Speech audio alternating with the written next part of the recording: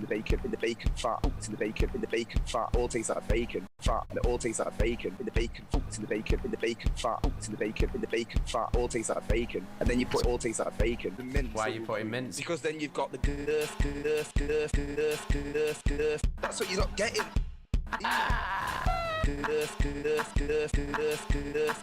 That's what you're not getting, Sam. This is what I mean. You've got the That's what you're not getting.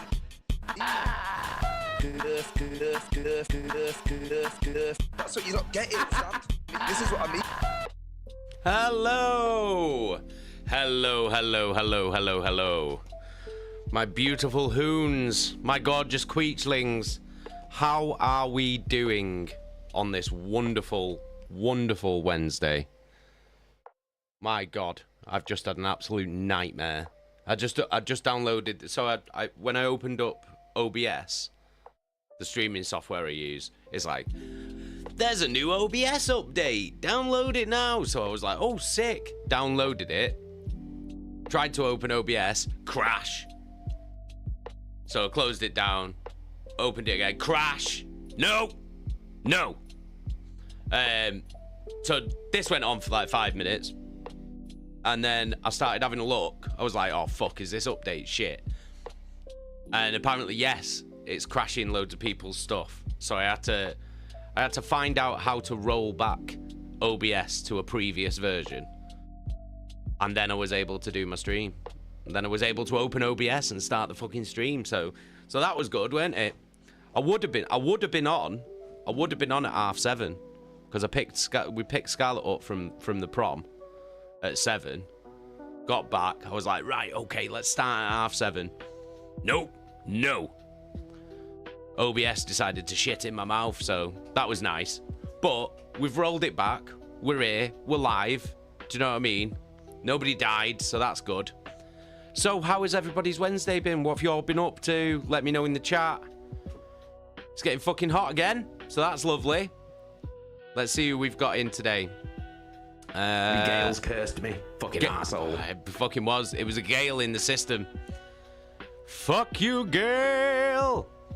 All right, let's see who we've got. QueeChibot is telling me we have got Eggy, Beardy, Black Moon, Jesky, Wash. Hang on, he's just fucking... Hang on, we've got Shannon. We've got Moderator Supreme Chaka. We've got Jenkins. We've got Jesky's fella. We've got Helly. We've got Martin. Welcome, everybody. Welcome. If I've missed anybody, let me know. Snow, how are you doing, mate? How are we all doing? How are we all doing? Have we all recovered from not for broadcast last night? Have we all recovered? Because it is Wednesday, and we all know that Delia has to get Clive back in the box on a Wednesday, so... You know what I mean? It's one of those days. Get back in your box, Clive.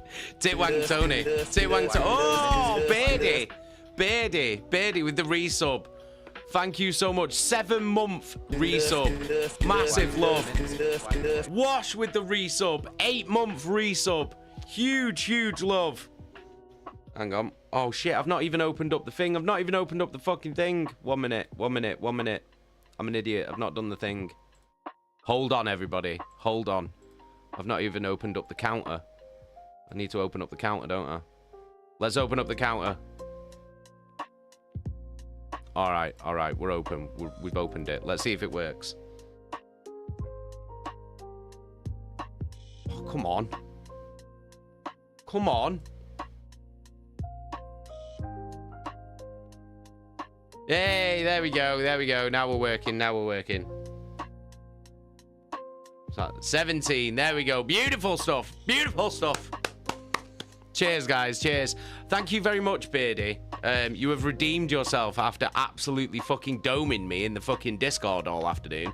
So thank you very much. So when I send your hat out, by the way, on Friday, because I'm shipping the hats on Friday, I'm gonna do a big old Slam King turd in yours, just for that fucking picture with all the fucking holes in you put in the Discord. Bastard. fucking bastard.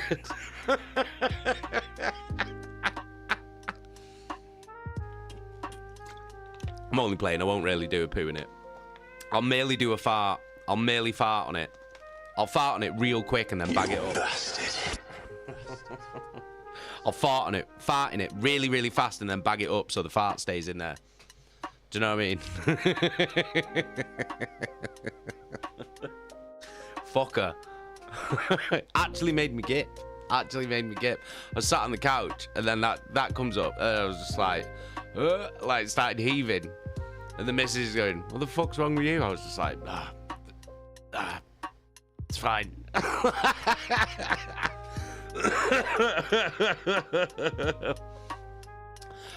Chaka, how did it go with Loki's speech about Nelson Mandela? He did really well. He did really well. It was like, they did it like it was, Mastermind, that TV show. They did it like that. And like each kid had to come up and answer 3 questions about their chosen subject. And Loki's chosen subject was Nelson Mandela.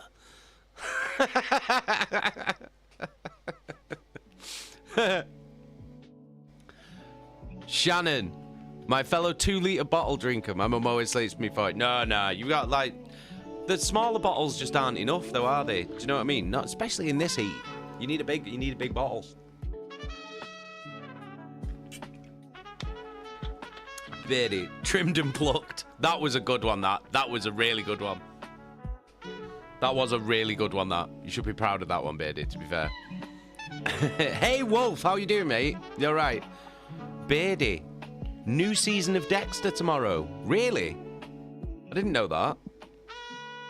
The last one was a bit shit though, weren't it? Kind of disappointed me. Megan99, how you doing? You all right?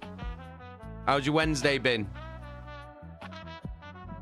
Eggy, it's fucking boiling in Scotland. It's boiling here. It's fucking roasting. Chaka, fucking love Loki. He's a legend. He is a legend, isn't he? He is a proper legend. He's so funny. Martin, just don't Google a Moda 5 cars, matey. Where they've covered in holes. I'm not Googling that. I definitely won't. Megan, it's been a good Wednesday. Good. Snow, yeah, the new season picks up right after New Blood's ending. Ah, it was such a shit ending as well. Beardy, do it, Jason. No, you've already had me once today. Once is enough. Fucking gipping on stream again. So what did everybody do? What's everybody been up to today then? What have you been doing this Wednesday, eh? Eggy, say Jason, where did you get that rather smashing t-shirt? Oh, you know. What, you mean this rather fetching Liam Queefson death metal t-shirt to celebrate Liam Queefson becoming the Elden Lord, the immortal dying man? Liam Queefson, the Elden Lord himself. I got that from the official Slam King merch web store, which I'll just pop in the chat, shall I? There we go. You want to get yourself one of these Liam Queefson t-shirts? You click that link, you treat yourself. Do you know what I mean? Because you deserve it. Lovely. Snow's been working, same as always. Well, I hope that went quick for you, Snow. Eggy went to work and it was so hot I could feel the sweat pool in my legs. You got Swamp Ass. Jessica's fella, bit of Fallout 4 today. Some hobby right now. Nice. Chaka went to my nan's grave on the island she used to live on. Spoke a bit with her. That's my Wednesday. Oh, that's really nice, Chaka. That's really nice. My nana and my granddad and part of my uncle and another uncle are all buried in the same grave in Gorton Cemetery, just around the corner from my house. So I go there sometimes. But my granddad's like, we buried his ashes illegally because they want you to pay to put ashes in a hole.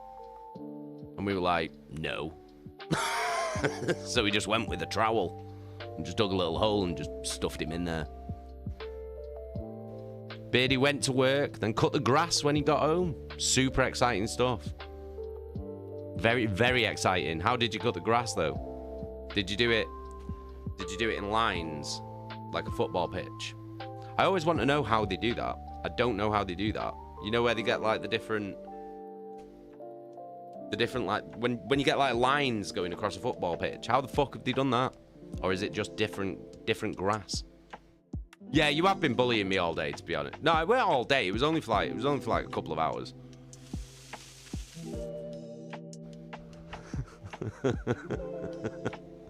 I don't mind. Do you know what I mean? I can take it. See what you can fit in there. I can take it. Yo, fake back. How you doing? Jeski's fella. We did that with my nan's ashes in my auntie's grave. Yeah, fuck paying. Why would you want to pay for that? Oh, what? I've got to pay. Like, it's just like you're effectively littering, aren't you? Really? You want me to pay to litter? Do you know what I mean? It's not even taking up any space. It's ash. It's just like a little bag of sand. Just make a hole, pour it in, close the hole. Nobody even knows. Like, do you know what I mean? Nobody even knows he's there apart from us. Jeski, my nan and granddad was scattered on Blackpool Beach. Yeah, but I bet did Blackpool Beach try to fucking charge you for that as well? I bet they didn't, did they? I bet they were just like, no, you just scatter the ashes because that's, you know, it's just ash. It's just gonna go away anyway. Like, do you know what I mean? It's more about the thought, isn't it? But no, Garden Cemetery were like, no, it should be like 70 quid. You need to pay 70 quid to pour ash. Do you know what I mean? Like, what's the difference? Crowned for king. Ooh, been crowned already. Lovely. Lovely stuff. Lovely. Hang on, 1 minute. Oh. I like wearing the hat, you know. It kind of takes the edge off the Fabulous. Oh, do you like that one? Doing it with a bit of panache there, weren't I? Do you know what I mean?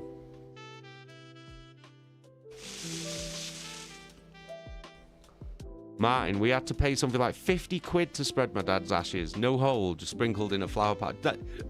It's such bullshit, man, innit? It's such bullshit. Hey, Trooper, how you doing? How's your day been? Chaka, my nan's in a family grave too, and her side has no plants and is bare, so I was fuming about that.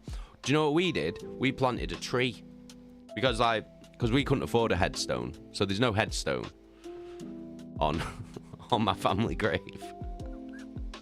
It's just like a little like stone pot with like the family name on it.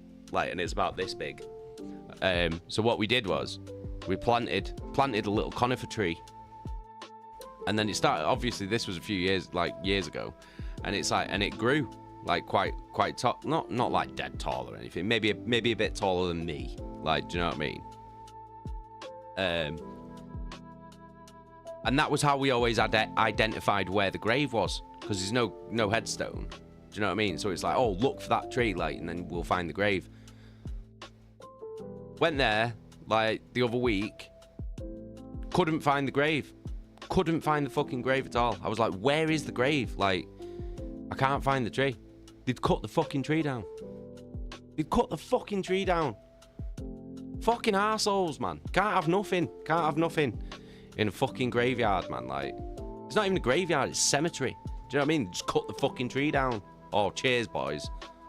Nice one. Trying to charge me. I had to illegally bury my granddad, and now you cut the tree down as well, you arseholes.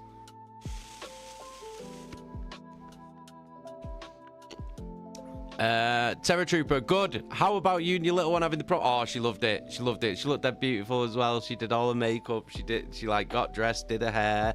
Like, she looked great. She looked fantastic, and she had a great time as well with all the friends. But they were all getting sad. She said they all like had a cry together because obviously they're all going to different schools. So they were like, we won't be able to see each other every day anymore. But they're all, they're on WhatsApp and call each other on video calls every day anyway, so do you know what I mean? It's not like they won't see each other. They'll still talk to each other every day. But it's like, I think the realization of like what a big change it is in their lives, like kind of set in tonight. Do you know what I mean? So bless her. So yeah, they all had a cry together, she said. But she had a great prom though. Like, got loads of photos and stuff. Like, it was great. There's a photo of there's a photo of me, Scarlet, and Loki. Like, you know, because they had like a red carpet and everything, and they had like a big like archway with all balloons on it and everything. You could like go and stand and have a photo. So, because me and Loki dropped her off at the prom, that's when they were doing the photos. Like, me and Loki had a photo with her on the red carpet in front of the balloons and shit. It's ace.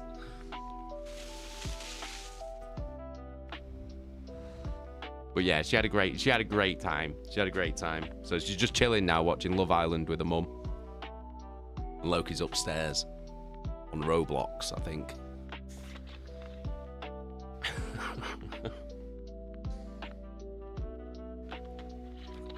Chaka and none of her friends going to the same place as her. Just one. Only one of them. Only one of them's going. But yeah, they're all there's so many high schools around here, so they're all going to different ones. Because it's like right on where we are is like right on the boundary of Stockport and Manchester, which is obviously different school districts. And then we've also got Tameside like right next to us as well. So there's like 3 different school districts, like, so depending on where you live, like that's the school that you'll be going to, sort of. I mean, you kind of get like a choice, but then it's sort of like it depends on placements and stuff like that. So, but Scarlett got her first choice anyway. But yeah, like they're all going to different schools. Like, I think like pockets of them are going to schools together and stuff, but they're not all going to the same one.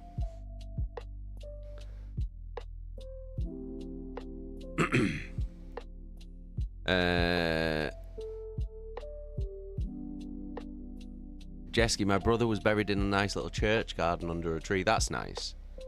My sister got married in the church. Oh, really? Oh, that's sweet, that's nice. Fate bag. I've told Nos that if he has me preserved and buried, I'll fucking haunt him, put me in a pod and bury me to a tree. I want to be... I've told the Slam Queen that I want a Viking funeral. I was like, put me in a wooden boat, send me down the river, and set me on fire. Do me that way. I want a cool funeral. Send me to Valhalla.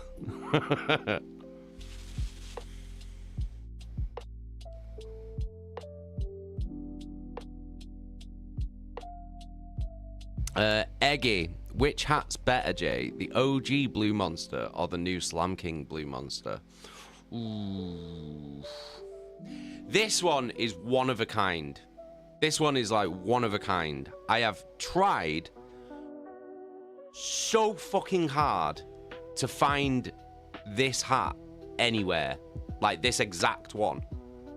And I can't find it fucking anywhere. Like anywhere. Anywhere. The ones that I was able to get hold of are pretty cool though, because they're the same. The only difference is that these are shorter. Like these are about maybe this long, so there's a little bit of length that's different. And the ones that I did manage to find are the ones that have the moving gears. So when you squeeze them, when you squeeze the paws, the ears fucking go like this. And obviously, the ones that we've got here have like an official Slam King like patch sewn into the back as well. So, do you know what I mean? They're pretty fucking cool.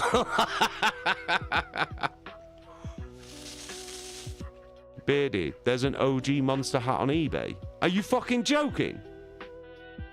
Beardy, send me the link. Send me the link on eBay. Send me the link on eBay. Are you serious?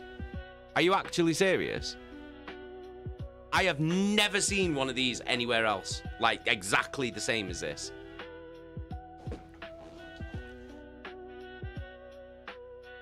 If you found this exact one on eBay, Beardy, send me the fucking link on Discord, please. Because that is wild. Because I've never, ever, I found this in a fucking, in a gas station in the middle of bumfuck nowhere on like the northeast coast of America in 2000 and I want to say 21.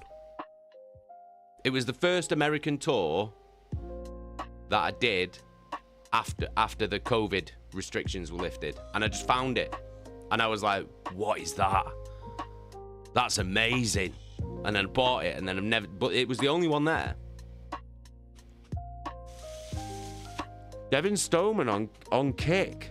Are you still fucking your mum? No, I've started fucking your mum now, Devin. I've started banging her now. Do you know what I mean? I know I'm lowering my standards, but you know it's got to be done, hasn't it?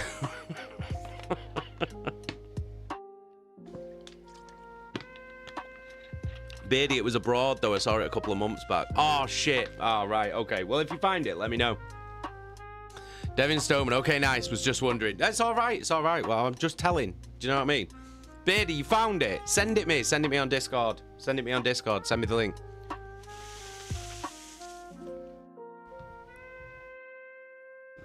King Snow. I've seen a pink monster hat like that in the store before. Fuck. I thought I've genuinely never ever found one exactly like this.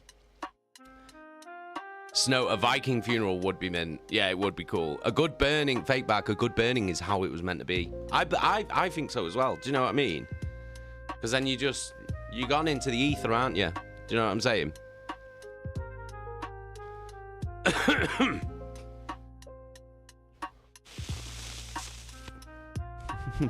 Devin sucks Willy for bus fare and walks. Yeah, fair play. Jack, a goddamn people on Kick, man. I like it. I like it. Do you know what I mean? You just want someone to bang his mum. It's okay. Do you know what I mean? We can't judge. Beardy, DM'd you the link, King. Legend. You better not be fucking hole rolling me. I swear to God. To be fair, the ones online don't have pockets either. Yeah, that's the thing. Because I always used to use these pockets to hold a beer and to hold my cigs. I always used to put a tinny in this one and my cigs in that one.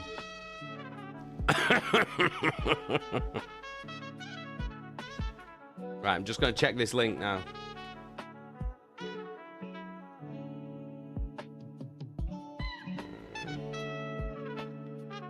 Did you DM me on Discord?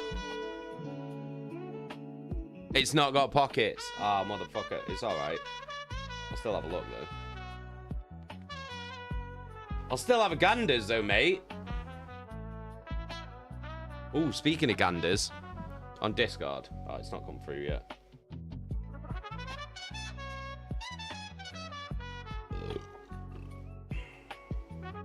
It's not come through yet for some weird reason. I'll check it in a bit. Speaking of ganders, me and Steve are going out filming something on Saturday, which will be nice. Which is exciting. It's going to be very funny. So, that'll be fun. Fake bag with geese. No, a gander, well, yeah, a gander of geese, but having a ganders is having a mooch about, innit? Going having a walk, going having a look about and shit. So, we're going having a ganders at something.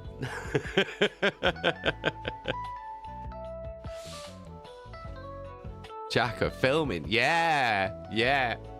I'm well excited. It's gonna be well funny. I can't wait. But, yeah. So we've got exciting things in the pipeline for you. Really, really cool things. So, should be fun. Right. Okay. Should we get to the... Should we get to the reading? Should we find out what's going to happen? Because it's... Fate bag. I started a portrait for Steve. I forgot to start. No way, have you? Have you actually? Oh my god. Amazing. Oh, that's so horrible. It's so horrible. It's so horrible. Right, I'm going to have to turn the alerts down actually. Because we're reading, aren't we? Don't want too many alerts coming through. Lovely, lovely, lovely. Snow, did you ever figure out what was making the stream lag? Was it the heat? I'm not sure. I think it was a multitude of things. I think it was the heat on the router, because the router was... You could fry an egg on it. That's how hot it was. But I've got a fan pointed at it now, which is kind of keeping it cool a little bit. The fucking... My drivers needed updating. And the windows needed updating as well. So I don't know which one of those it was. Do you know what I mean? Because there was loads of things that could have been affecting it all at once. And I did them all. And when I updated everything and aimed the fan at the fucking router and shit. Yeah, I'm on the adapter now as well. Shannon, the laptop is hard wired into the internet as well. But I did it all at the same time. So I don't know what the actual problem was. But it could have been multiple of them. It could have been all of them causing that to happen. Or it might have just been one of them. But I don't know. But everything seems to be fine now. I've got Twitch, Kick, and YouTube. And all 3 streams seem to be running perfect. Touch fucking wood. I fucked myself now, and I've just invited Gail in. But yeah.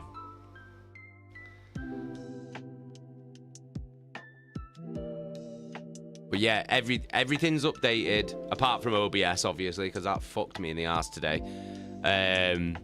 So all my drivers are updated, Windows is updated, the adapter's on, so the laptop's hardwired into the internet, and I've got a fan pointed at the router, so...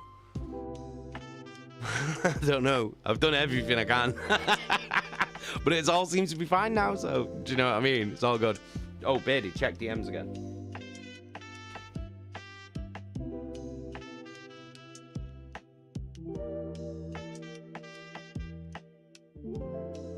Oh, it's not coming up.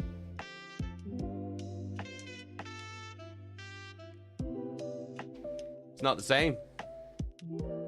It's not the same. That's more similar.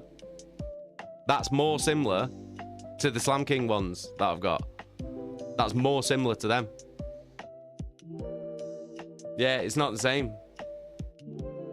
It's close in color, as in like the horns are the same color, but it's not the same. Because these things on mine are dead long. It's not the same one. It's not the same one. Close though. Close though. I have literally never seen this one anywhere else other than when I bought it that day. But do you know what I did find though? I found a bag that looks similar. That's a bag. Whenever I find anything that looks like this hat, I just buy it. So I found that bag in a gas station in America as well. I want to find a teddy. Like an actual teddy that looks like that.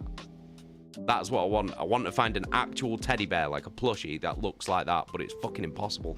Can't do it. Can't find it. Like, so if anybody ever sees anything like that, an actual teddy that looks like this hat, do you know what I mean?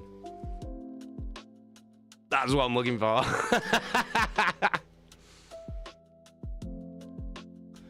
Snow, fake back. You have to get his beady little eyes right. He has got beady little eyes, though, hasn't he? He's got the eyes of a shrimp.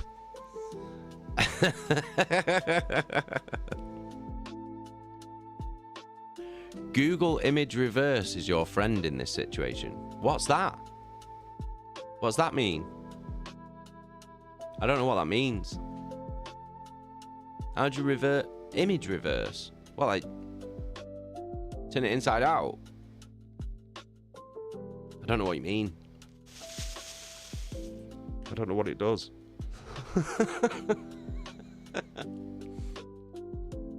Eggy, imagine we all surprise Jay at the meetup by wearing the monster hats. Please, please do. Please do. When we do a Queechling meetup, we all need to be wearing these fucking hats, man. People will think we're in a cult. Beardy, they make light up ones. No. Did they actually? I don't know why I sound like Emperor Palpatine then. No. No. Strike me down with all of your hatred, and your journey towards a lighter blue monster hat will be complete. Picking general chat. Ooh, lovely. Let's have a look. Fucking light ups. Oh. Not there. Hang on. Oh, shit! No way, did they? Oh, that's pretty badass, that. That's pretty badass. I do like that. Oh, shit. Shannon, what phone have you got? I've got an iPhone 15. Got the iPhone 15. Right, should we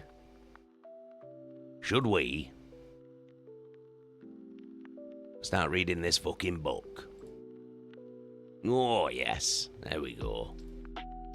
Lovely stuff. Lovely, lovely, lovely. Okay, right.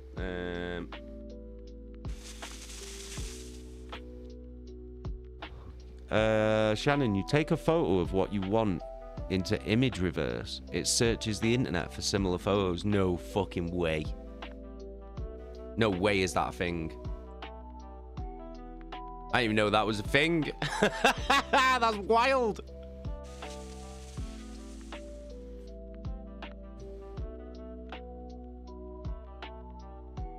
Chacomania, you can use Google Pic search on your hat and it will show others. What?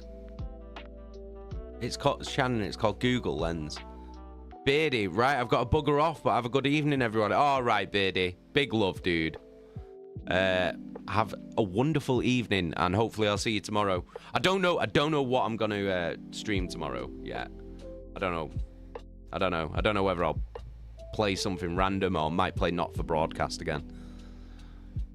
Because that fucking sent me that last night. Jesus Christ. Right, should we refresh ourselves as where we were up to?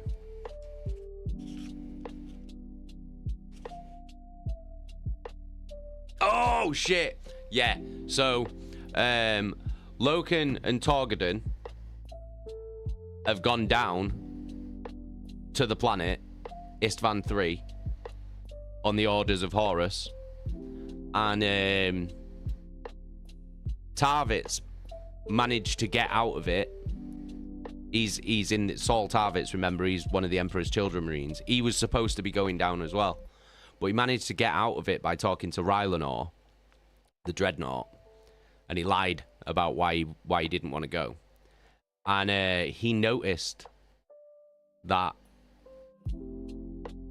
a lot of Emperor's Children Marines, especially Lord Eidolon, weren't going down, which is odd, because obviously they're glory seekers, they're glory hoggers. They want to be the first into battle. They want to claim victory and have all the laurels and the glory from winning. And none of them were going down, and he thought that was weird. So then he went into the he heard over the thing that on the ship that they were loading ordnance like bombs, basically. Which again, he thought, well, that's not right because loads of our Marines are down there. What are we doing? So he sneaks in to the ordnance bay and finds out that they're going to drop life eater virus bombs all over the planet. And life eater virus, these are weapons that do not get used. Like they never get authorized to use this type of weaponry. The only people who can authorize this is either the Emperor himself or Horus. So they're going to drop these life eater bombs on the planet while all their Marines are on there. The Marines that Horus has specifically chosen to go down there. Now, this life eater virus is like the worst thing possible. This just destroys all organic life. Like melts it. Completely melts it into nothing. So there will be nothing left on this planet but rock. Because it will just destroy all organic life at a molecular level. It's like the worst thing possible.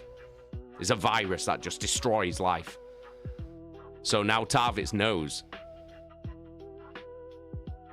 But Loken and Torgaddon are down there, along with Vipus. Nero Vipus is down there as well. So's Lucius. Loads of them are down there. Rylanor's down there as well, the Dreadnought. So, it's like, what's Tarvitz going to do? Can he get a message to him? Do you know what I mean? Because Tarvitz is really good friends with Torgaddon, isn't he? Is he going to be able to warn him in time? But now we know what Horus's plan is, the trap that he was setting to get rid of everyone he assumes or knows wouldn't join him. He's basically, it's a cull. It's a cull. He's culling all the stuff. He's culling everyone who he knows won't join him. And he's going to do it all in one go. And only Tarvitz is the only person who's not on the planet that can warn him. And can he warn him in time? Crazy. This is like, shit is going down now. So, should we just get into it? Because this is fucking horrible. Wash fucking Titwank Tony. Tony? Titwank Tony. Fucking Titwank Tony, though. Jesus Christ. Oh, my God. Right, okay. You're going to have to let me know if the background music is loud enough. It's very quiet at first, if you remember. Let me know if it's loud enough. But we are we're gonna get straight into it. Let me wet me whistle first.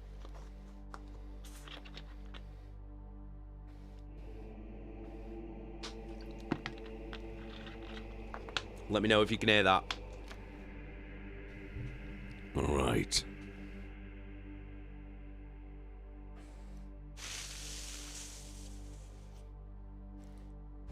Okay, here we go. Shit's getting real now. Shit's actually getting real now. Now we're in serious fucking shit. Chapter 9. The Power of a God. Regrouping. Honor, brothers. The strategium was dark, lit only by braziers that burned with a flickering green flame. Where once the banners of the Legion's battle companies had hung from its walls, they were now replaced with those of the Warrior Lodge. The company banners had been taken down shortly after the spear tip had been deployed, and the message was clear. The Lodge now had primacy within the Sons of Horus. The platform from which the War Master had addressed the officers of his fleet now held a lectern upon which rested the Book of Lorgar. The War Master sat on the Strategium throne, watching reports coming in from Istvan III on the battery of picked screens before him. The emerald light picked out the edges of his armor and reflected from the amber gemstone forming the eye upon his breastplate. Reams of combat statistics streamed past, and picked relays showed the unfolding battles in the Coral City. The World Eaters were in the center of an epic struggle. Thousands of people were swarming into the plaza before the Precentor's palace, and the streets flowed with rivers of blood as the Astartes slaughtered wave after wave of Istvanians that charged into their guns and chain blades. The palace itself was intact. Only a few palls of smoke indicating the battle raging through it as the Emperor's children fought their way through its guards. Vardus Pral would be dead soon, though Horus cared nothing for the fate of Istvan III's rogue governor. His rebellion had simply given Horus the chance to rid himself of those he knew would never follow him on his great march to terror. Horus looked up as Erebus approached. "First Chaplain," said Horus sternly. "Matters are delicate. Do not disturb me needlessly." "There is news from Prospero," said Erebus, unperturbed. The Shadow Whisperers clung to him, darting around his feet and the crozius he wore at his waist. "Magnus?" asked Horus, suddenly interested. "He lives yet," said Erebus. "But not for lack of effort on the part of the Wolves of Fenris." "Magnus lives," snarled Horus.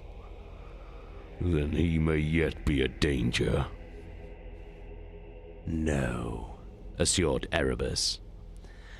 "The spires of Prospero have fallen, and the warp echoes with the powerful sorcery Magnus used to save his warriors and escape."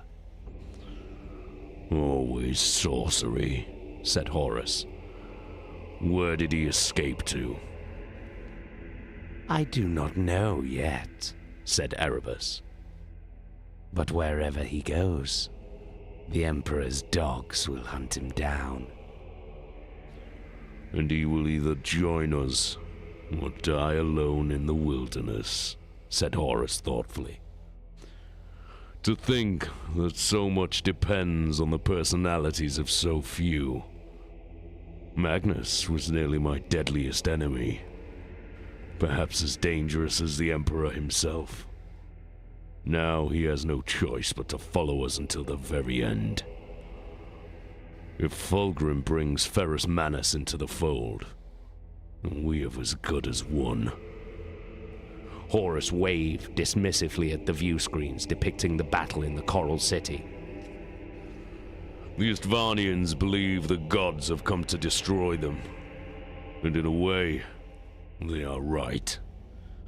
Life and death are mine to dispense. What is that, if not the power of a god?"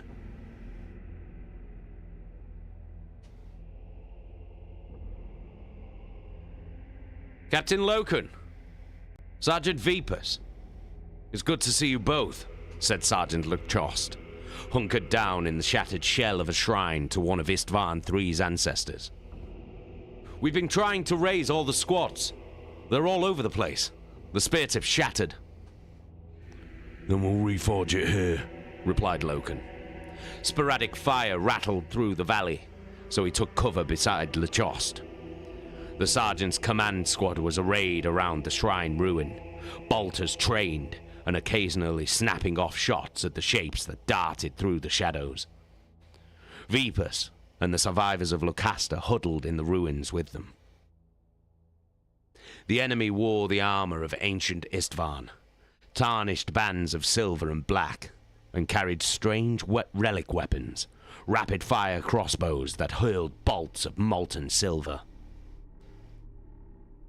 Tales of heroism were emerging from the scores of individual battles amongst the tomb spires as the Sons of Horus units fought off the soldiers of the Siren Hold. "We've got good cover and a position we can hold," said Vipus. We can gather the squads here and launch a thrust into the enemy. Loken nodded as Torgaddon ducked into cover beside them. The sons of Horus he had brought with him joining Lechost's men at the walls. He grinned at Loken and said, "What kept you, Garvey?" We had to come down from the top of the wall, said Loken. Where are your warriors? They're everywhere, said Torgaddon. They're making the way to this spire, but a lot of squads are cut off. Sirenhold was garrisoned by some elites, I suppose. They had a hell of an armory here. Ancient things. Looks like advanced tech. Loken nodded as Torgaddon continued. Well, this spire's cleared at least. I've got Vadon and Lechost setting up a command post on the lower level. We can just hold this position for now. There are 3 more legions in the Coral City, and the rest of the Sons of Horus are in orbit. There's no need. The enemy has the field, replied Loken sharply. They can surround us. There are catacombs beneath our feet they could use to get around us. No. If we stay put, they'll find a way to get to us. This is their territory. We strike as soon as we can. This is a spear tip and it's up to us to drive it home. Where? Asked Torgaddon. The tomb spires, said Loken. We hit them one by one. Storm them, kill whatever we find and move on. We keep going and force them onto the back foot. Most of our spear tip is on its way, Captain, said Lechost. Good, replied Loken, looking up at the spires around the shrine. The shrine was in a valley formed by the spire they had come down and the next spire along, a brutal cylinder of stone with glowering faces carved into its surface. Dozens of arches around its base offered entrance and cover, their darkness occasionally lit by a brief flash of gunfire. A tangle of shrines littered the ground between the towers, statues of the Coral City's notable dead jutting from piles of ornate architecture or the ruins of temples. Loken pointed to the tomb spire across the valley. Soon as we have enough warriors for a full thrust, that's what we hit. Lechost, start securing the shrines around us to give us a good jumping off point, and get some men on the first levels of this spire to provide covering fire. Heavy weapons if you've got 'em. Gunfire echoed from the east, and Loken saw forms of Astartes moving towards them, sons of Horus in the livery of Eshkelon's squad. More warriors were converging on their position, each fighting their own running battles among the shrines as they sought to regroup. This is more than a burial ground, said Loken. Whatever happened to Isvan III started here. This force is religious, and this is their church. No wonder they're crazy, replied Torgaddon. Madmen love their gods. The controls of the Thunderhawk were loose, the ship trying to flip away from Tarvitz and go tumbling through space. He had only the most rudimentary training on these newer additions to the Astartes armory, and most of that had been in the atmosphere, skimming low over battlefields to drop troops or add fire support. Tarvitz could see Istvan III through the armored glass of the viewing bay, a crescent of sunlight creeping across its surface.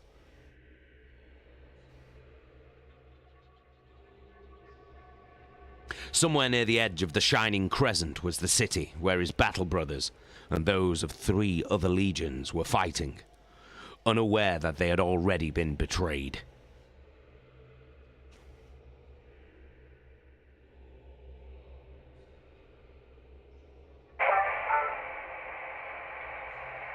Thunderhawk, identify yourself, said a voice through the gunship's vox. He must have entered the engagement envelope of the Andronius, and defense turrets had acquired him as a target. If he was lucky, he would have a few moments before the turrets locked on, moments where he could put as much distance between his stolen Thunderhawk and the Andronius. Thunderhawk, identify yourself, repeated the voice, and he knew that he had to stall in order to give himself time to get clear of the defense turrets. Captain Saul Tarvitz, traveling to the Endurance on liaison duty. wait for authorization. He knew he wouldn't get authorization, but each second took him further from the Andronius and closer to the planet's surface. He pushed the Thunderhawk as hard as he dared, listening to the hiss of static coming from the Vox, hoping against hope that somehow they would believe him and allow him to go on his way. Stand down, Thunderhawk. Return to the Andronius immediately. Negative, Andronius, replied Tarvitz. Transmission is breaking up. It was a cheap ploy, but one that might give him a few seconds more. I repeat, stand... Go to hell, replied Tarvitz. Tarvitz checked the navigational pict for signs of pursuit, pleased to see that there were none yet, and he wrenched the Thunderhawk down towards Istvan 3.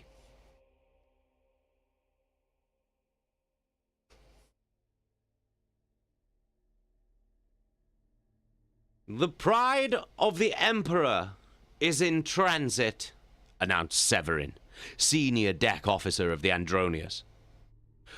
Though the vessel's navigator claims to be encountering difficulties, Lord Fulgrim will not be with us anytime soon. Does he send any word of his mission? Asked Eidolon, standing at his shoulder. Communications are still very poor, said Severin hesitantly. But what we have does not sound encouraging. Then we will have to compensate with the excellence of our conduct and the perfection of our legion, said Eidolon. The other legions may be more savage or resilient or stealthy, but none of them approaches the perfection of the Emperor's children. No matter what lies ahead, we must never let go of that. Of course, Commander, said Severin, as his console lit up with a series of warning lights. His hands danced over the console and he turned to face Eidolon. Lord Commander, he said, we may have a problem. Do not speak to me of problems, said Eidolon. Defense Control has just informed me that they have picked up a Thunderhawk heading for the planet's surface. One of ours? It appears so, confirmed Severin, bending over his console. Getting confirmation now. Who's piloting it? Demanded Eidolon. No one is authorized to travel to the surface.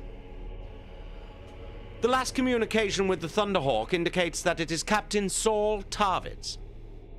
Tarvitz? Said Eidolon. Damn him! But he is a thorn in my side. It's certainly him, said Captain Severin. It looks like he took one of the Thunderhawks from the planet-side embarkation deck. Where is he heading? Asked Eidolon. Exactly. The Coral City, replied Severin. Eidolon smiled. He's trying to warn them. He thinks he can make a difference.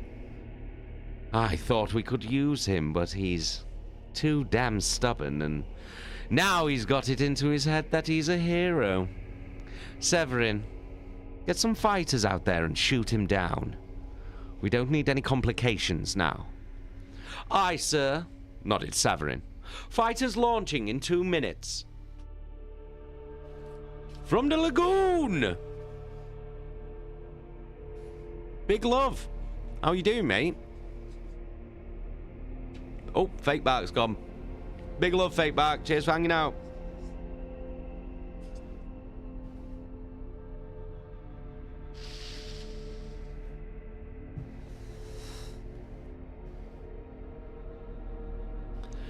Mercedes wrang out the cloth and draped it over Euphrates' forehead. Euphrates moaned and shook, her arms thrashing as if she was throwing a fit. She looked as pale and as thin as a corpse. "I'm here," said Mercedes, even though she suspected the comatose Imagist couldn't hear her. She didn't understand what Euphrates was going through, and it made her feel so useless. For reasons she didn't quite understand, she had stayed with Kirill Sinderman and Euphrates as they moved around the ship. The vengeful spirit was the size of a city, and it had plenty of spaces in which to hide. Word of their coming went ahead of them, and wherever they went, grime-streaked engine crew or boiler-suited maintenance workers were there to show them to safety, supply them with food and water, and catch a glimpse of the saint. At present, they sheltered inside one of the engine housing, a massive hollow tube that was normally full of burning plasma and great thrusting pistons. Now, the engine was decommissioned for maintenance, and it made for a good bolt hole, hidden and secret, despite its vast dimensions. Sinderman slept on a thin blanket beside Euphrates, and the old man had never looked more exhausted. His thin limbs were spotted and bony, his cheeks sunken and hollow. One of the engine crew hurried up to the nook where Keeler lay on a bundle of blankets and clothes.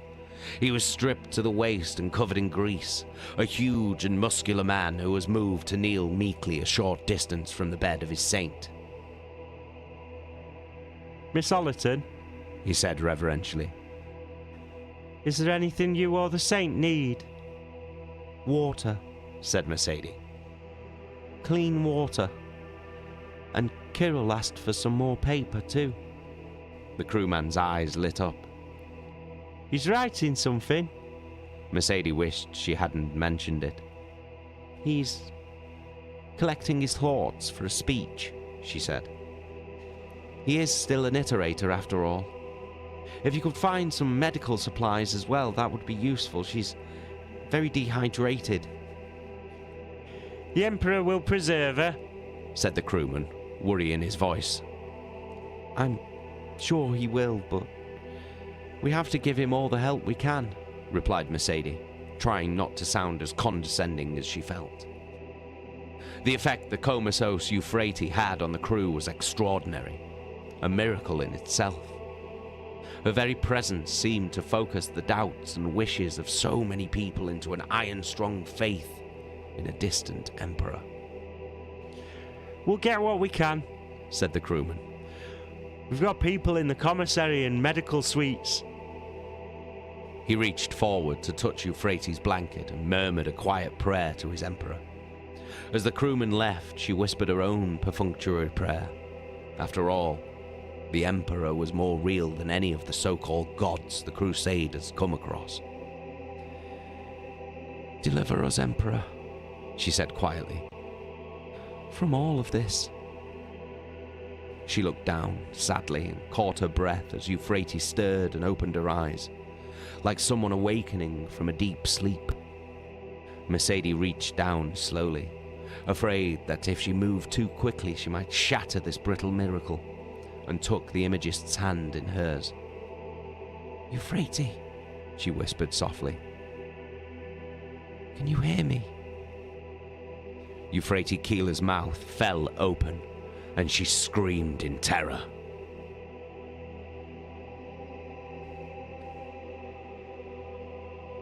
"Are you sure?" asked Captain Garrow of the Death Guard, limping on his newly replaced augmetic leg. The gyros had not yet meshed with his nervous system, and much to his fury, he had been denied a place in the Death Guard spear tip. The bridge of the Eisenstein was open to the workings of the ship, as was typical with the Death Guard fleet, since Mortarion despised ornamentation of any kind.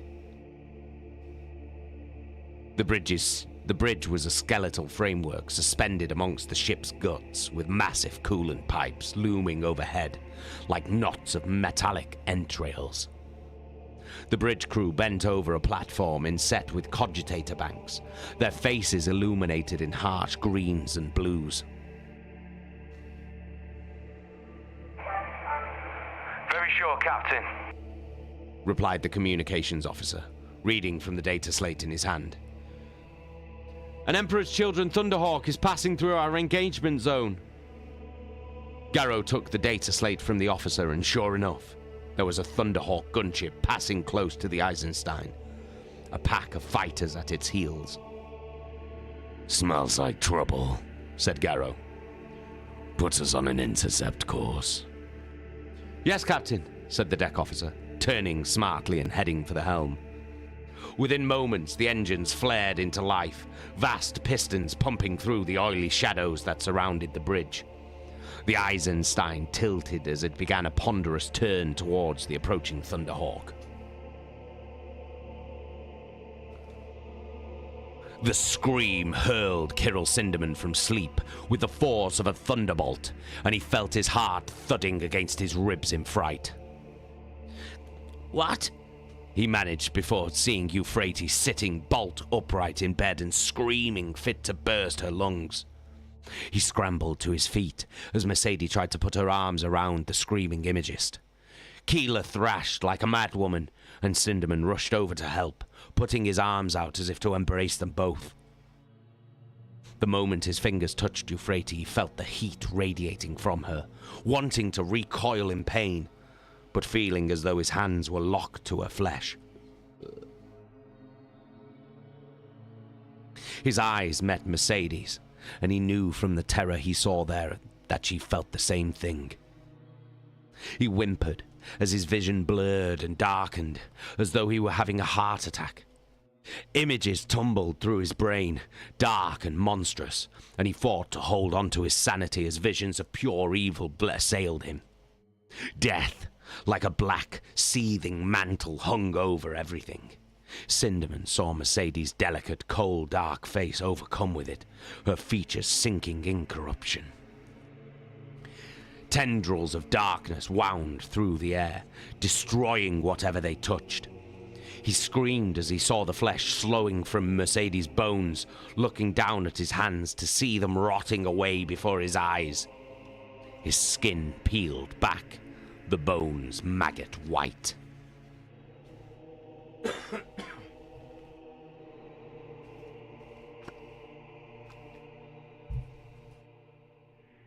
Then it was gone. The black, rotting death lifted from him, and Sinderman could see their hiding place once again, unchanged since he had laid down to catch a few fitful hours of sleep. He stumbled away from Euphrates, and with one look saw that Mercedes had experienced the same thing.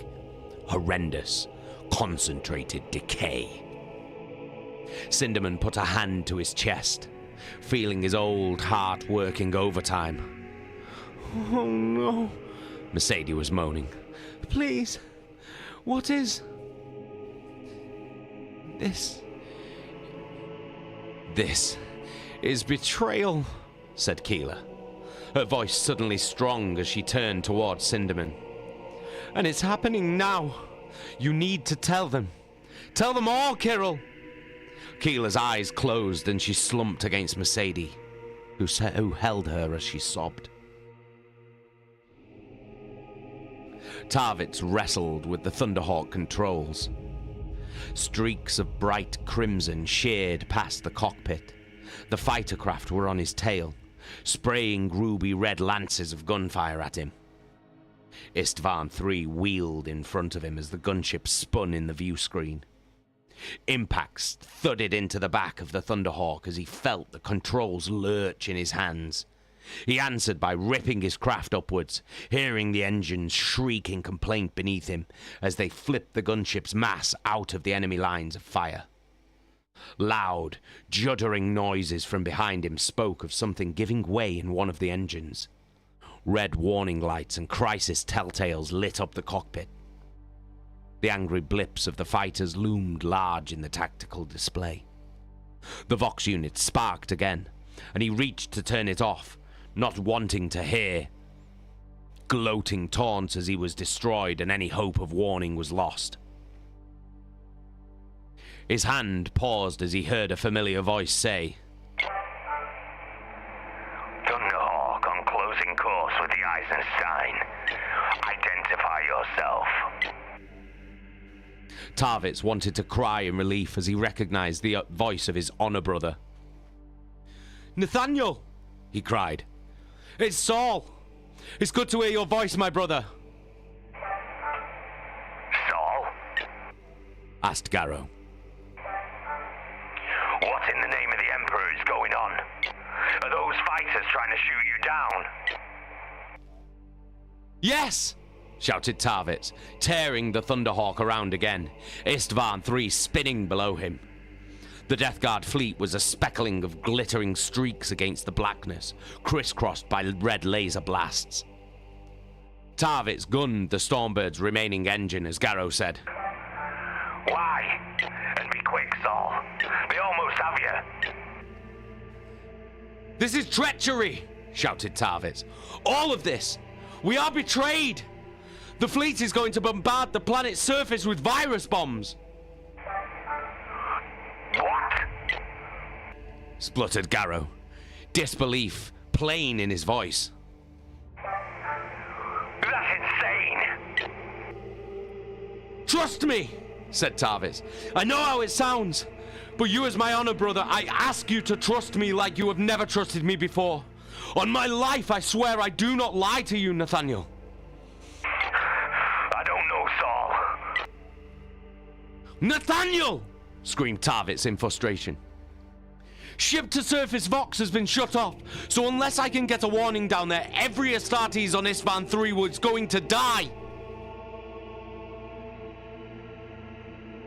Captain Nathaniel Garrow could not tear his eyes from the hissing Vox unit, as if seeking to discern the truth of what Saul Tarvitz was saying just by staring hard enough. Beside him, the tactical plot displayed the weaving blips that represented Tarvitz's Thunderhawk and the pursuing fighters. His experienced eye told him that he had seconds at best to make a decision, and his every instinct screamed at him that what he was hearing could not possibly be true. Yet Saul Tarvitz was his sworn honor brother, an oath sworn on the bloody fields of the Primarchs campaign, where they had shed blood and stood shoulder to shoulder through the entirety of a bloody, ill-fated war that had seen many of their most beloved brothers killed. Such a friendship and bond of honor forged in the hell of combat was a powerful thing, and Garrow knew that Saul Tarvitz well enough to know that he never exaggerated and never, ever lied. To imagine that his honor brother was lying to him now was beyond imagining. But to hear that the fleet was set to bombard their battle brothers was equally unthinkable. His thoughts tumbled like a whirlwind in his head, and he cursed his indecision. He looked down at the eagle Tarvitz had carved into his vambrace so long ago, and knew what he had to do. Nosset, with the 7-month resub, massive love, thank you so much. Boom, 18. Massive love, thank you so much. Cheers, Nosset.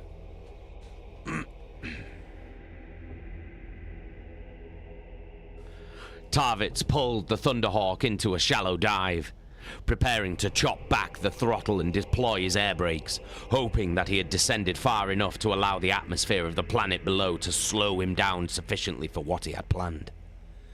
He glanced down at the tactical display, seeing the fighters moving to either side of him, preparing to bracket him as his speed bled off. Judging the moment was crucial. Tarvitz hauled back at the throttle and hit the air brakes.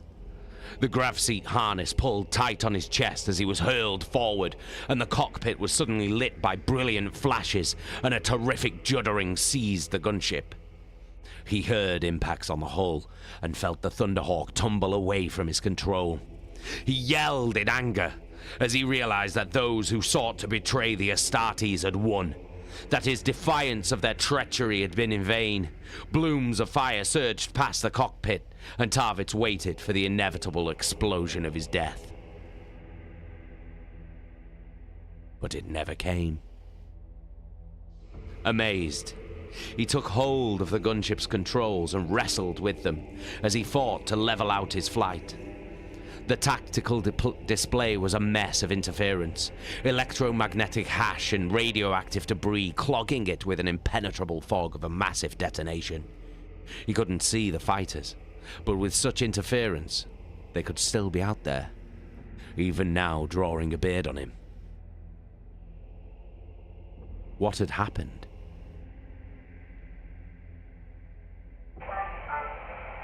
Saul,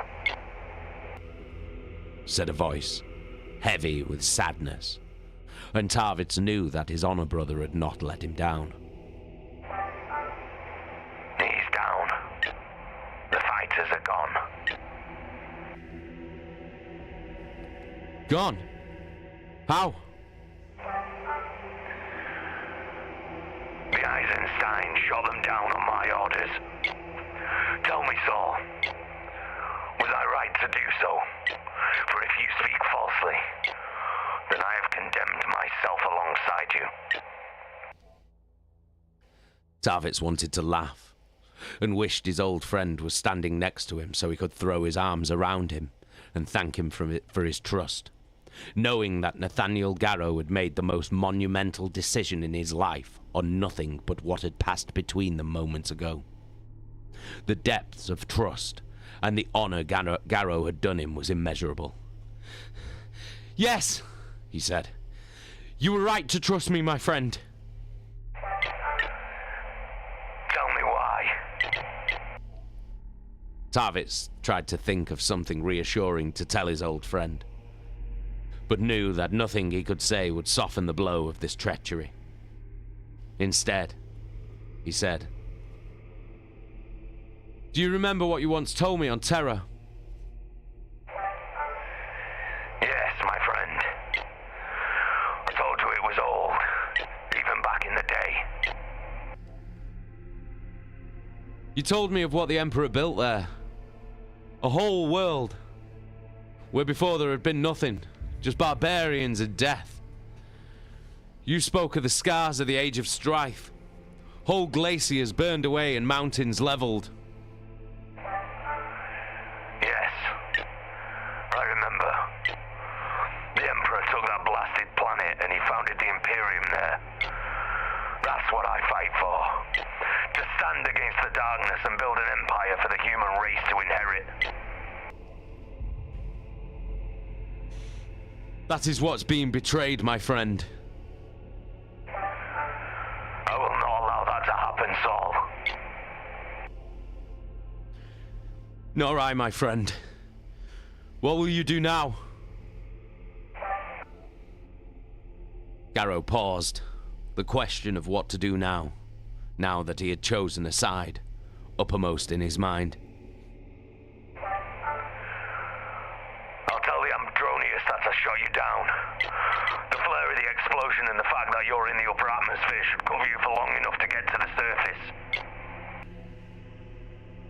And after that? The other legions must be warned of what is going on. Only the War Master would have had the daring to conceive of such betrayal, and he would not have begun an endeavor of this magnitude without swaying some of his brother Primarchs to join him. Rogel Dawn or Magnus would never forsake the Emperor. And if I can get the Eisenstein out of the Isfahan system, I can bring them here. All of them. Can you do it? The War Master will soon realize what you attempt. I have some time before they will suspect. But then the whole fleet will be after me. Why is it that men have to die every time any of us tries to do what is right? Because that's the Imperial truth. Can you keep control of the Eisenstein once this gets out? Yes. It'll be messy. But enough of the crew are staunch Terrans, and they will side with me. Those who do not will die. The port engine juddered, and Tarvitz knew that he didn't have much time before the gunship gave out beneath him. I have to make for the surface, Nathaniel. I don't know how much longer this ship will stay in the air. Then this is where we part. said Garrow, an awful note of finality in his voice. The next time we see each other, it'll be on Terra. If we meet again, my brother. We will, Nathaniel. By the Emperor, I swear it. May the luck of Terra be with you. And the Vox went dead. Moments ago, he had been on the brink of death. But now, he had hope that he might succeed in preventing the War Master's treachery from unfolding. That was what the Imperial truth meant. He realized this at last. It meant hope. Hope for the galaxy. Hope for humanity. Tarvitz gunned the Thunderhawk's engine, fixed its course towards the Precentor's palace, and arrowed it towards the heart of the Coral City.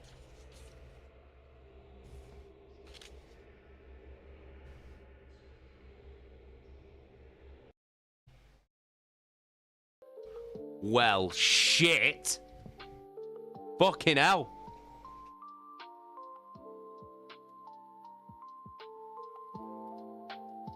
Jesus Christ. It's all going off. It's literally all going off.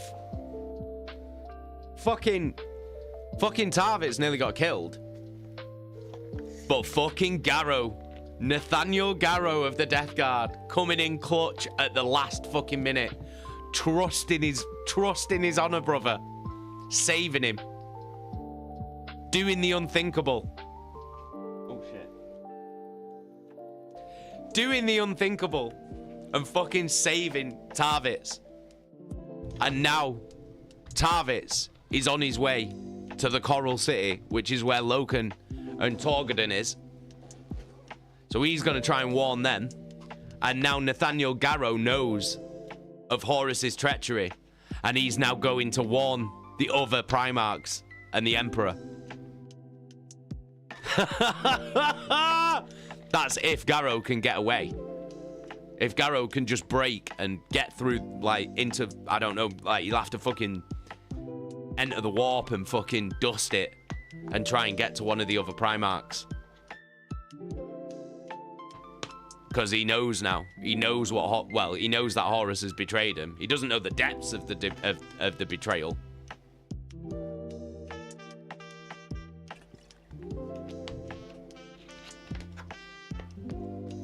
He doesn't know how deep, he doesn't know what Horus's plans are, but he knows that Horus has just tried to kill a lot of Astartes, which is fucking wild. Insane. So Garrow knows, so he's trying to get out of the Istvan system, because obviously Horus's ship's there. So is the Emperor's children. Two massive flagships. Oh, fucking World Eater's ship's there as well.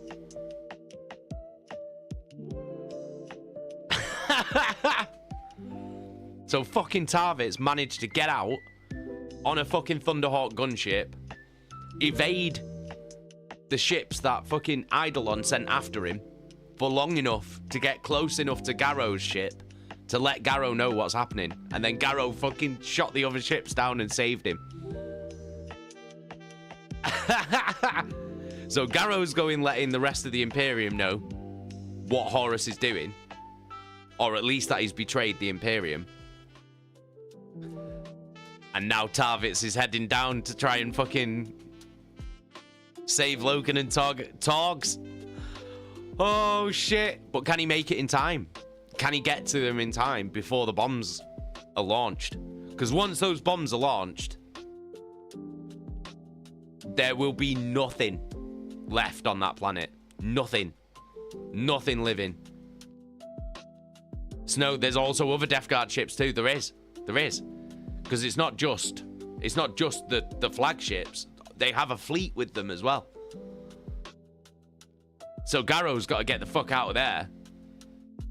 So can Garrow get out of that system and get the warning out And can Tarvitz get to Loken and Torgaddon and the other men down there and save them in time?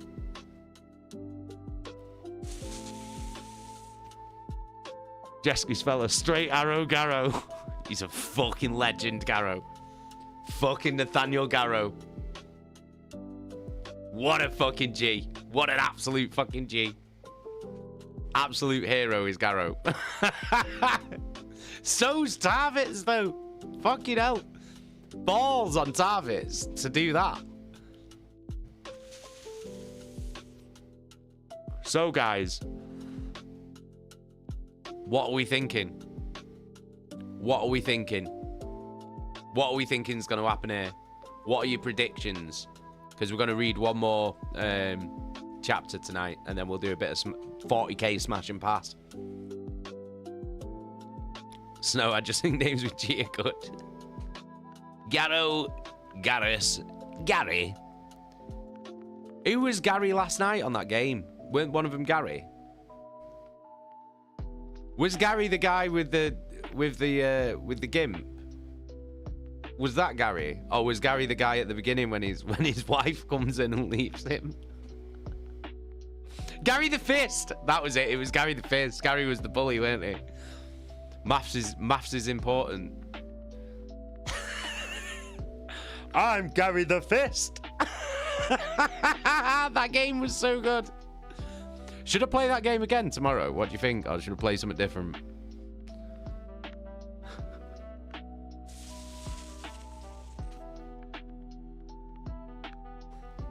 Snow, I think you should.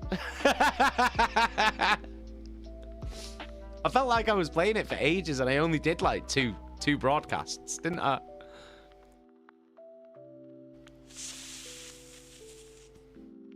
Fucking Gary the Fist.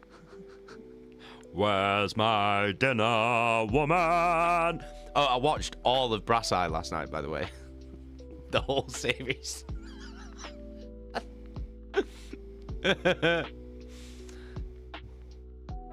Eggy, play it again tomorrow.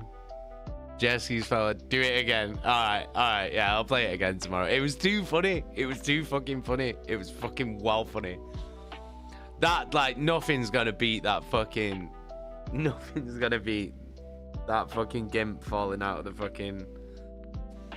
out of the closet. And then him standing up and having stockings on. Like, that fucking took me out, that. Like, tit wank Tony.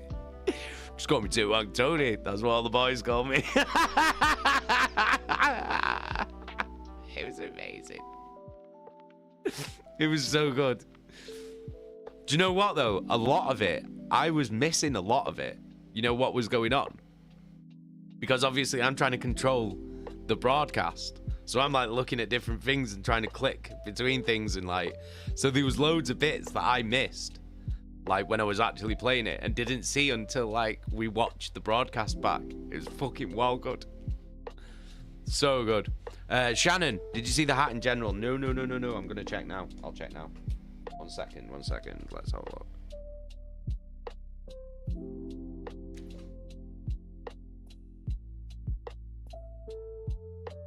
Oh my god, that's it!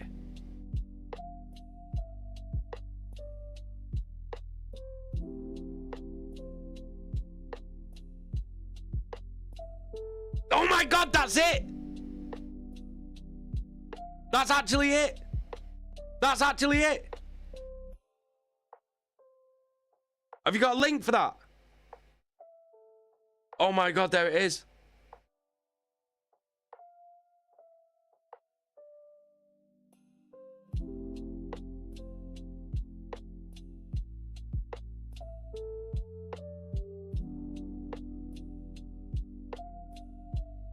Oh my fucking god.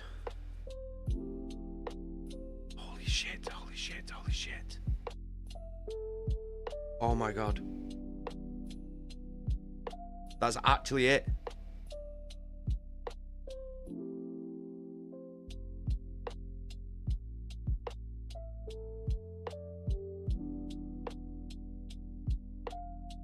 Okay, should I buy it?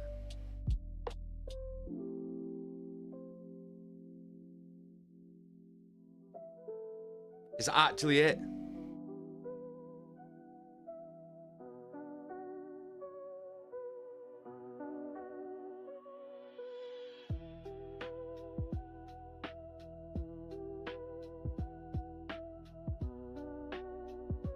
Oh my god.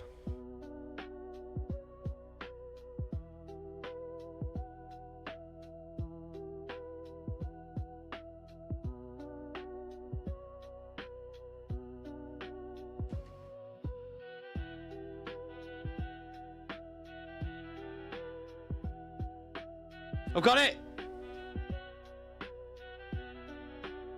Yeah!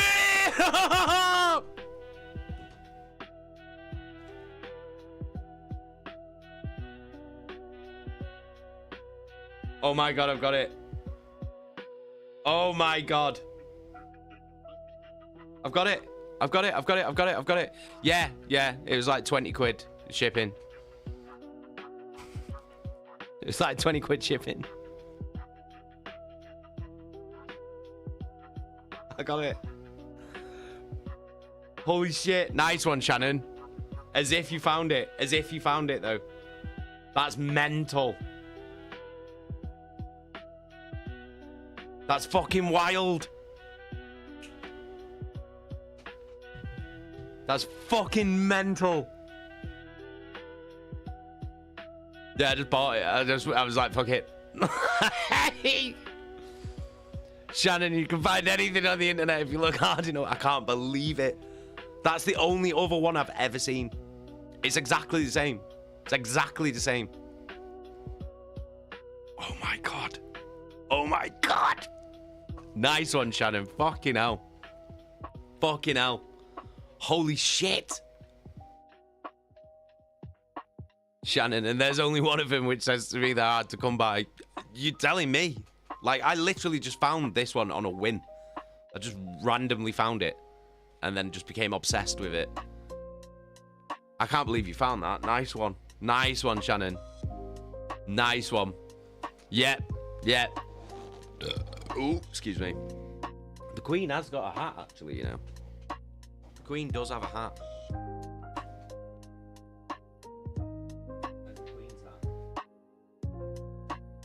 Yeah, this is the hat that the Queen wears. This is the Slam Queen's hat. Look at that one.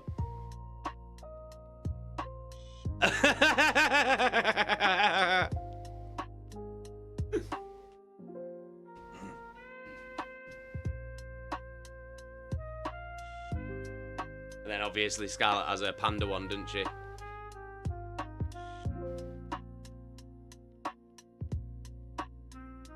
Oh, I can't believe that. I can't believe you found that. That's amazing.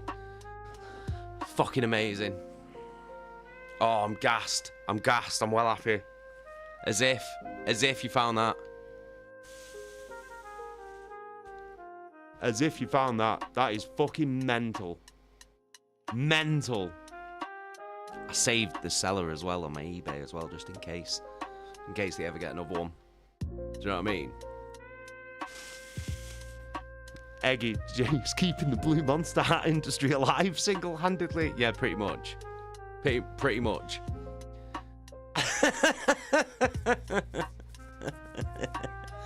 Just love it. Do you know what I mean? Shannon, I go to Texas a lot. Next time I go, I'll go to all the 7-Elevens. Yeah. Yeah, 7-Elevens and like gas stations, service stations are where you'll find shit like this.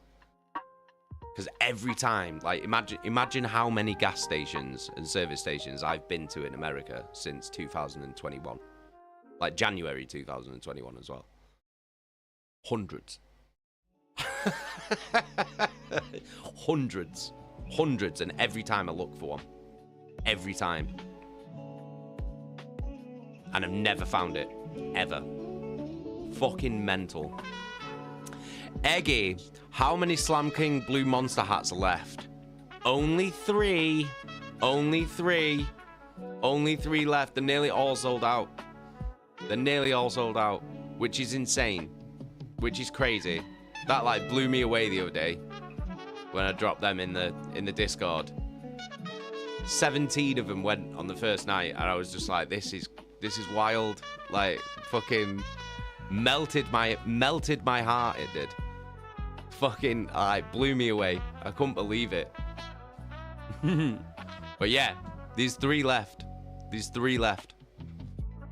And they all come with a certificate of authentication. It's an official certificate of Queechlingdom.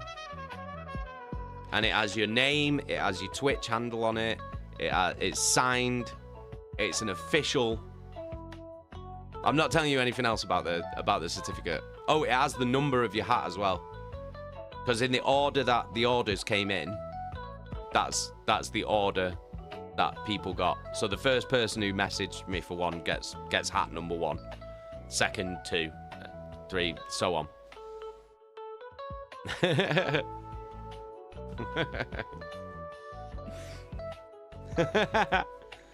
No, Trooper, there's still 3 left.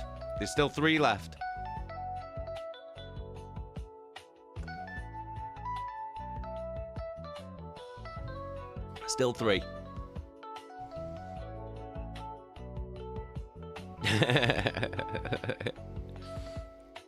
Jessica's felt couldn't miss out on those, dude. Jess's mom won't forgive me.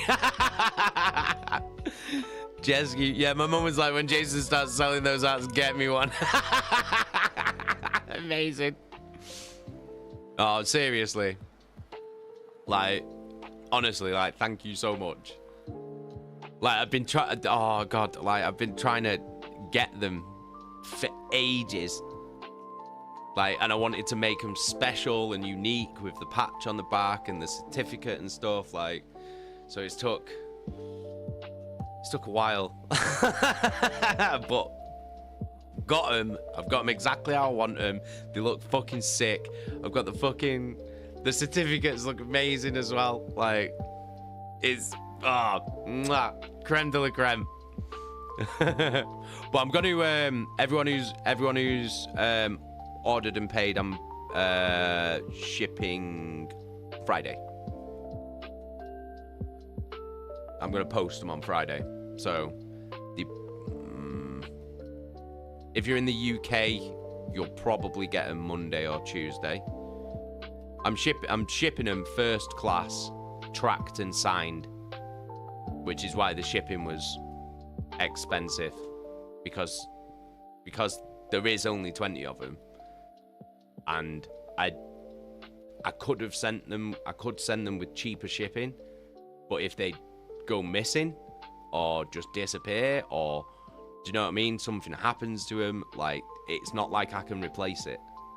Do you know what I mean? So I want to ship them tracked and signed and know that they'll get there okay. Do you know what I mean?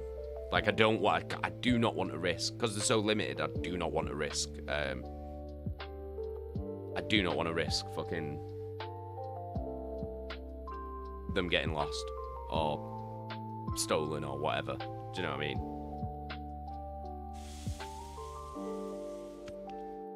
Jessica, I'm keeping the certificate, but the hat's going to my mum. I'll get a picture of it when she next comes down. Please do. That'd be amazing. Snow, I was just hiding in work, just waiting on Discord for them to drop.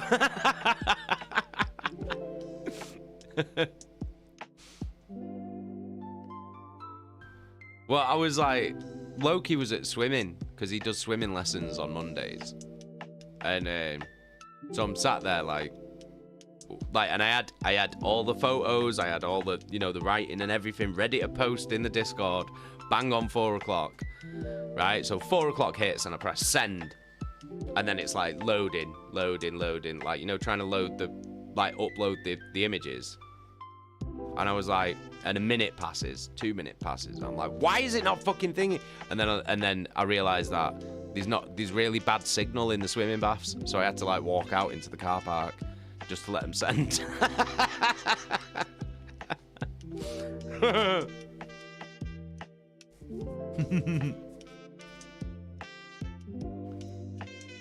Terror Trooper makes sense since you looked so long for him. Yeah, that's why the shipping's like the most expensive shipping because like I just do not want to risk any of them getting lost. Do you know what I mean? Because if it happens, it's fucked, innit? Do you know what I mean? Shannon, I need to be on stream the day this new one arrives. Can't miss it. But it's coming from America, so I don't know how long it'll take.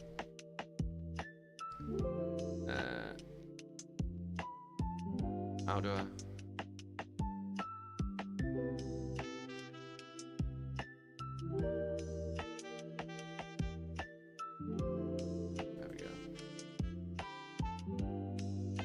There we go. Lovely. Ah, bloody hell.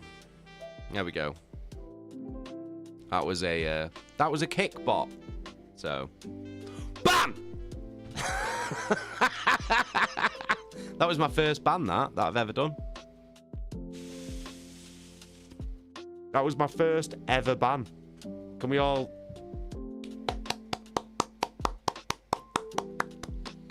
Big congratulations for Jason. I've just used the ban hammer for the first time ever on stream.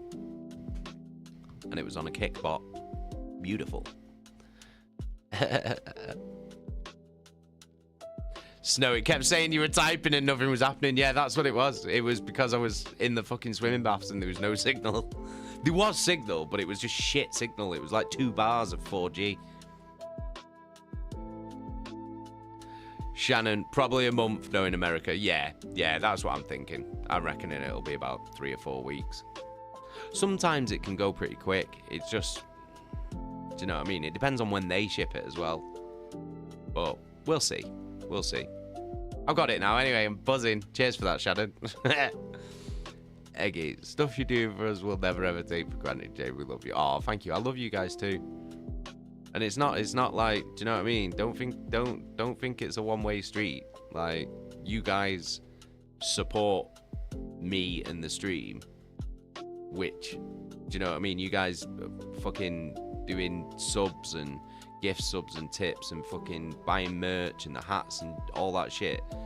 That, like, that is supporting me and allowing me to do this. Do you know what I mean?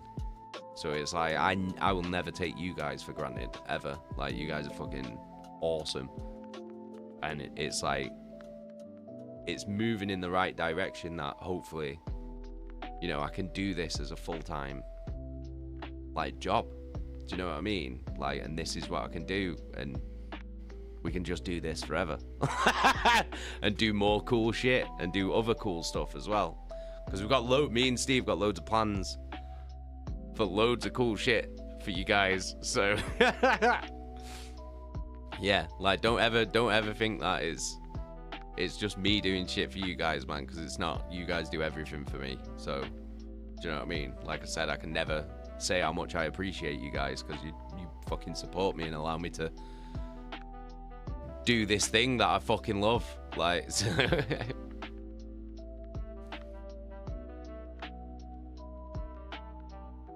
Jesky, banhammer for the Warhammer reading. Yeah, fucking hell. It's just bots. It's just bots. That's all. Jacker, why is Kick so toxic? I don't know. Like, I don't know much about Kick, but it's like, what I do know is that it's a fast upcoming thing. So it's just always good to spread. Do you know what I mean?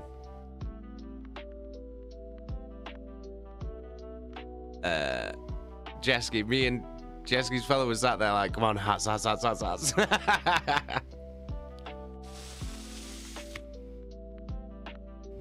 Eggy, a full faith you could do it, Jay. You've got this.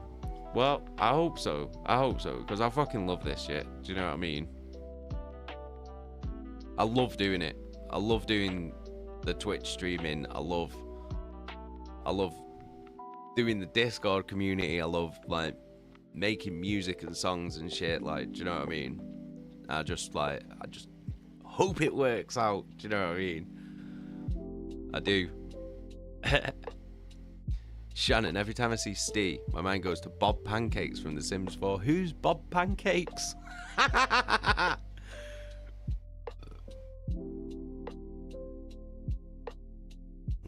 Jacka, you're doing it really well. Take the compliment. Thanks. I appreciate it. Every time you read, I'm like, damn, this is so good. Oh, good. I'm glad you're enjoying it.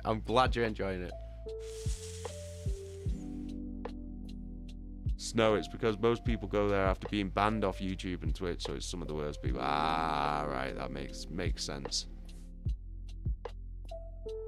Jeski's fellow, we'll always be here to support you, dude. You're a genuine guy and you brought us all together doing this. Thanks so much for thank you. I love this community, man. Do you know what I mean? I just love being a part of it. It's fucking awesome. I love it so much.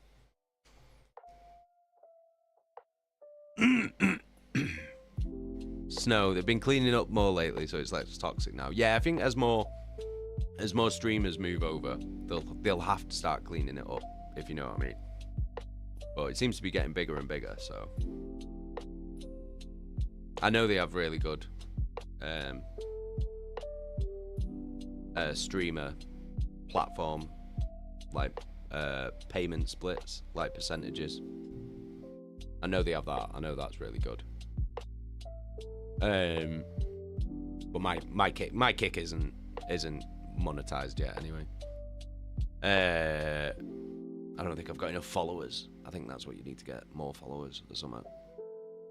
It's like on the old days of Twitch, you know, like when you have to get so many followers and you have to stream for so long and you have to hit those milestones before you can start getting subscribers and stuff. It's like that. Shannon, I've added a photo of Bob Pancakes in photo. Let me have a look.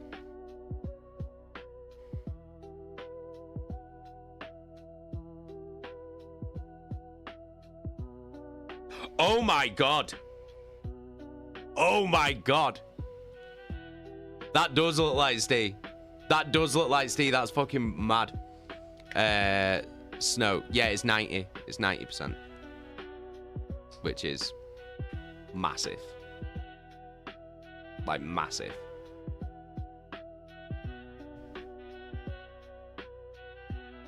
It's like twice as much as what I currently get, which is crazy. Like, it's crazy. So you can see why people move over and stuff. That is wild. It looks so much like Steve. That's crazy. He's a big character in Sims 4. No way. It looks so much like Steve. That's wild.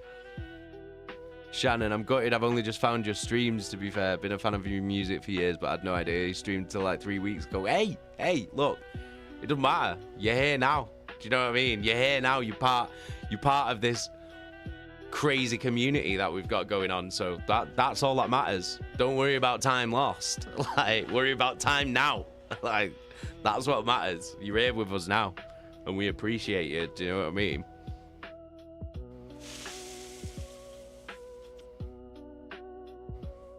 Snow. Yeah, I agree. It's like anything, innit? When you become the monopoly, you standards begin to slip. Do you know what I mean? And like greed and stuff like starts to creep in. Like that kind of happens. Like look at things like WWE. Like, as you know, I love wrestling. I love WWE wrestling. But when they were the monopoly, you know, after they'd think about how good WWE was when there was WWE and WCW and they were competing every single week and they were like beating each other in the ratings and stuff like that. And then there was like that like nearly 2-year time period where WCW was actually battering them in the ratings and stuff. And then WWE had to, well, it was WWF at the time, but WWE had to like up their game to beat them in the ratings, and eventually WCW went down and WWE bought them out. And then when WWE were the only game in town, the quality went down because they didn't have to compete anymore. And that's what happened. And it's the same in wargaming. It like look at what Games Workshop do. Like, the quality of the sculpts sometimes is better, but then they'll put out some other shit as well, and it just looks half-arsed, and it's just like a resculpt of another model, but they've put a jump pack on it or something. Do you know what I mean? You can tell that it's because they've got the monopoly. Like, what else are you going to buy? There are other stuff, there are other options, but nothing as big and as popular. So it's like, it's one of them, innit? It's just, it happens in every monopoly, every business. Whenever you become the standard and the only game in town, and that's what happens, innit?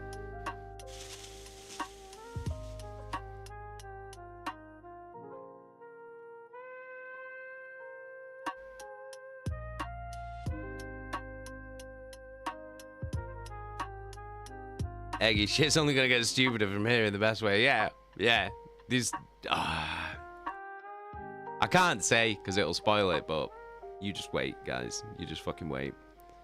Jesky's fella, it's yours and the missus' fault I'm here, Jay's bullying me at Cattle that time to join the Discord. I wouldn't change it for the world. I'm glad I bowed to peer pressure. Yeah, we were like, it is like a cult, isn't it? Join us, Jesky's fella. Join us now. One of us.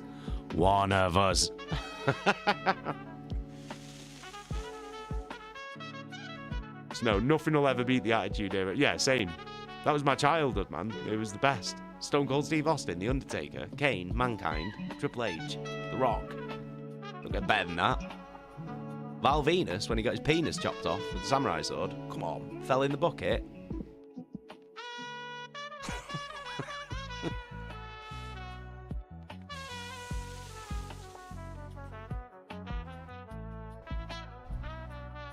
I do want to play another RPG, like Baldur's Gate at some point. Definitely need to. Snow, how about a tiny little hint? No. It'll be worth it. Trust me. It'll be great. Right, guys, before we read this last chapter for tonight, I'm going to go for a wee. I'm going to go for a quick wee. I'll be back in 2 minutes. 2 minutes.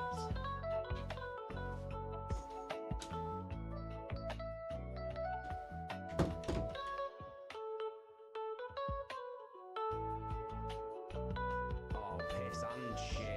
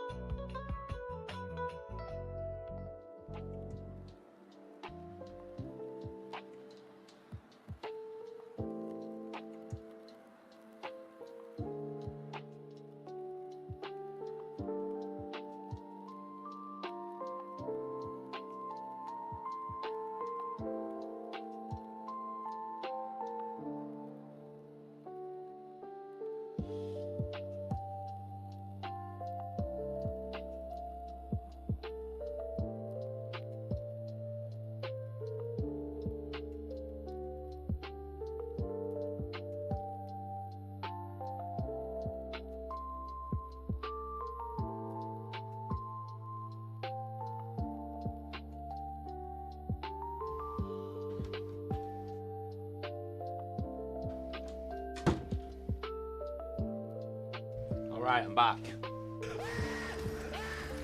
So glad I didn't put that on my fucking head then.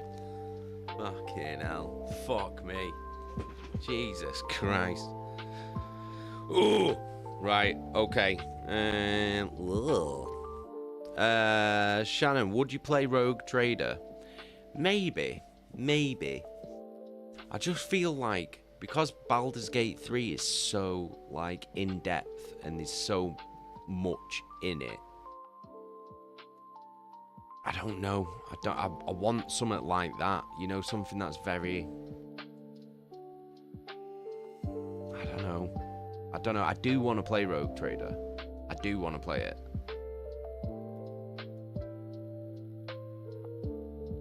I just feel like nothing's gonna compare to the problem with me picking an RPG now to play is that nothing is going to compare to Baldur's Gate 3. Do you know what I mean? Because it is like the closest thing to actual Dungeons and Dragons I've ever seen. It's one of the best games I have ever played. Like, and it's crazy. It's crazy. It's just so sick. It's so sick.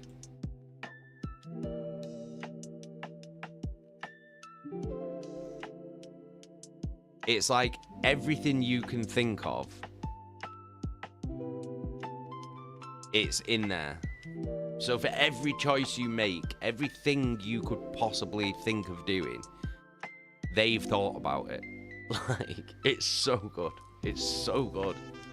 It's so fucking good. And I just feel like nothing's ever gonna compare to it. Like, anything I play, any RPG I play is just gonna be fucking mid. Do you know what I mean? But I'll think about it. Shannon, Baldur's Gate playthrough 2. I could do, but not yet though. I think I'll play it again in a year because it took like 7 months to complete that because it's so massive, and I still didn't do everything in it. But I could mod the fuck out of it and play it again next year. It was so good though. Wrath of the Righteous is pretty close. So what's Wrath of the Righteous?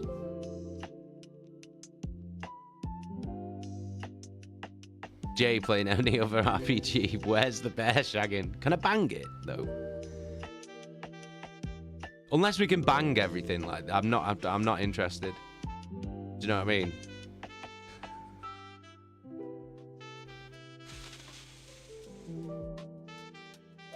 It's pretty much Baldur's Gate for Pathfinder instead of D&D. Right, hang on. If it's Pathfinder, I might have that, you know. Give me a second. Let me open up my Steam. 1 minute. Not Steam Horus. I'm not opening him up. The box will never be able to close. Right. I have got Wrath of the Righteous. I have got it. I've got it on Steam.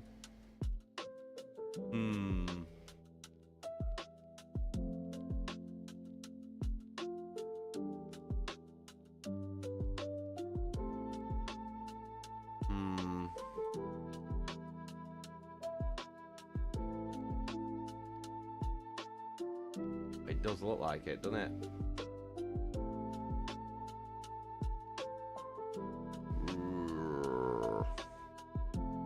What's this new one that's coming out as well? Warhammer 40,000 Dark Heresy.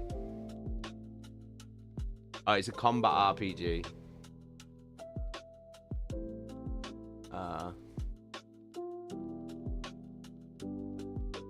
CRPG. Aren't CRPGs basically like fucking Path of Exile and shit?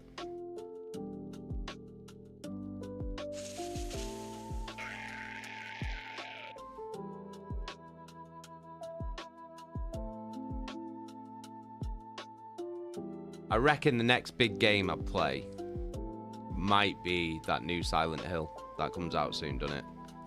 Oh, CRPGs are what Baldur's Gate is? Right, okay.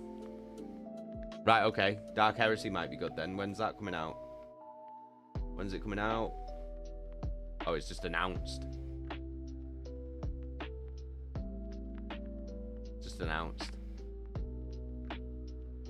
Okay. Alright. Okay.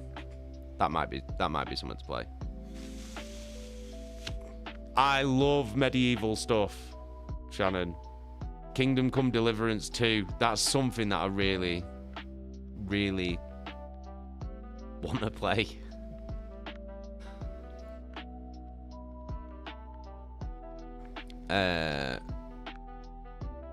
Dragon Age Inquisition. I never played that. Jacka, High on Life. I've played a bit of High on Life. I played a bit of it when it came out. It's well good. It's made by the guy who made Rick and Morty. It's really good. Snow, is it set during the Heresy? I don't think so, because it says Warhammer 40,000. So it won't be set during the Heresy. Because it'd say Horus Heresy, wouldn't it?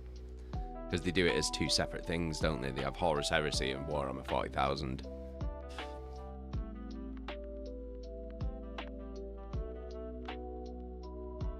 Dragon Age Inquisition's brilliant. Is it? Is it? I want it to be a game that's like Baldur's Gate, where it's very conversational and very like, do you know what I mean? You don't always have to fight. Do you know what I mean? Like, I want that kind of role play. Like, exactly like Baldur's Gate, where it was you can just talk your way through the game if you want. Do you know what I mean?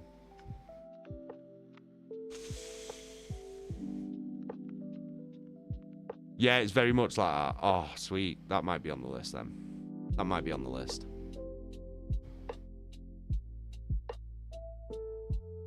Snow, BioWare made the first two Baldur's Gate games. Yeah, they did. I've got both of them. I've got Baldur's Gate 1, Baldur's Gate 2, and Baldur's Gate 3 on Steam.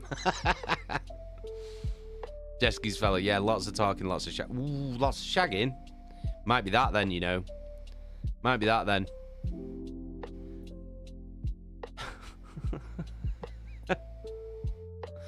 You have your main story, but you don't have to do them until you're ready, basically. All right, okay. Yeah, I just want something that's very character-based. Do you know what I mean? Like that kind of shit. That's what I'm after. Something like Baldur's Gate. Eggy, Paul Queech's bumming simulator part 2. Oh, he did. In the do you remember though? In the first like act of the game, no one would touch Paul Queechy with a barge pole, and then from Act 2 onwards, after Lizelle banged him, it was like he was fucking beating him off with a shitty stick, weren't he? Do you know what I mean?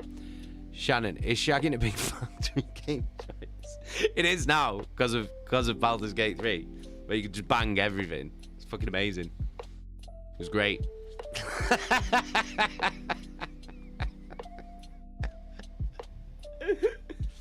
Oh god. Shannon, The Witcher 3. The Witcher 3 is my favourite game of all time. It's my favourite game of all time, The Witcher 3. I've had The Witcher 3 on every single platform except PS5, because I don't have a PS5. I had it on I had it on PS4. I had it on Xbox. I had it on Nintendo Switch, and I had it on PC. Fucking love The Witcher 3. It's the best game ever. Chaka, yeah, you were a bit uncomfortable when they shagged. Oh, what? You mean when he was shagging that fucking squid? Yeah, Chaka. I was uncomfortable when Paul was shagging a squid, and I was uncomfortable when Paul was shagging a bear. Like those two were very uncomfortable.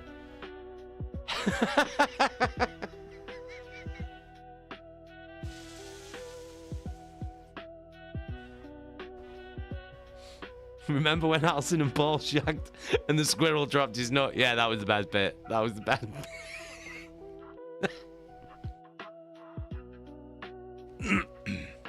Shannon, I've got it, and I couldn't focus because I had a painting competition the week before and never went back. Go back to it. It's the best game ever made.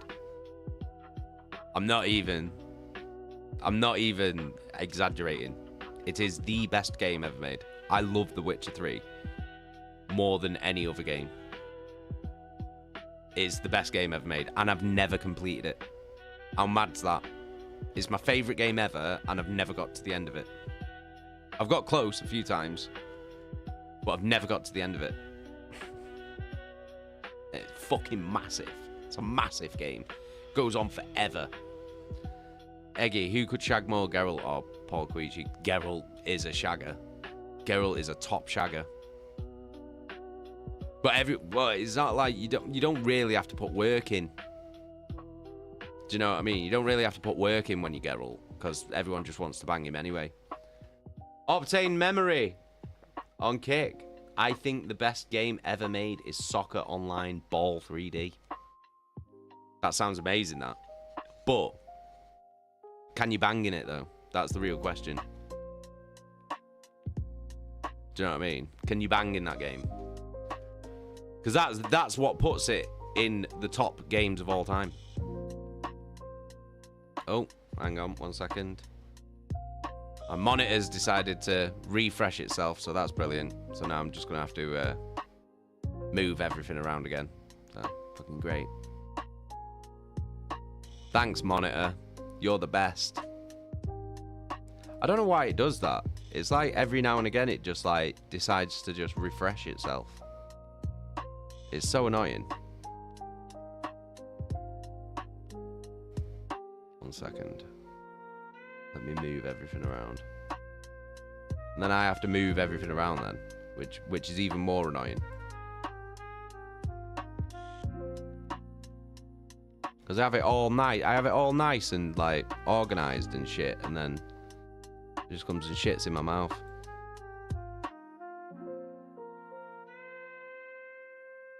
That's why I can't have nice things. Never have nice things.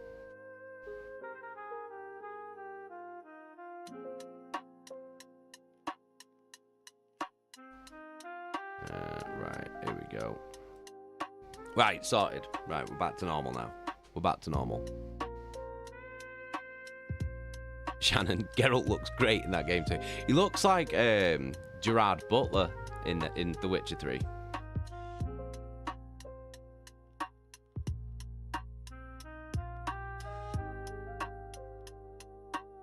you know what I mean? He's got like the look of Gerard Butler in it.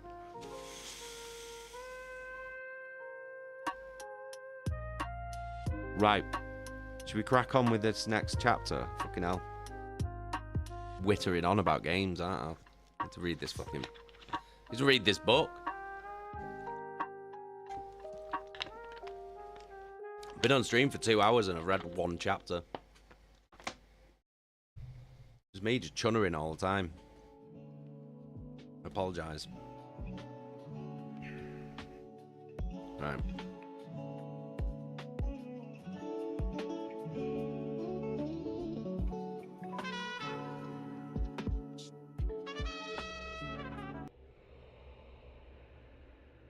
Alright, here we go. We're back in the game now. We are back in the game.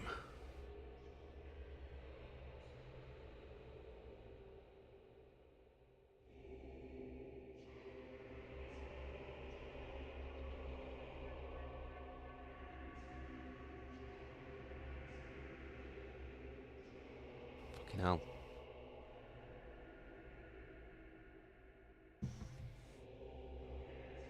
Ah, there we are. Right, that's better. Right. Here we go. Oh, fuck. We're over halfway through the book, you know.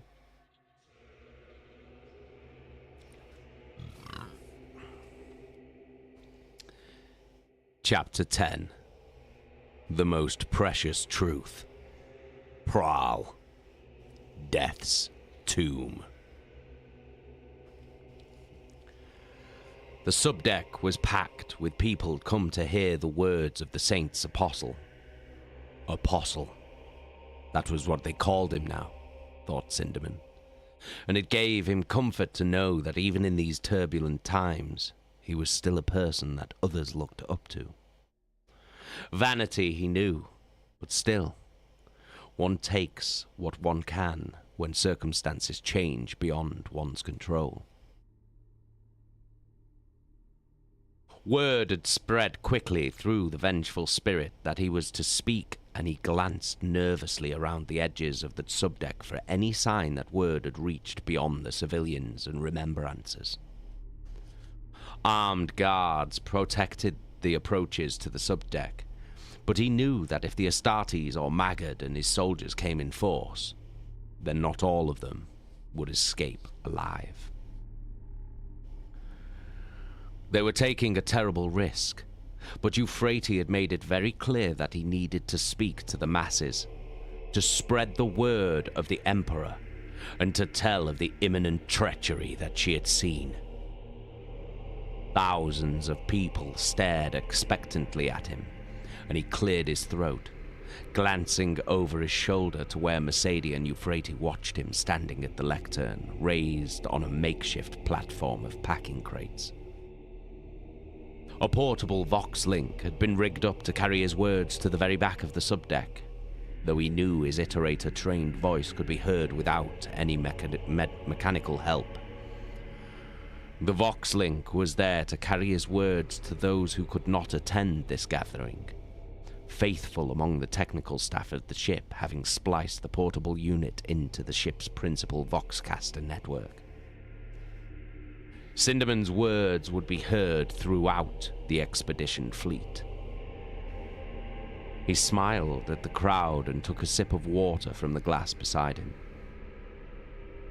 A sea of expectant faces stared back at him, desperate to hear his words of wisdom. What would he tell them, he wondered.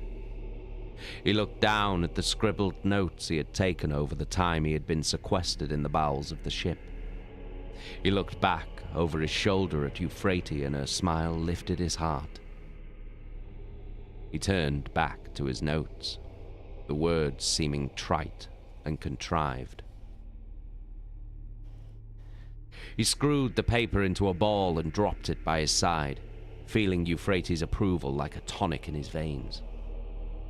"My friends," he began, "we live in strange times, and there are events in motion that will shock many of you as they have shocked me. You have come to hear the words of the saint, but she has asked me to speak to you, that I may tell you of what she has seen, and what all men and women of faith must do." His iterator's voice carried the precise amount of gravitas mixed with a tone that spoke to them of his regret at the terrible words of doom he was about to impart.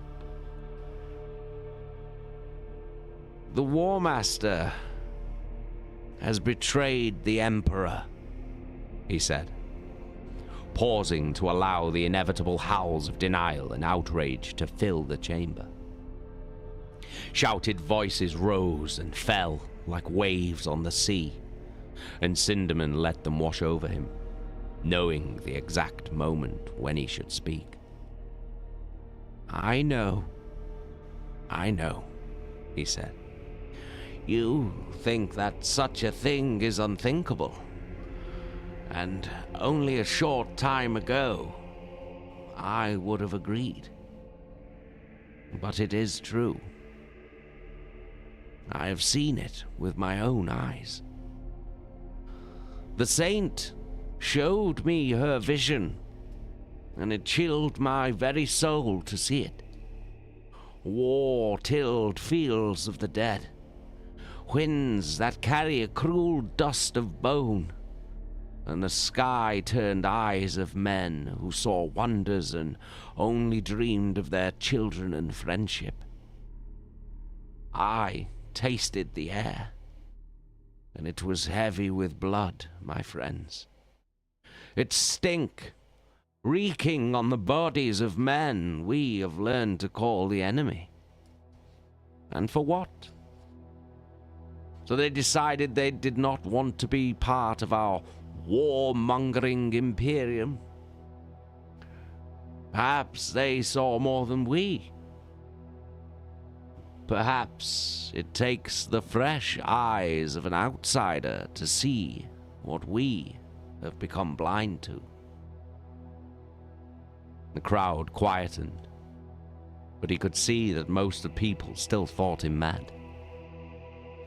Many here were here of the faithful, but many others were not. While almost all of them could embrace the Emperor as divine, Few of them could countenance the War Master betraying such a wondrous being. When we embarked on this so-called Great Crusade, it was to bring enlightenment and reason to the galaxy. And for a time, that was what we did. But look at us now, my friends. When was the last time we approached a world with anything but murder in our hearts? We bring so many forms of warfare with us.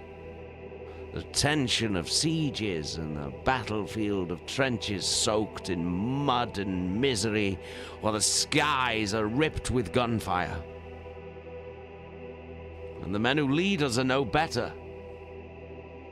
What do we expect from cultures who are met by men named War Master, Widowmaker, and the Twisted? They see the Astartes, clad in their insect carapaces of plate armor, marching to the grim sounds of cocking bolters and roaring chainswords. What culture would we not try to resist? Sinderman could feel the mood of the crowd shifting, and he knew he had stoked their interest. Now he had to hook their emotions. Look to what we leave behind us. So many memorials to our slaughters. Look to the Lupercal's court, where we house the bloody weapons of war in bright halls, and wonder at their cruel beauty as they hang waiting for their time to come again. We look at these weapons as curios, but we forget the actuality of the lives these savage instruments took. The dead cannot speak to us. They cannot plead with us to seek peace while the remembrance of them fades and they are forgotten.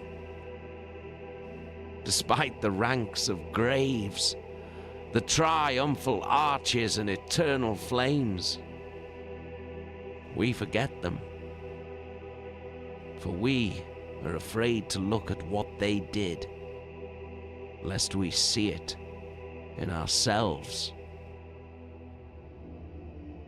Sinderman felt a wondrous energy filling him as he spoke, the words flowing from him in an unstoppable torrent, each word seeming to spring lips of its own volition, as though each one came from somewhere else, somewhere more eloquent than his poor mortal talent could ever reach. Blaine Frey on YouTube, welcome. Welcome, welcome, welcome. We have made war in the stars for 2 centuries. Yet there are so many lessons we have never learned. The dead should be our teachers, for they are the true witnesses. Only they know the horror and the ever-repeating failure that is war. The sickness we return to generation after generation because we fail to hear the testament of those who were sacrificed to martial pride, greed, or twisted ideology. Thunderous applause spread from the people directly in front of Sinderman, spreading rapidly through the chamber, and he wondered if such scenes were being repeated on any of the other ships of the fleet that could hear his words. Tears sprang to his eyes as he spoke, his hands gripping the lectern tightly as his voice trembled with emotion. Let the battlefield dead take our hands in theirs and illuminate us with the most precious truth we can ever learn. That there must be peace instead of war.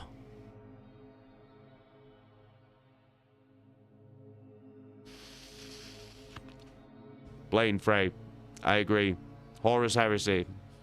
the greatest story. The greatest fucking story ever told. Lucius skidded to the floor of what appeared to be some kind of throne room. Inlaid with impossibly intricate mosaic designs, the floor was covered in scrollwork so tightly wound that it seemed to ripple with movement. Bolterfire stitched through the room, showering him with broken pieces of mosaic as he rolled into the cover of an enormous harpsichord.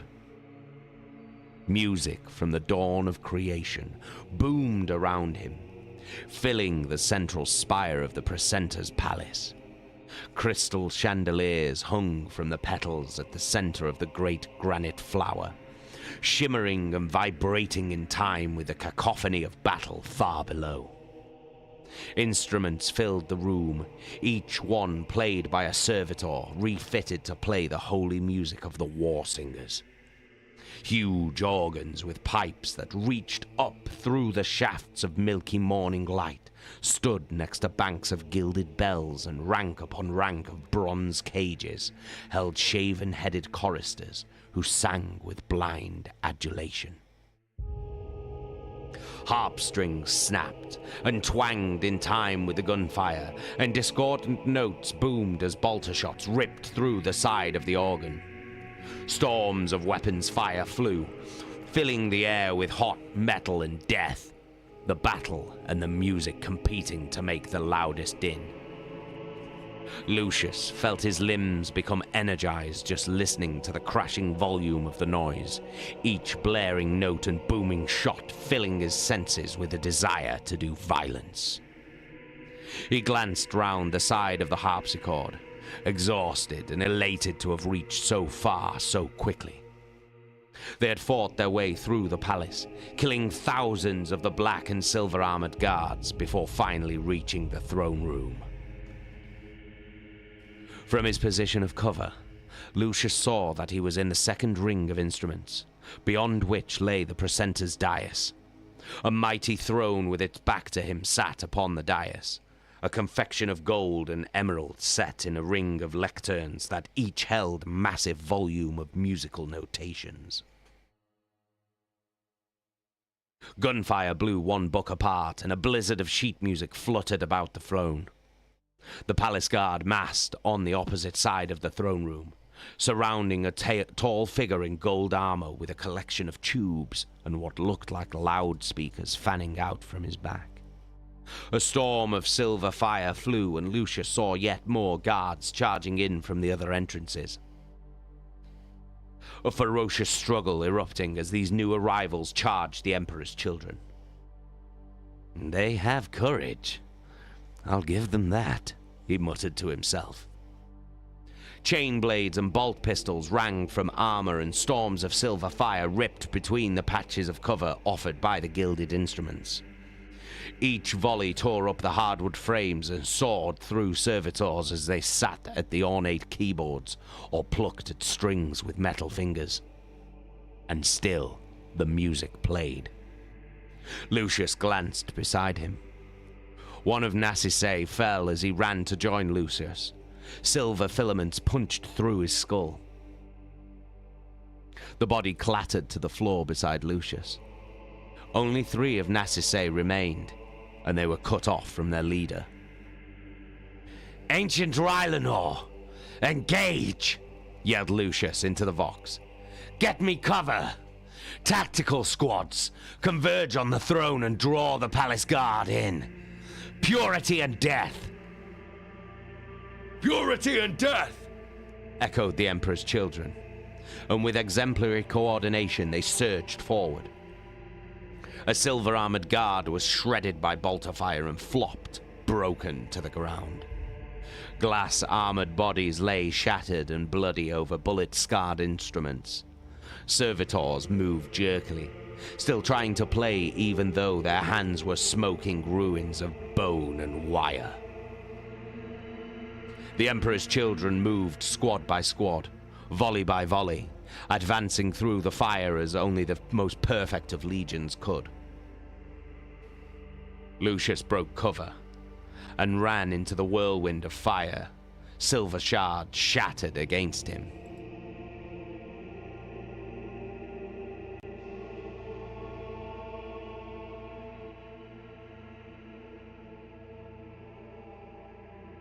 Behind him, Rylanor's dreadnought body smashed through a titanic bank of drums and bells, the noise of its destruction appalling as Rylanor opened fire on the enemy.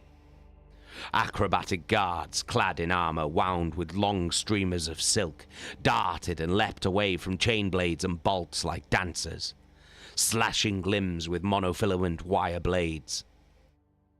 Glass-armored guards charged forward in solid ranks, stabbing with their halberds, yet none of the foes was a match for the disciplined countercharges of the Emperor's children. The slick perfection of their pattern-perfect warfare kept its edge, even amid the storm of fire and death that filled the throne room. Lucius ducked and wove through the fire towards the gold-armored figure, shrapnel flashing against the energized edge of his sword blade. The man's armor was ancient, yet gloriously ornate, the equal in finery of a Lord Commander of the Emperor's children. He carried a long spear, its shaft terminated at both ends by a howling ripple of lethal harmonies. Lucius ducked under a swipe of the weapon, stepping nimbly to the side and bringing his sword up towards his opponent's midriff. Faster than he would have believed possible, the spear reversed and a tremendous blast of noise battered his sword away before it struck. Lucius danced back as a killing wave of sound blared from the tubes and speakers mounted on the Golden Warrior's back. A whole section of the mosaic floor ploughed in a torn gouge by the sound.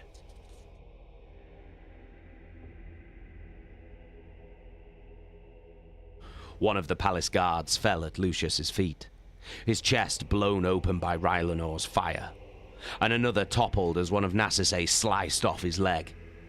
The Emperor's children surged forwards to help him, but he waved them back. This was to be his kill. He leapt onto the throne pedestal, the Golden Warrior silhouetted in the light streaming from the distant ceiling. The screaming spear came down, and Lucius ducked to avoid it, pushing himself forward. He stabbed with his sword, but a pitch-perfect note sent his sword plunging towards the floor of the dais instead of its intended target. Lucius hauled his sword clear as the spear stabbed for him again, the musical edge shearing past him and blistering the purple and gilt of his armor. The battle raged ferociously around him, but it was an irrelevance, for Lucius knew that he must surely be fighting the leader of this rebellion. Only Vardus Praal would surround himself with such fearsome bodyguards. Lucius pivoted away from another strike, spinning around behind Praal and shearing his sword through the speaker tubes and loudspeakers upon his back. He felt a glorious surge of satisfaction as the glowing edge cut through the metal with ease. A terrific, booming noise blared from the severed pipes, and Lucius was hurled from the dais by the force of the blast. His armor cracked with the force, and the music leapt in clarity as he felt its power surge around his body in a glorious wash of pure, unadulterated sensation. The music sang in his blood, promising yet more glories, and the unfettered excess of music, light, and hedonistic indulgence. Lucius felt the music in his soul, and knew that he wanted it. He wanted it more than he had wanted anything in his life. He looked up as the Golden Warrior leapt lightly from the throne, seeing the music as swirling lines of power and promise that flowed like water in the air. "Now you die," said Lucius, as the song of death took hold of him.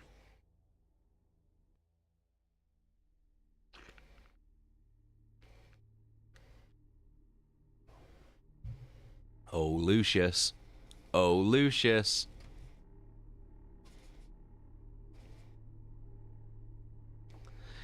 In later moments, they would name it Death's Tomb, and Loken had never felt such disgust at the sights he saw within it. Even Davin's moon, where the swamps had vomited up the living dead to attack the sons of Horus, had not been this bad.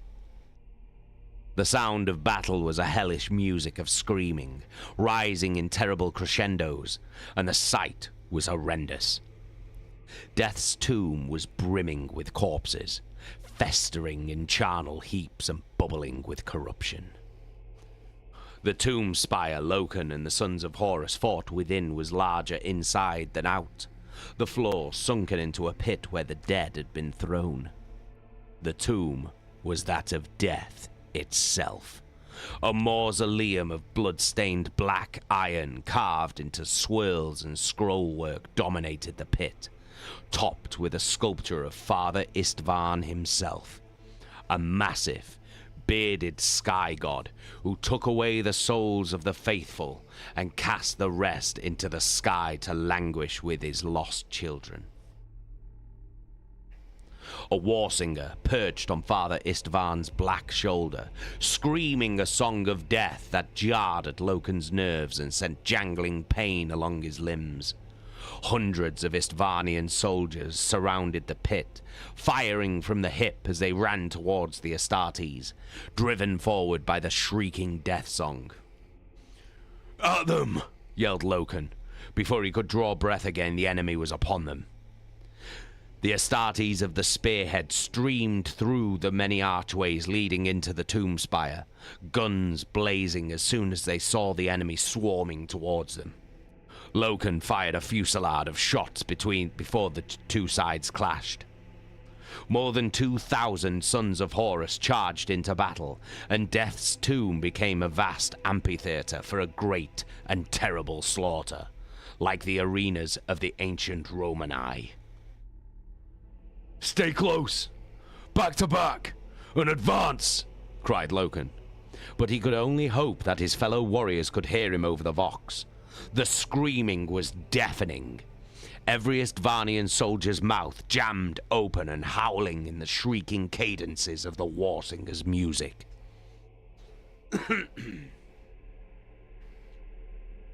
Loken cut a gory crescent through the bodies pressing in on him, Vipus matching him stroke for stroke with his long chainsword. Strategy and weapons meant nothing now. The battle was simply a brutal close-quarters fight to the death. Such a contest could have only one outcome. Loathing filled Loken, not at the blood and death around him. He had seen much worse before, but at the sheer waste of this war. The people he was killing, their lives could have meant something. They could have accepted the imperial truth and helped forge a galaxy where the human race was united, and the wisdom of the Emperor ushered them towards a future filled with wonders. Instead, they had been betrayed and turned into fanatical killers by a corrupt leader, destined to die for a cause that was a lie. Good lives wasted. Nothing could be further from the purpose of the Imperium. "Torgaddon, bring the lines forwards. Force them back and give the guns some room." "Easier said than done, Garvey," replied Torgaddon, his voice punctuated with the sharp crack of breaking bones. Loken glanced around, saw that one of Lachost's squad dragged down by the mass of enemy warriors and tried to bring his bolter to bear. Bloodied, ruined hands forced his aim down and the battle brother was lost. He dropped his shoulder and barged forwards, bodies breaking beneath him, but others were on top of him, blades and bullets beating at his armor. With a roar of anger, Loken ripped his chainsword through an armored warrior before him, forcing the enemy back for the split second he needed to open up with his bolter. A full-throated volley sent a magazine's worth of shells into the mass, blasting them apart in a red ruin of shattered faces and broken armor. He rapidly swapped in a new bolter magazine and fired among the warriors trying to swamp his fellow sons of Horus. The Astartes used the openings to forge onwards or open up spaces to bring their own weapons up. Others lent their gunfire to the battle brothers fighting beside them. The tone of the warsinger's screaming changed. and Loken felt as though rusty nails were being torn up his spine. He staggered, and the enemy were upon him. Torgaddon! He shouted over the din. Get the Warsinger!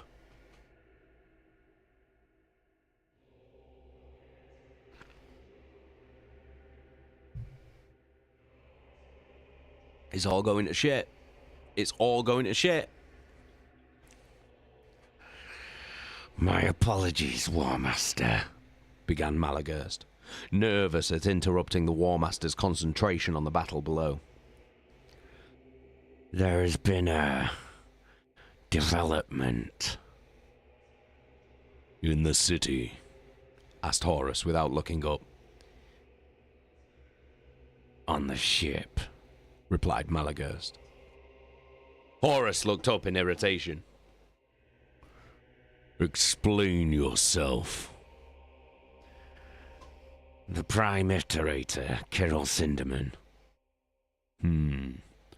Old Kirill, said Horus. What of him? It appears we have misjudged the man's character, my lord. In what way, Mal? Asked Horus.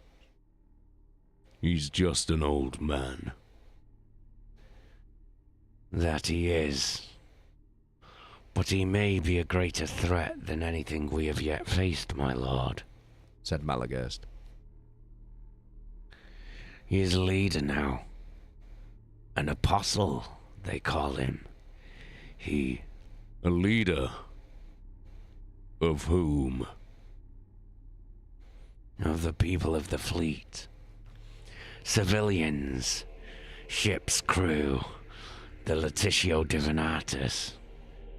He's just finished a speech to the fleet, calling on them to resist the Legion, saying that we are warmongers and seek to betray the Emperor.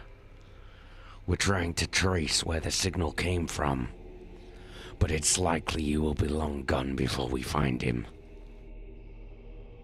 I see. This problem should have been dealt with before Istvan. And we have failed you in this, said Malagurst. The Iterator mixed calls for peace with a potent brew of religion and faith. This should not surprise us. Sinderman was selected for duty within my fleet precisely because he could convince even the most fractious rabble to do anything.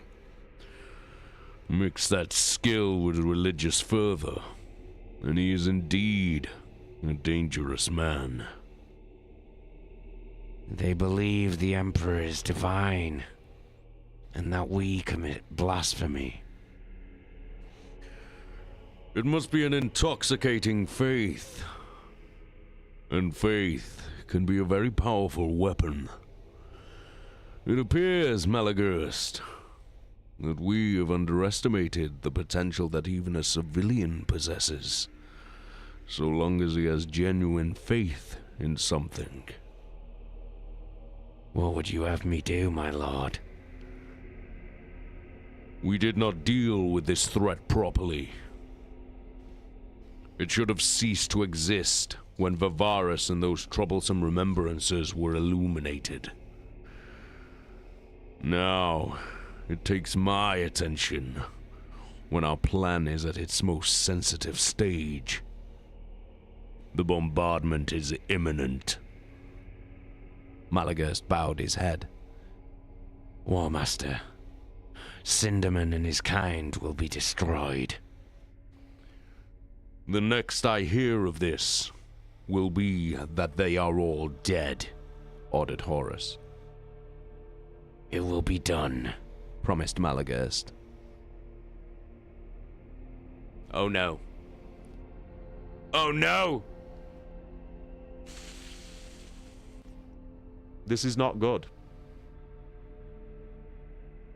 This is not good.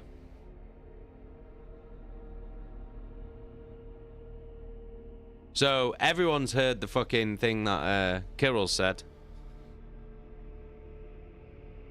And Malagos has just told Horus. So Horus has said, you better get them all dead now. This is not good. This is not good. Fool! Spat Pral, his voice a disgusted rasp. Have you not seen this world? The wonders you would destroy? This is a city of the gods! Lucius rolled to his feet, still stunned from the sonic shockwave that had hurled him from the throne dais, but knowing that the song of death was being sung for him and him alone. He lunged, but Pral batted aside his attack, bringing his spear up in a neat guard. This is the city of my enemies, laughed Lucius. That is all that matters to me. You are deaf to the music of the galaxy. I have heard far more than you. Perhaps you are to be pitied, for I have listened to the sound of the gods. I have heard their song, and they damn this galaxy in their wisdom. Lucius laughed in Pral's face. You think I care? All I want to do is kill you. The gods have sung what your imperial truth will bring to the galaxy, shrieked Pral, his musical voice heavy with disdain. It is a future of fear and hatred. I was deaf to the music before they opened me to the song of oblivion. It is my duty to end your crusade. You can try, said Lucius. But even if you kill us all, more will come. 100,000 more. 1,000,000, until this planet is dust. Your little rebellion is over. You just don't know it yet. No, Astartes, replied Pral. I have fulfilled my duty and brought you here, to this cauldron of fates. My work is done. All that remains is to blood myself in the name of Father Istvan. Lucius danced away as Pral attacked once more with the razor-sharp feints of a master warrior. But the swordsman had faced better opponents than this and prevailed. The song of death rippled behind his eyes, and he could see every move that Pral made before he made it. The song speaking to him on a level he didn't understand, but instinctively knew it was a power beyond anything he had touched before. He launched a flurry of blows at Pral, driving him back with each attack, and no matter how skillfully Pral parried his strikes, each one came that little bit closer to wounding him. The flicker of fear he saw in Pral's eyes filled him with brutal triumph. The shrieking, musical spear blared one last atonal scream before it finally shattered under the energized edge of Lucius's sword. The swordsman pivoted smoothly on his heel and drove his blade two-handed into Pral's golden chest, the sword burning through his armor, ribs, and internal organs. Pral dropped to his knees, still alive, his mouth working dumbly as blood sprayed from the massive wound. Lucius twisted the blade, relishing the cracks as Pral's ribs snapped. He put a foot on Pral's body and pulled the sword clear, standing triumphant over the body of his fallen enemy. Around him, the Emperor's children slew the remaining palace guards, but with Pral dead, the song in his blood diminished, and his interest in the fight faded. Lucius turned to the throne itself, already aching for the music to surge through his body once again. The throne's back was to him, and he couldn't see who was seated there. A control panel worked furiously before it, like a monstrously complicated clockwork keyboard. Lucius stepped around the throne and looked into the glassy eyes of a servitor. Its head was mounted on a skinny body of metal armatures, the complex innards stripped out and replaced with black brass clockwork. Chattering metal tines reached from the chest cavity to read the music printed in the books mounted around the throne, and the servitor's hands, elaborate, 20-fingered constructions of metal and wire, flickered over the control panel. Without Praal, the music was out of tune and time, its syncopated rhythms falling apart. Lucius knew that this was a poor substitute for what had fueled his battle with Praal. Suddenly angry beyond words, Lucius brought his blade down in a glittering arc, shattering the control panel in a shower of orange sparks. The hideous music transformed into a howling death shriek, shaking the stone petals of the palace with its terrible, deafening wail before fading like a forgotten dream. The music of creation ended, and all across Istvan, the voices of the gods were silenced. A volley of gunfire caught Loken's attention as he desperately fought the dozens of guards who stabbed at him with their gleaming halberds.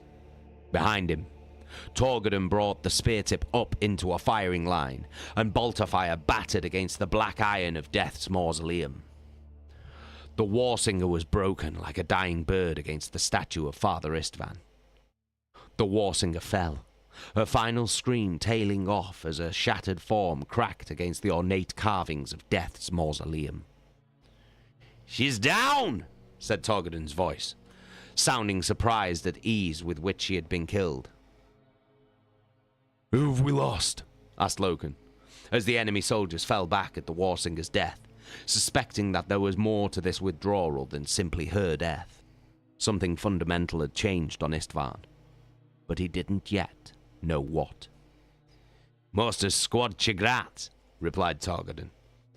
"And plenty of others. Won't know until we get out of here. But there's something else." What? asked Loken. "The Chios says we've lost contact with orbit," said Torgaddon. "There's no signal. It's as if the vengeful spirit isn't even up there." That's impossible, said Loken, looking around for the familiar sight of Sergeant Lachoste. He saw him at the edge of the charnel pit and marched over to him. Torgaddon and Vipus followed him, and Torgaddon said, "Impossible or not, it's what he tells me." What about the rest of the strike force? asked Loken, crouching beside Lachoste. What about the palace? "We're having more luck with them," replied Lachoste. "I managed to get through to Captain Erlen of the World Eaters. Sounds like they're outside the palace. It's an absolute massacre over there. Thousands of civilians dead." In the name of terror, said Loken, imagining the World Eaters' predilection for massacre and the rivers of blood that would be flowing through the streets of the Coral City. Have they managed to contact anyone in orbit? "Well, they've got their hands full, Captain," replied Lachoste. "Even if they've managed to raise the Conqueror, they're in no position to relay anything from us. I could barely get anything out of Erlen other than that he was killing them with his bare hands." And the palace? "Nothing. I can't get through to Captain Lucius of the Emperor's Children. The palace has been playing hell with communications ever since they went in. There's some kind of music, but nothing else." And try the Death Guard. They've got the DSE ray with them.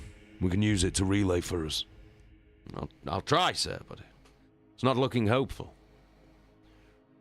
This was supposed to be over by now, spat Loken. The Coral City isn't just going to collapse with their leaders dead.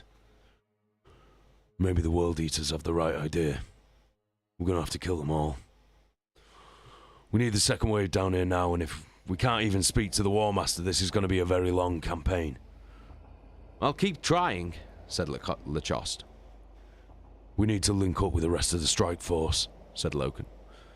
We'll cut off here. We need to make for the palace and find the World Eaters or the Emperor's children. We're not doing any good sitting here. All we're doing is giving the Isvanians a chance to surround us. "Well, there's a lot of soldiers between us and the rest of the strike force," Torgaddon pointed out. Then we advance in force. We won't take this city by waiting to be attacked. "Agreed. Saw the main gates alongside the western walls. We can get into the city proper there, but Be a tough slog. Good, said Loken. It's a trap, said Mercedes. It has to be. You're probably right, agreed Cinderman. Of course I'm right, said Mercedes. Malagur's tried to have Euphrates killed. His pet monster Maggard almost killed you too, remember? I remember very well, said Cinderman. And think of the opportunity. There will be thousands there, and they couldn't possibly try anything with that many people around. Probably won't even notice we're there. Mercedes looked down her nose at Cinderman, unable to believe that the old iterator was being so dense. Had he not spoken to hundreds of people only hours before the War Master's perfidy? And now he wanted to gather in a room with him. They had been woken from their slumbers by one of the engineering crew who pressed a rolled leaflet into Cinderman's shaking hand. Sharing a worried glance with Mercedes, Cinderman had read it. It was a decree from the War Master, authorizing all remembrancers to gather in the Vengeful Spirit's main audience chamber to bear witness to the final triumph on Istvan III. It spoke of the gulf that had, much to the War Master's great sorrow, opened between the Astartes and the Remembrancers. With this one grand gesture, the War Master hoped to allay any fears that such a gulf had been engineered deliberately. He must think we're stupid, said Mercedes. Does he really think we would fall for this? Malagurst is a very cunning man, said Cinderman, rolling up the leaflet and placing it on the bed. You'd hardly take him for a warrior anymore. He's trying to flush the three of us out, hoping that no remembrancer could resist such an offer. If I were a less moral man, I might admire him. All the more reason not to fall into his trap, exclaimed Mercedes. But what if it's genuine, my dear? Asked Cinderman. Imagine what we'd see on the surface of Istvan III. Kirill, this is a big ship, and we can hide out for a long time. When Loken comes back, he can protect us. Like he protected Ignis. That's not fair, Kirill, said Mercedes. Loken can help us get off the ship once we leave the Istvan system. No, said a voice behind Mercedes, and they both turned to see Euphrates Keeler. She was awake again, and her voice was stronger than Mercedes had heard it for a long time. She looked healthier than she had been since the terror in the archive. To see her standing, walking and talking after so long was still a novelty for Mercedes, and she smiled to see her friend once again. We go, she said. Euphrates? Said Mercedes. Do you really? Yes, Mercedes, she said. I mean it. And yes, I am sure. It's a trap. I don't need a vision for the Emperor to see that, laughed Euphrates. And Mercedes thought there was something a little sinister and forced to it. But they'll kill us, Euphrates smiled. Yeah, they will. If we stay here, they'll hunt us down eventually. We have faithful among the crew, but we have enemies too. I will not have the Church of the Emperor die like that. This will not end in shadows and murder. Now, Miss Keeler, said Cinderman with a forced lightness of tone, you're starting to sound like me. Maybe they will find us eventually, Euphrates, said Mercedes. But there's no reason to make it easy for them. Why let the War Master have his way when we can live a little longer? Because you have to see, said Euphrates. You have to see it. This fate. This treachery. It's too great for any of us to understand without witnessing it. Have faith that I am right about this, my friends. Well, it's not a question of faith now, is it? Said Cinderman. It is time for us to stop thinking like remembrancers, said Euphrates. And Mercedes saw a light in her eyes that seemed to grow brighter with every word she spoke. The imperial truth is dying. We have watched it wither ever since 6319. You either die with it, or you follow the Emperor. This galaxy is too simple for us to hide in its complexity anymore, and the Emperor cannot work his will through those who do not know if they even believe at all. I will follow you, said Cinderman. And Mercedes found herself nodding in agreement.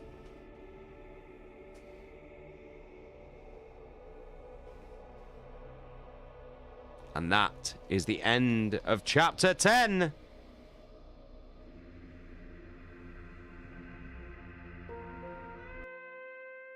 That is the end of chapter 10.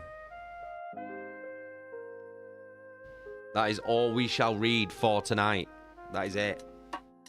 That's all we're doing.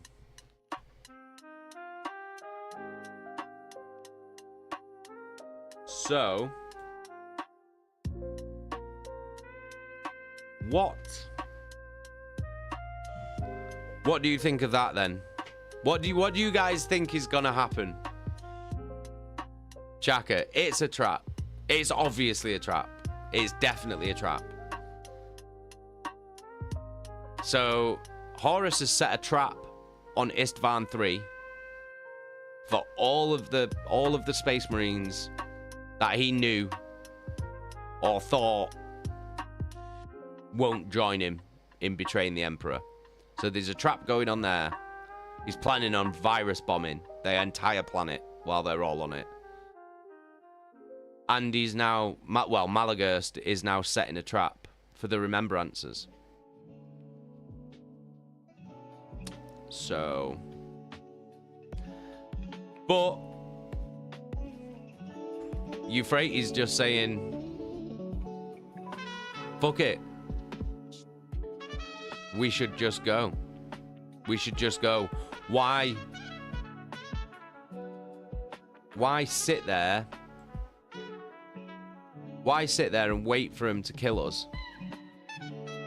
And let them get away with doing it in the shadows and nobody knowing, you know, what's happened. Why do that? Why let them get away with it? If they're gonna kill us, then they can kill us in front of everyone. That's basically what Euphrates is saying. That's what I think she's saying. Nosser! How you doing, bruv? You alright? Fucking hell, Nosser, it's all going off in the book, man. It's all going off in the book. It's all going to shit.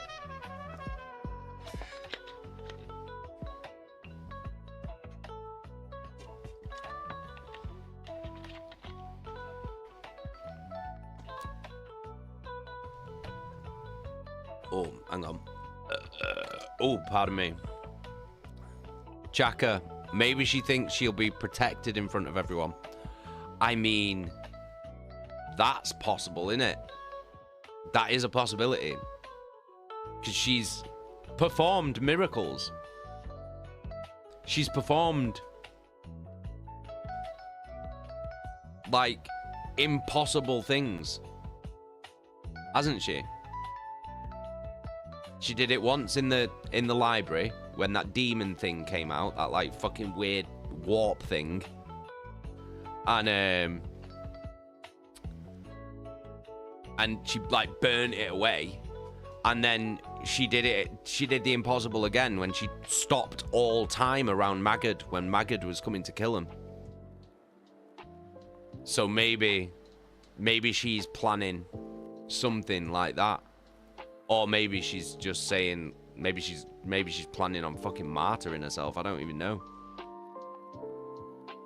Because she's basically saying, like, look, we can either keep hiding around the ship and wait for them to eventually find us and kill us, and nobody knows what happened, or we can go and face them, and if they're gonna kill us, they can kill us in front of everyone.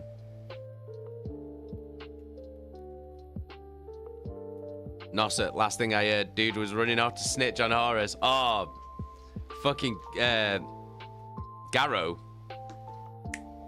Absolute G, Garrow. Garrow's an absolute ledge.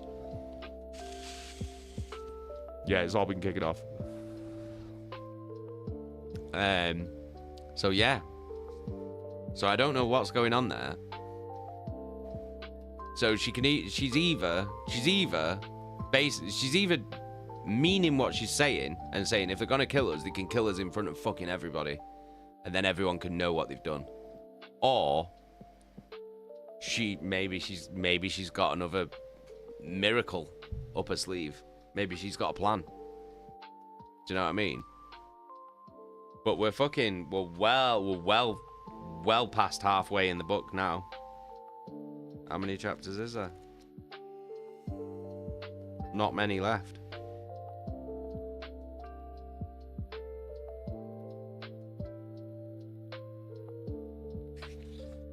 How many chapters is there?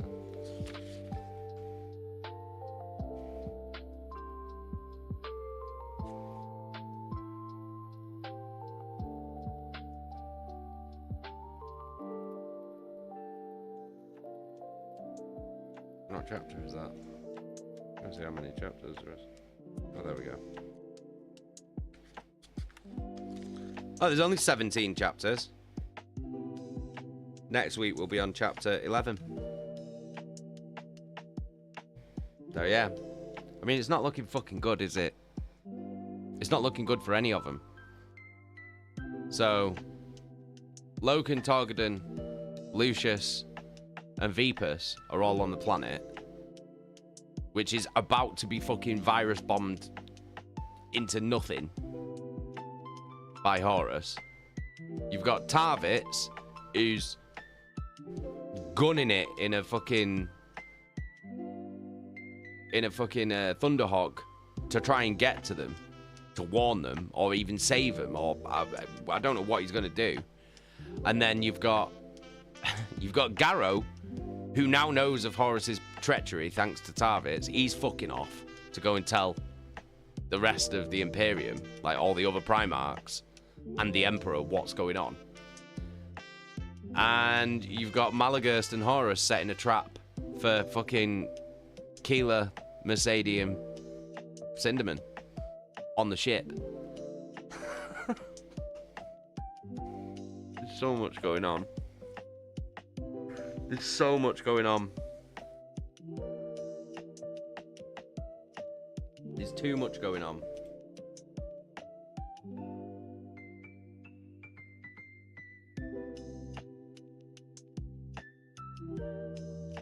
Too much going on.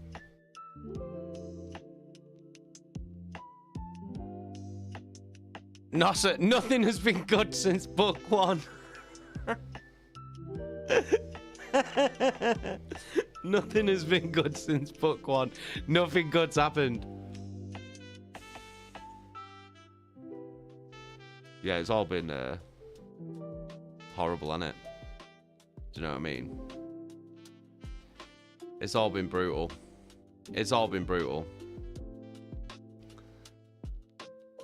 Jeski's fella, the Emperor's busy on Terra with another project. Dude's head's up his ass.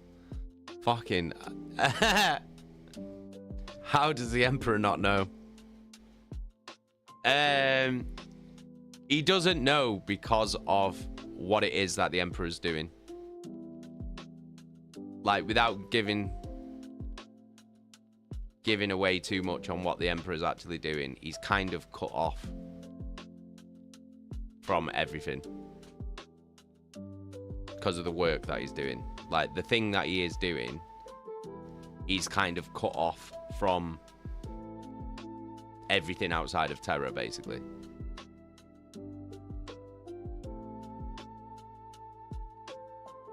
He's not in the warp. He's on Earth. He's on Terra. He's gone back to Terra to do something, to do some project thing. But the nature of what it is that he's doing means that he's kind of cut off from, well, kind of really, Terra's kind of cut off, really. Like, he can't be reached. He can't be contacted effectively. But yeah. So that's why he doesn't know. Because no one can reach him, no one can contact him. Which is why he put Horus in charge. Sick choice that, mate. Well done. But yeah, that's why he can't be contacted. But yeah. But don't worry, never fear, Garrow's on his way. Garrow's on his way, don't you worry about it. Garrow's dusting it.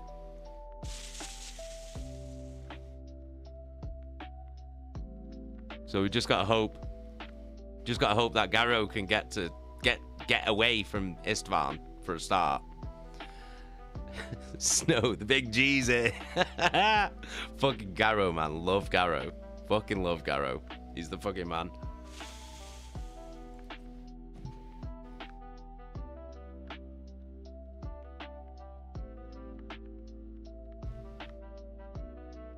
So yeah. What do you think's going to happen then? People who don't know, what do you think's going to happen? What do you think the potential things are that could happen in the end, in the 7 chapters that we have left? Because we do only have 7 chapters left. And I want to know where you think this is going to go. Do you think people are going to die? Do you think people are going to survive? What do you think the outcomes are going to be? Obviously, I know. But I want to know what you think's going to happen. And why you think it's going to happen.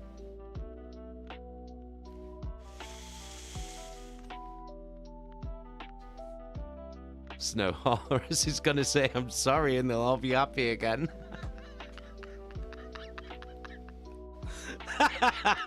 Imagine. Sorry, Dad. I'm sorry, Dad. Oh, okay, son. All right, mate. Don't worry about it. Just don't do it again. But you can't go on your phone for a week, though, all right?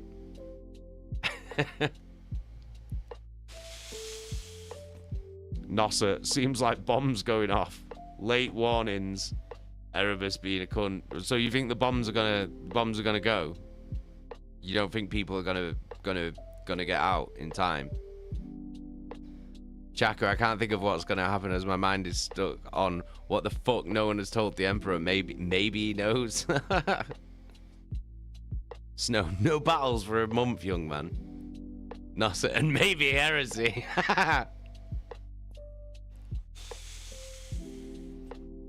Oh, what? I got killed. Lukewarm, the tepid man. Nosset beat him, though. Well done, Nosset. Take 500 bum eggs. Lukewarm, the tepid man. Can't believe I got killed by Lukewarm.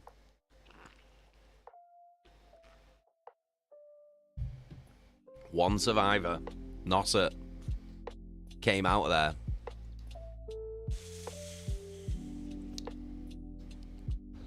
Not a scratch.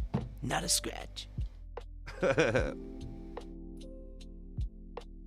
Chesky spelled Barrymore again. Get your 25 meters certificate. I'm known for it. It's so they're proper jarring them, you know.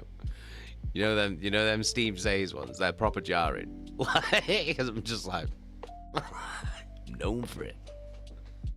Oh, my ass. My ass. Right, should we do a little bit of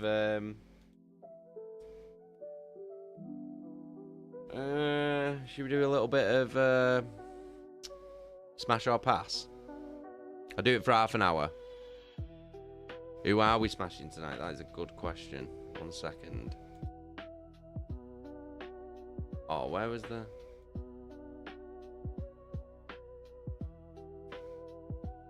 Oh, what was that fucking... That one that we went on? It was well good. Hang on. Is it on something else?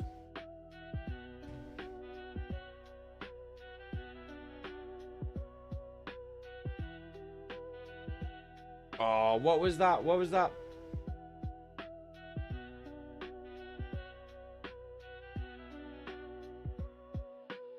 What was that page? 40k gallery. Right, okay.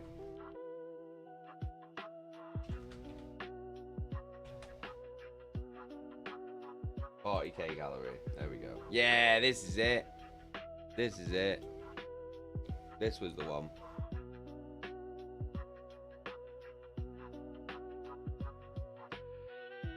Alright, 1 minute.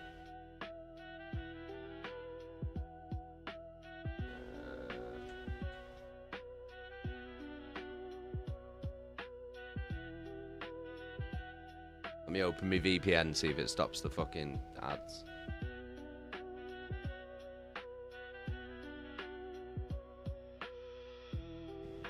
Yeah, it probably won't though.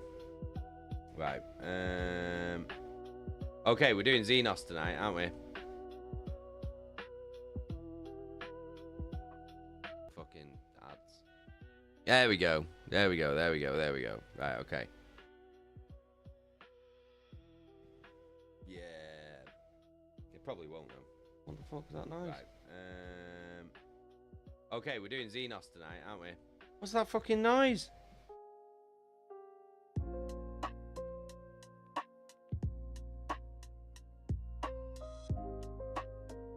What's that? Shut up, man.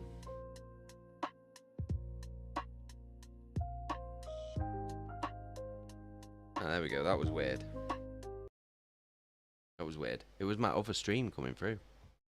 Did you hear that? Did you hear me just talking in the background then? Right. Oh, I need lo-fi beats, don't I? I need some goddamn lo-fi beats.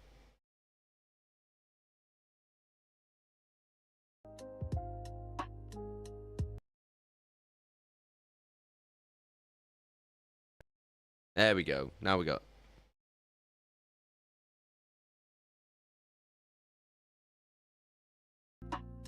Yeah. Alright. Right, we got lo-fi beats now. Now we're talking. Right, we're doing Xenos, aren't we? We'll do it for half an hour. We'll do it for half an hour because I do have to be up with the kids in the morning. Let's start with Eldari. Eldar. Who's a good Ivrain? Gale's cursed me. Fucking arsehole. Is it Ivrain? Is that how you spell it? I don't remember. Yeah, there we go. Right, okay. Let's do Ivrain. I mean, this one's a bit thirsty, innit? What are we saying, guys? I mean... Come on. It's pretty obvious, isn't it? Like, isn't it? Like, all the fucking...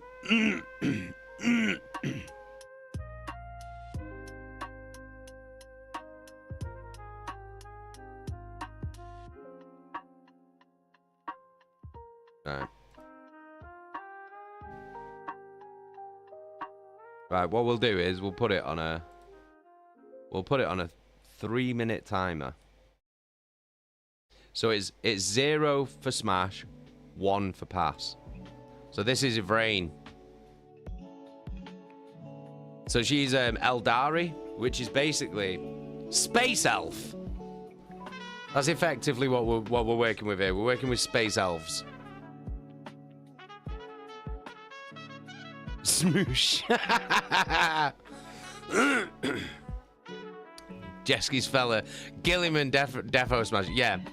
So, according to like the internet Warhammer community, they really like to ship the Primarch, Robute Gilliman, and Ivrain as a couple. Don't they?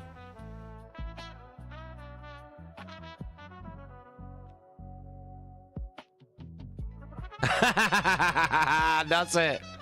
Why'd you vote pass for? I mean, it doesn't get any more thirsty than that, does it? I mean, come on. What are we doing here?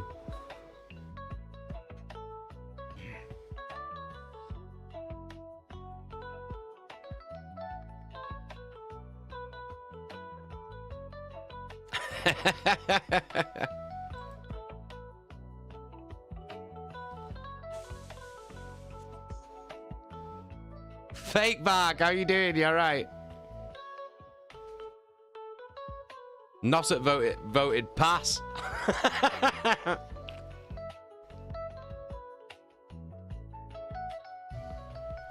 I mean, I'm not even gonna bother clicking on any other pictures because I don't think it's gonna get any more thirsty than that, is it? Fake Bark, this is what you missed last week. You missed this last week, Fake Bark. We did smash or pass with all the Primarchs out of Warhammer. But now we're on smash or pass with the alien races. I feel like all the Dark Eldar and all the Eldar are just going to be automatic passes, aren't they? Do you know what I mean? Especially if they're coming at us with artwork like that, for Christ's sake.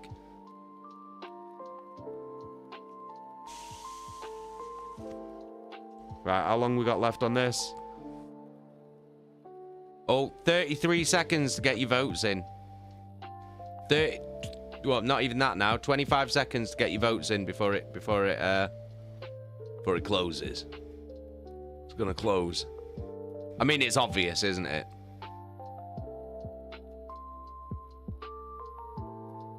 It's bloody obvious.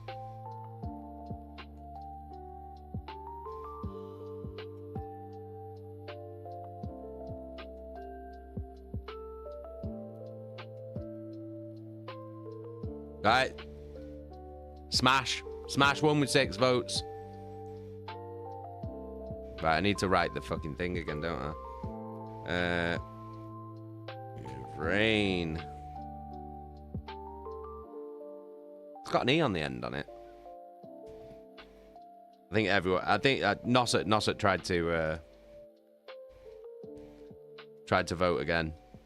So we can do that, that's no problem. Let's make it a bit smaller.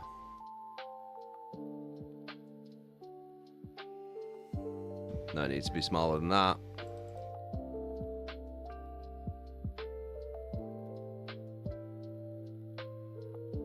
Okay, so Yvrain, hard smash, she gets.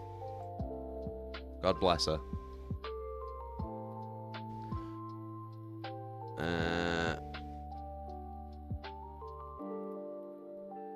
Let's pour a little bit of a stroke around it, just so we can see it properly. Right, okay, so, yep, Yvrain. Okay, reset. Okay, right, so who are we doing next? Prince Iriel. Okay, let's do him.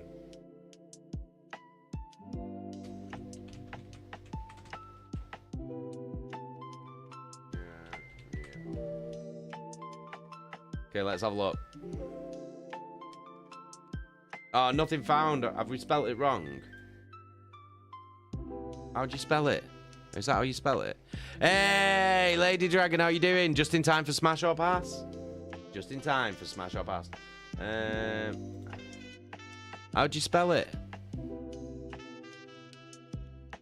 A minute.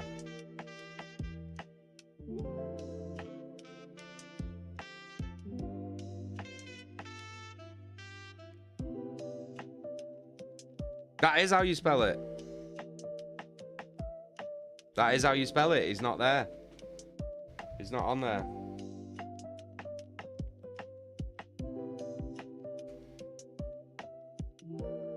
I'll just put Uriel. See if that comes up.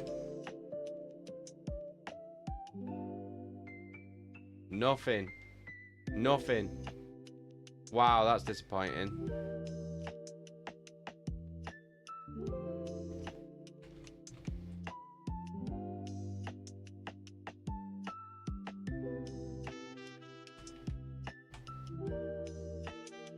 Right, here we go.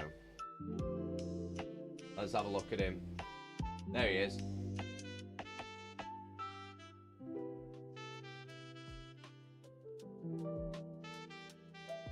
There we go. What about this geezer? Prince Uriel. Let's open the vote. Boom. 0 for smash, 1 for pass. Snow hard smash.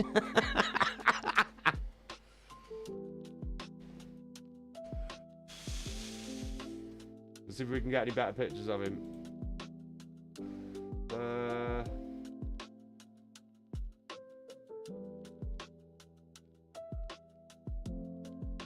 Oh. A video. I don't want a video.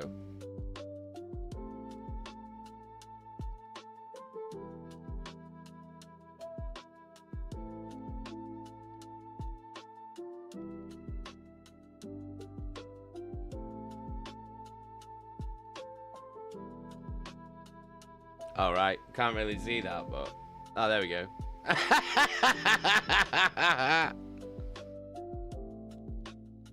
There he is. Uriel.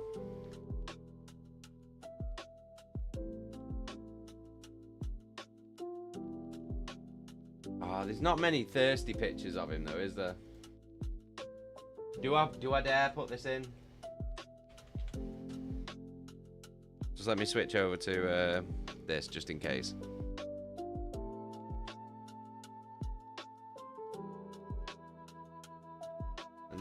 Nah, there's nothing, man.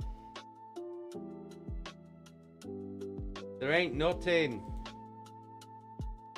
Oh, there's a good one of him. I mean, it's not a thirsty picture, though. Sadly.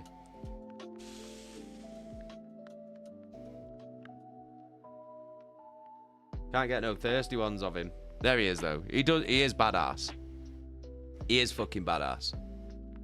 Jeski's fella auto smash. He is badass.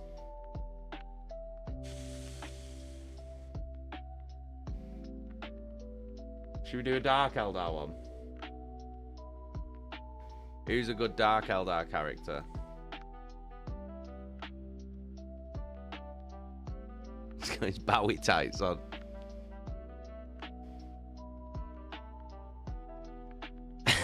Sadly, no thirsty ones. Yeah, but you need the thirsty ones, though, don't you? As soon as I put in your brain, it was just like, boom! Like, first picture. I was just like, I don't even need to fucking click on anything else. Like, that's just going to win it for her, innit?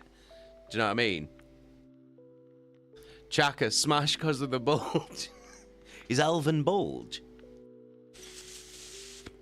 Lilith Hesperax. Okay.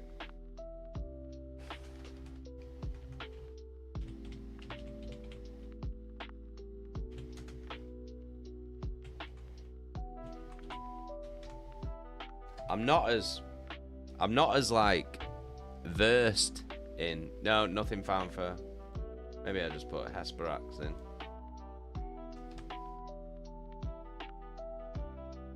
Oh, well. well. Right, hang on. Let me reset the. Bloody hell. Okay. Well, all of these are, aren't they? Jesus Christ. Well, we know where this is going, don't we? Right, the votes are open. 0 for smash, 1 for pass. Right, while you vote, I'm going to... All I'm trying to do is bang.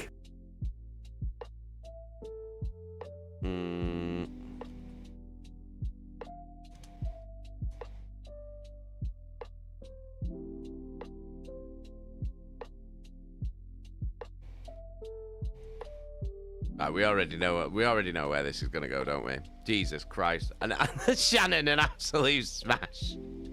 Fake bag 00000. I feel like every single book reading stream is just going to devolve into this. Look at that. Oh, see if I can click on multiple fingers.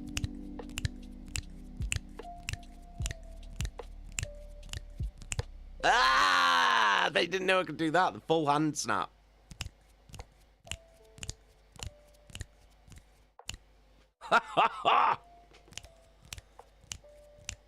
That's the new one. That's way better. Terror Trooper, how you doing? You alright? Lady Dragon, I don't even swing that way, but that's a smash. So, I'm not as well versed on Xenos races. Like, I know some bits, but like I'm more of a... If it's Imperium or Chaos, I'm in. I know. But, well, Tyranids, I'm quite good with Tyranids as well. But Xenos races, I'm not massively versed in. So, who, like, give us a rundown of this character. Give us a rundown of her. Who is she? What does she do? I know Jeski's fella will know. Snow, the only Xenos I'm really versed in is Aeldari. Okay, right, so if Aeldari come up, Snow's on it. God. Oh my god, it's so loud. It's so loud. Nossa, she's a cool way to die. Jeski's fella, give us a rundown on Hesperax.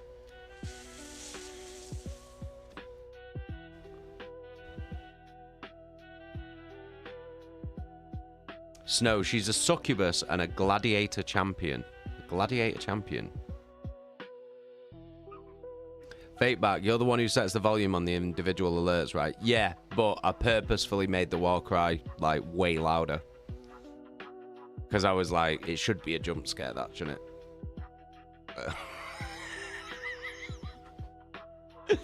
it? Smash one with 8 votes. It's a hard smash. It's a hard smash. What a surprise. What a surprise.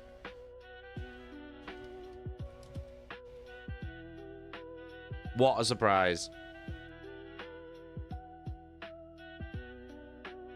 Okay, so Jeski's fella says she's a Dark Eldar gladiator, really. She's a succubus who leads Dark Eldar witches into battle. All about the murder fucking... Beautiful. Beautiful, beautiful, beautiful. Right, okay, I'm going to pick the next one. Because we're doing Xenos, aren't we?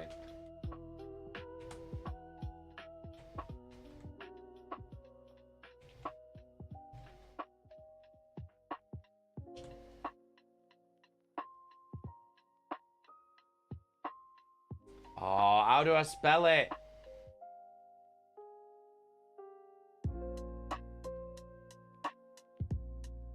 How do I spell it?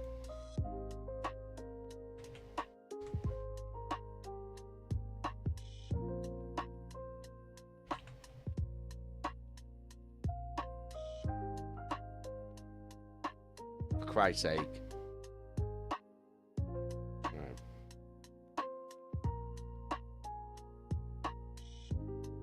There it is. Got it. Got it. Got it. Got it. Right, if this isn't a hard smash, I don't know what is.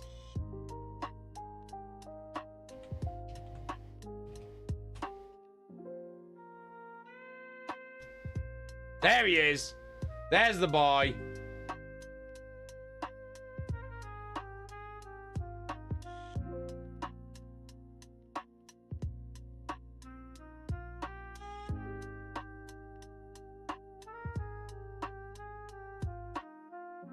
There we go. There we go. Gazgul Mag Uruk Thraka. Ladies and gentlemen. Is this a smash or a pass?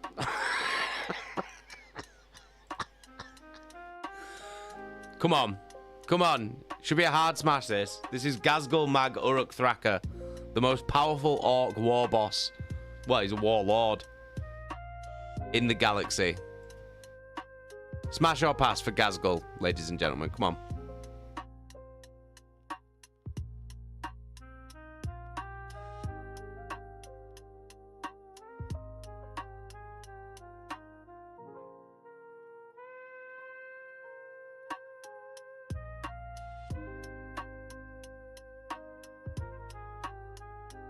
Just wants a good crumping, doesn't he? That's what he wants. He wants a good crumping. Jeski's fella, I would give him a right good crumping.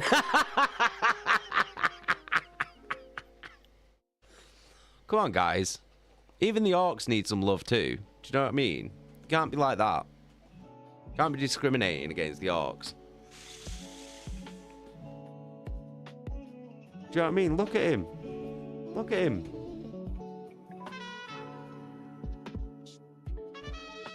He's a strong boy, isn't he? Look, imagine his big, meaty, powerful green arms around you. Look at him.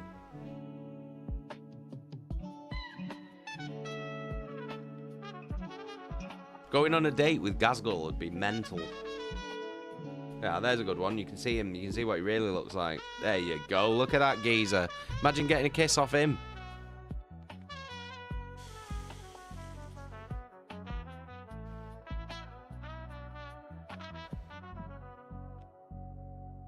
Lady Dragoon, the fuck is that?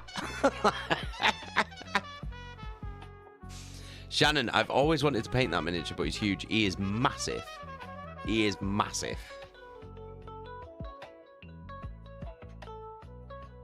Jackery looks smelly.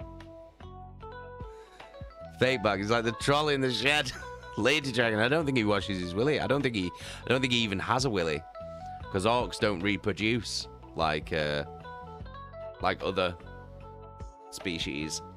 So what happens with orcs is they basically, their skin, they have like spores that come off their skin and like fall into the ground, and then they grow out of the ground like a fungus. So basically, once orcs get to a planet, you'll never get rid of them. You'll never ever get rid of them. So you just may as well just exterminate the entire planet, because they're not going nowhere. You can't get rid of them because they're in the ground, basically. They're in the soil.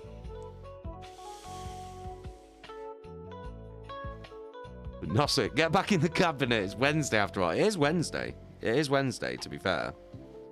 Clive. Come on, Clive. You know it's Wednesday.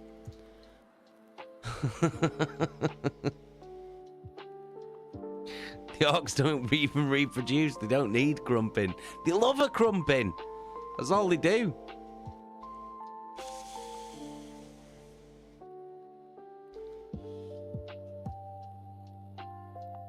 Oh, you all passed on Gazgul. Gazgul Mag Uruk Thraka, the Scourge of Armageddon. I can't believe you passed. That's tight, that.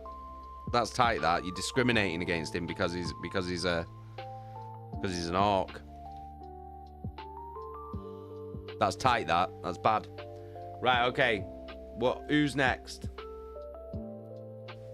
We need an attractive one, don't we? After that one. Lady Dragon. You shag him then? Maybe I will. Maybe I will, Lady Dragon. What do you think about that?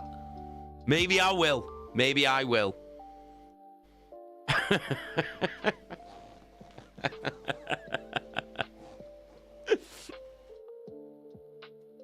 Jeski's fella, this is orc discrimination. It is, isn't it? It is. It is, isn't it? Racist, that is. Poor orcs. Lady Dragon, maybe you should. Well, maybe I will. Yeah? And then what? Maybe I will.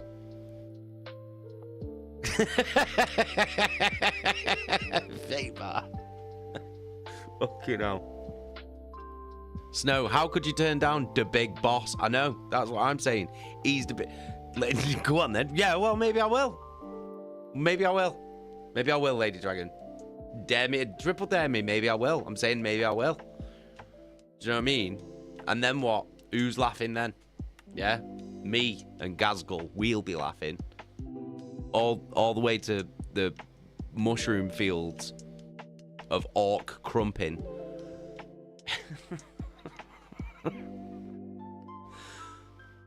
Right, who's next? Who's next? Paper, make sure to get the Queen's permission first.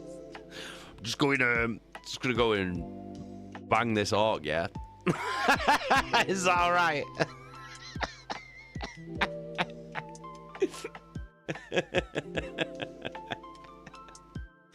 Right, who are we doing next? We need some more. We've only done 4. What about... Oh!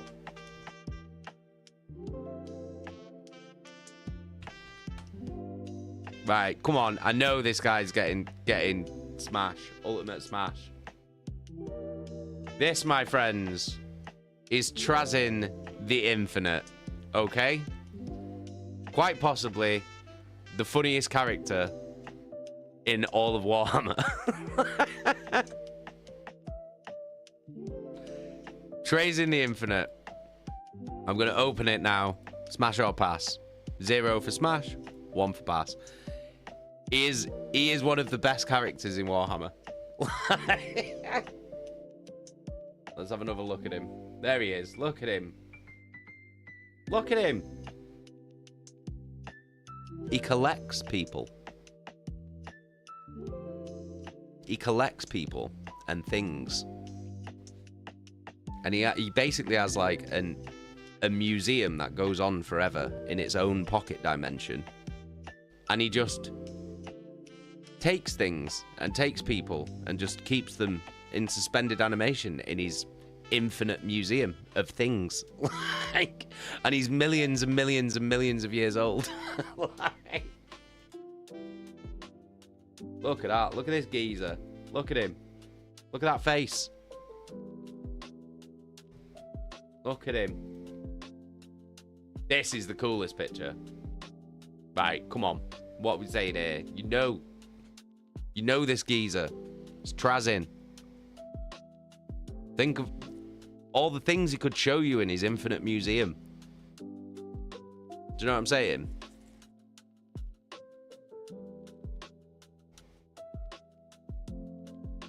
Vote 0, people. Vote 0. This is Trazyn the Infinite. Jesky's fella, Trazyn, the biggest troll in 40k. That is true. He's the best. Snow, the Pokemon master himself. He just wants to be the very best. Like no one ever was. Do you know what I mean?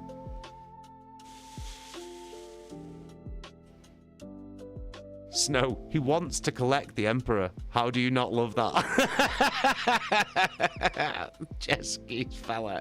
Reanimation protocols aren't going to bring him back from what I do to him. Come on. Vote 0, people. How long have you got left to vote? You got 40 seconds. Vote 0. Old Trazyn.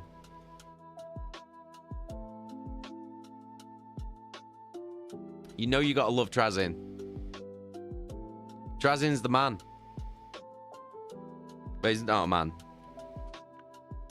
He's a Necron.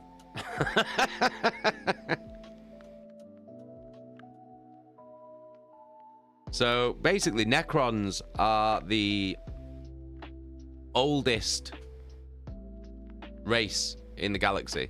The oldest living race in the galaxy. They, millions and millions of years ago, they were of flesh, shall we say. They were an alien race that had flesh bodies, and the problem with their race was that they had very, very short lifespans because they were very vulnerable to. It's kind of like cancerous growths or whatever. Like, so they would get this affliction and then die very young. Like, they'd have very short lifespans. And what happened was, these entities that were called the Old Ones, they came to the galaxy and began to seed life all over the galaxy. And they came into contact with the Necrons. Well, they were called the Necron Tier at this time. And basically the Necron Tier asked the Old Ones to help them and said, look, we're dying young. Like, can you help us? Can you give us the gift of life or immortality or longer life? And the Old Ones basically went, nah, fuck off.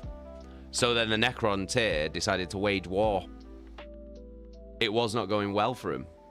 So what happened is the Necron Tier eventually came into contact with these godlike creatures. They were called the Star Gods, called the Catan.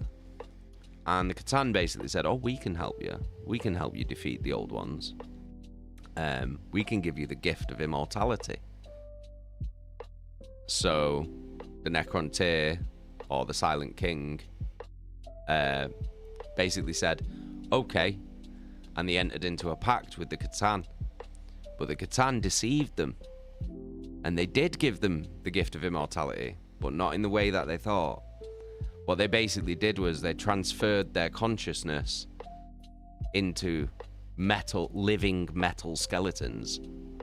So they would live forever, but as mindless slaves to the Catan. And that's what happened. And then eventually the Necrons, because the very high up nobles of the Necrons kept their personalities, and they were able to betray the Catan and turn against them and enslave the Catan. But this is how they live now. But they've been asleep for millions and millions and millions of years. And now they've woke up. They've all woke up and they're all over the galaxy. And nobody knows why they've woke up. But, yeah. That's what they are. The Necrons. Yeah!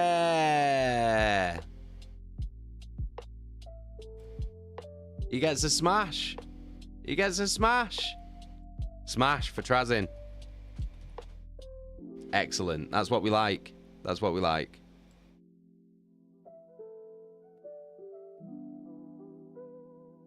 Definitely should have been a smash, that. Right, who should we do next? Who else we got? Give us an Aeldari. Give us a good Aeldari.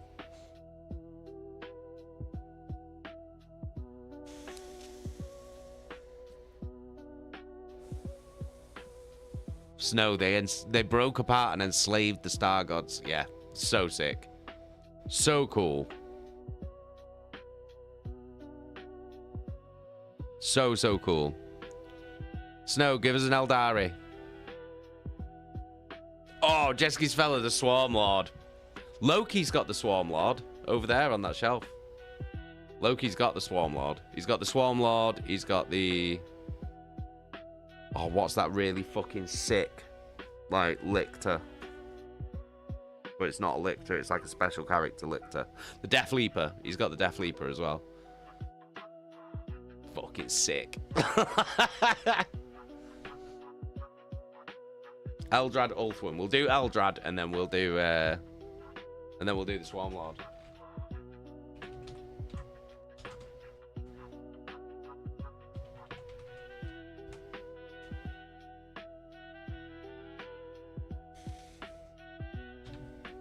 Why am I fucking...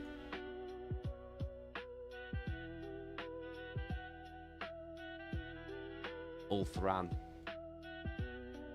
That's why.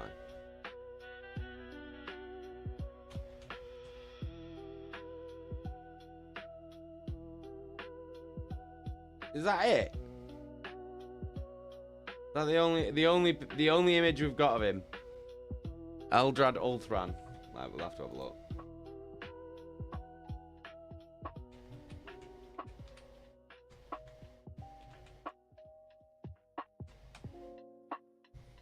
If we can get any good artwork of him. Oh, there we go. Eldrad Ulthran.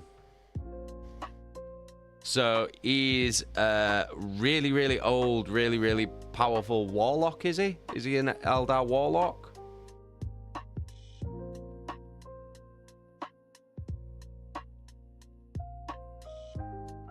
Yeah, for the thirst traps. I know, where's the thirst traps? Well, we need some more Dark Eldar, I think. I think that's what we need to do.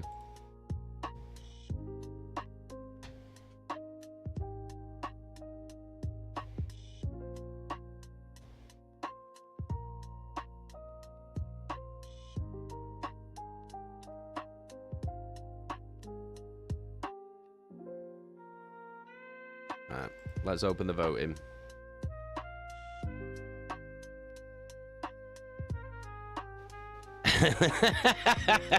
Oh, he's a Farseer, not Warlock. Right. So you can vote 0 for Smash, 1 for Pass. Hang on, let's have a look. He has got a weird face, though, to be fair.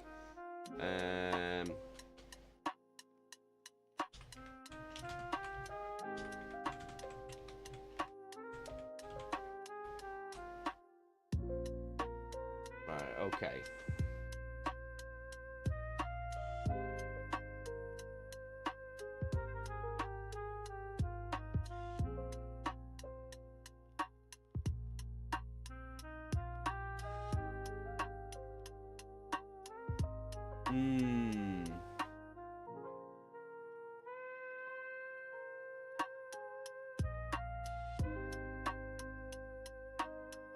Jane's R might be a good one.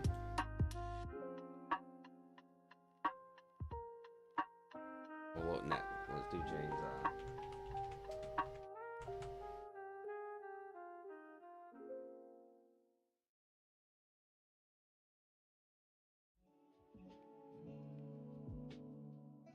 We've still not got no thirst.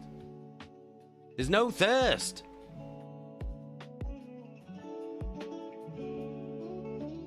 Do you know what?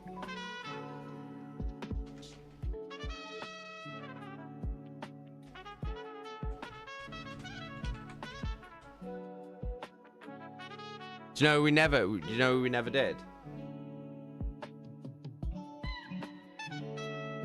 We never did Loken. We never did Loken. We need to do Loken. We never did Loken. We never did Big Garvey, did we? Oh, it was a draw. Eldrad was a draw.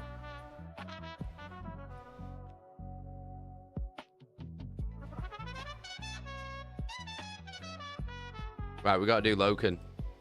We never did him. Oh, it's not a draw.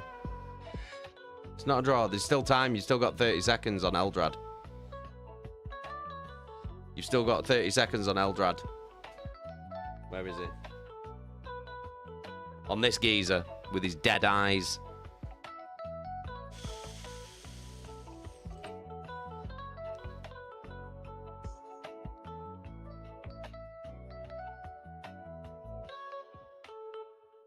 Let's see if we can get...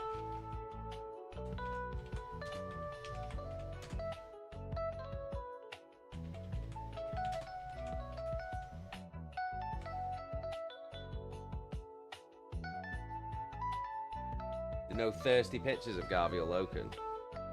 Oh, there is one. As if.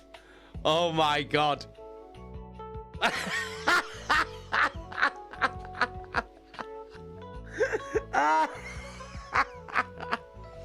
Right, so Eldrad was a draw. Midnight, please. Right, Eldrad was a draw. Right, so now we gotta do Loken. Right, let's reset. Right, now we're voting for Loken. Now, Garvey or Loken? There he is. Got him there. A little bit of gruff on him. A little bit of gruff on him with his little quiff. He's got a little quiff on him. And then we got him there.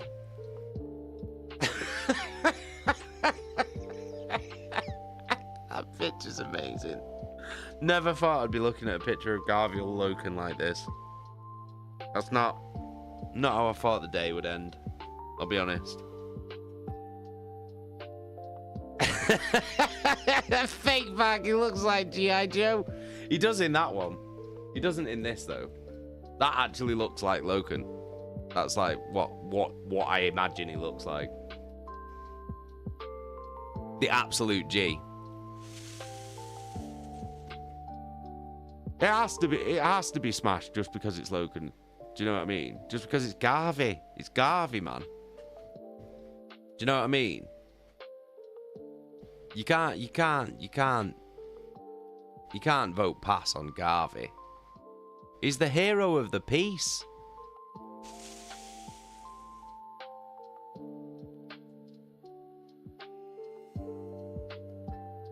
It's hard now because there's not many thirst traps of things that aren't Primarchs. Do you know what I mean? Do you know what I mean?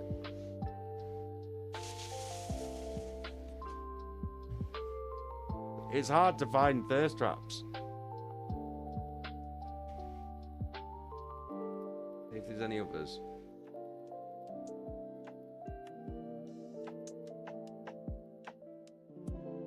Not really any, is there?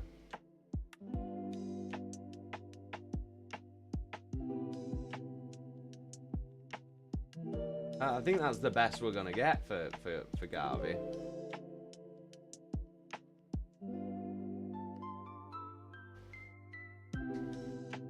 The Aeldari are too pure for thirst traps. Oh yeah, unless it's your brain. Unless it's your brain, then yeah, of course it is.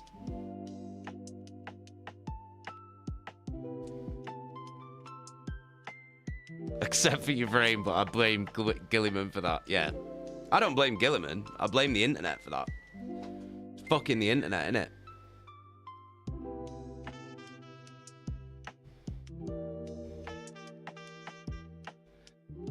Jeski's fella, pure my ass. They murder fucked a god into existence. That is exactly what they did. They exactly did that. 100%. That's what they did.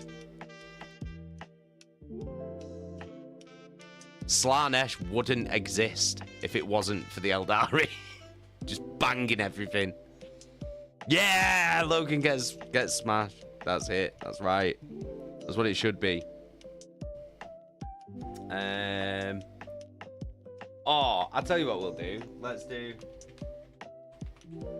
Slaanesh. Oh, that's no good.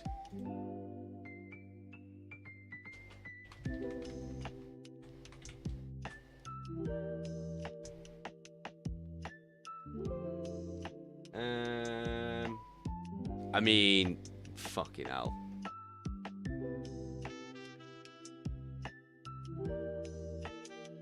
This is the Chaos God Slaanesh. Can you take a guess at what she's the god of?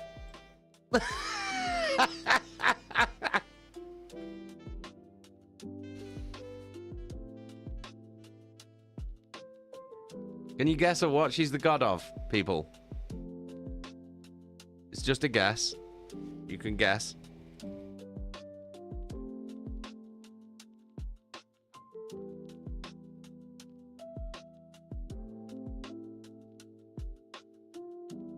What could she be the god of? So, the reason why I chose Slaanesh for the next one is because of what we were talking about then. The Aeldari, when they ruled the galaxy, this was millions of years before the Imperium and humans. The Aeldari, because they were in such total control of everything, they then decided to basically live in debauchery and hedonism. And I mean, it was like the last days of fucking Rome, basically. Like, they were just fucking everything and just killing things and just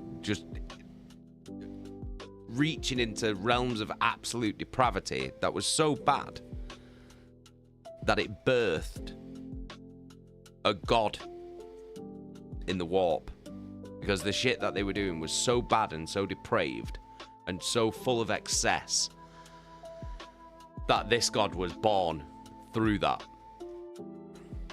So this is Slaanesh, the chaos god of excess, and that is excess in all of its forms, like sexual excess, like excess in every manner that you can think of. She is the god of excess. That's amazing. Yeah.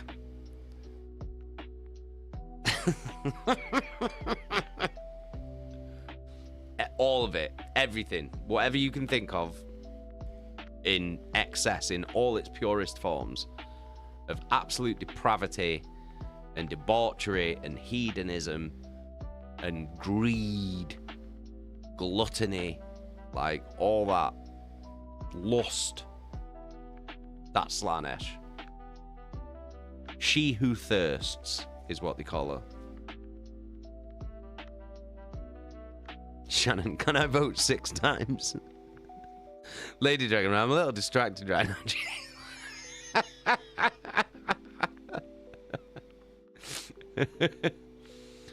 Fate Bat, do they have BDSM in the Warhammer universe? Yep, that's Slaanesh. That's Slaanesh. Smash won with 8 votes. It's a hard smash for Slaanesh. What a guess. Could have never seen that coming. Should we do the other Chaos Gods while we're here? Should we just do the other Chaos Gods while we're here?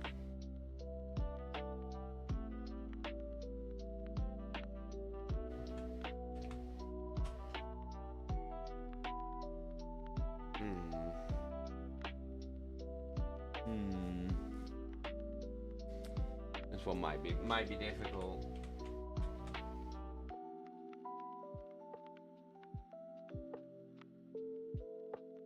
Let's have a look. See what we have here.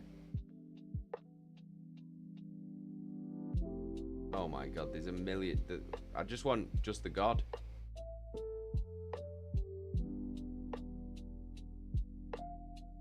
Just the god. Do we put sexy corn in? Is it worth risking that?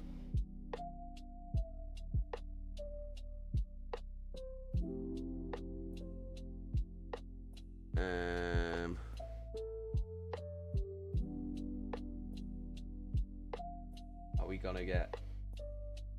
I mean, here's a female corn.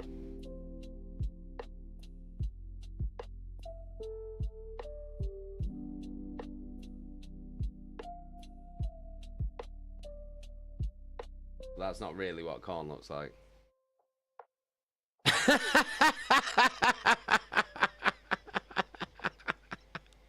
That's a female version of corn.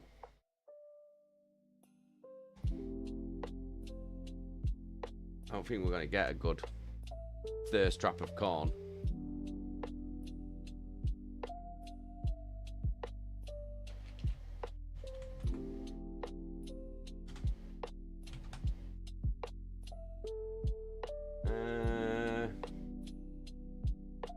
No, I don't think we're going to get a sexy one of corn.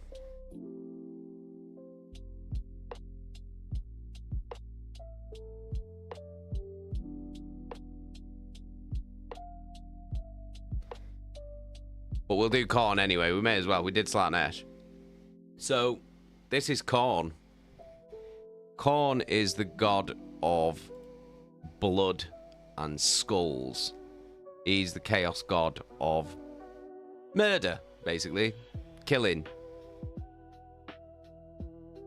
He sits on a throne atop a mountain of skulls.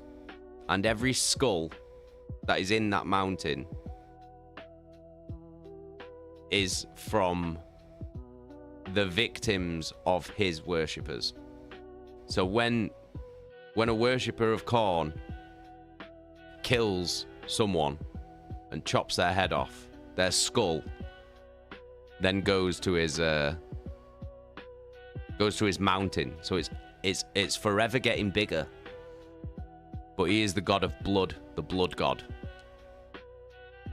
Khorne's the oldest god. And he's usually the most powerful.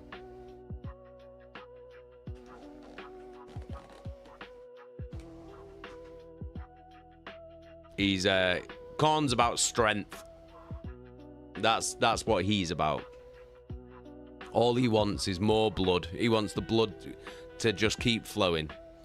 Like what they say about Khorne is that Khorne cares not from where the blood flows, only that it flows. So he doesn't give a shit if you're killing other Khorne worshippers. He just wants killing to happen. So the followers of Khorne, their battle cry is blood for the blood god, skulls for the skull throne.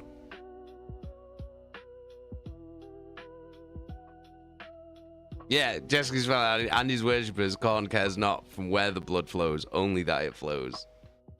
Snow, blood for the blood god, skulls for the skull throne. That is it. Khorne's the cool chaos god. Slaanesh is the sexy one, but Khorne's the cool one. As the story continues, as the story of the Horus Heresy continues, you'll become very acquainted with these gods. Too acquainted, in my case.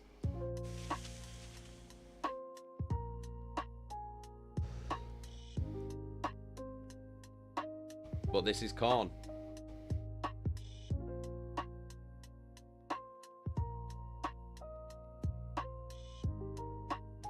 We should go back to the sexy ones, though. Sexy Khorne, that was better.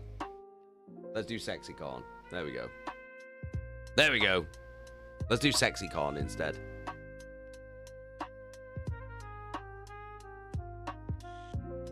See, that's what we're talking about.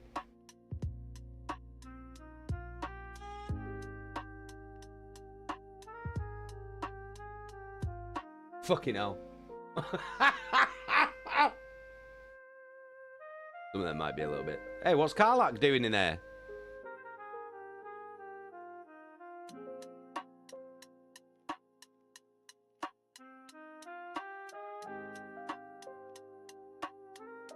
I think he's even.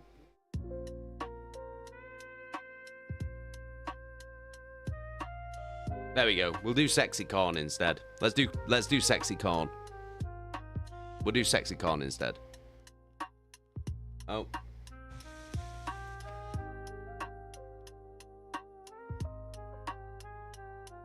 Smash. Khorne got smash.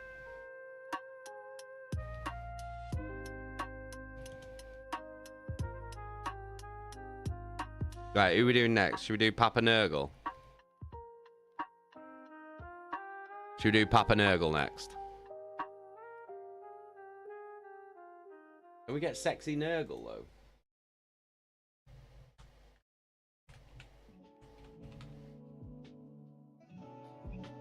Can we get sexy Nurgle? Do we just put sexy in front of all of them and then just see what happens?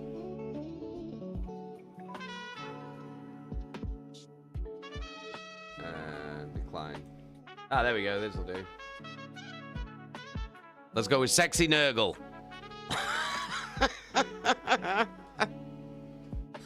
So Nurgle, let's open the vote. We're just going to put sexy in front of all of the Chaos Gods' names. So,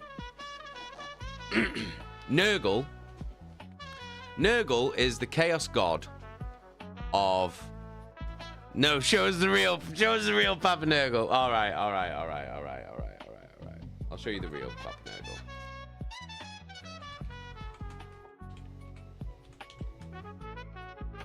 Oh, no. Do you want to see the real Nurgle? Okay.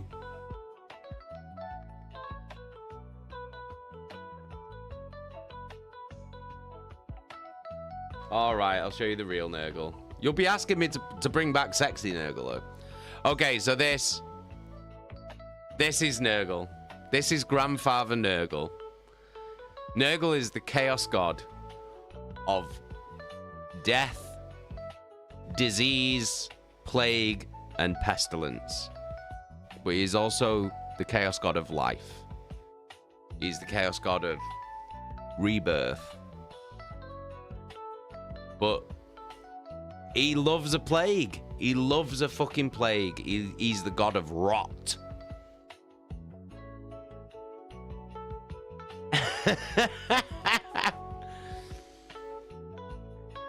Oh, do you know what, right? You'll like Nurgle, right? Because the thing about Nurgle is he's the only chaos god that truly loves and cares for his followers. So what he does is they'll be infected with all of his diseases and plagues and rot, and they'll be walking, shambling flesh, right? But Grandfather Nurgle will make sure that they don't feel any pain. He makes sure that they can't feel anything. Do you know what I mean? So he cares. He cares. He's happy. He's a happy god as well. He's very jolly. Is Papa Nurgle. He's very happy. He's the happy god. And he just loves standing there at his cauldron and just making up new diseases and new plagues, and he puts all of his love and his care and his tender affection into all of his plagues. Jeski's fella, plus he has beasts of Nurgle who are just big tentacle puppies. Yeah, they're just big slugs that just want a hug. But they don't know that, they just don't realise that when they do give you a hug, you'll start to melt. So, oh, Nurgle's a tie. Oh, that's sad that, because Nurgle would take you out on a date, and he'd care though. Do you know what I mean? He'd make sure that you have a nice time. Corn would be kicking off all the time. Corn would be kicking off all the time. He'd be kicking off with a waiter. He'd be kicking off with the taxi driver. Slanesh would be trying to bang everyone. She'd just be trying to bang everyone. She'd be banging the bartender behind the bar while you're sitting at the table. But Nurgle would sit there with you. I mean, you'd probably get all of the venereal diseases known to man, and probably some that aren't known to man as well. But he'd make sure that you couldn't feel anything from it, though. So, do you know what I mean? It'd be nice. Yeah, he loves his gardening as well. Proper little Alan Titchmarsh he is. Loves a garden. Right, we better do Tzeentch.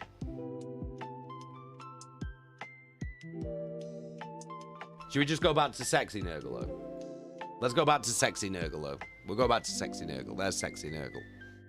Just as a palate cleanser. Do you know what I mean? Just a little palate cleanser.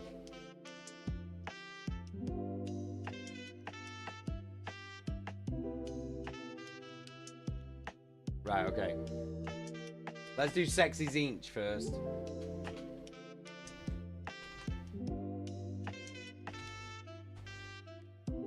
Find a sexy Tzeentch. Right.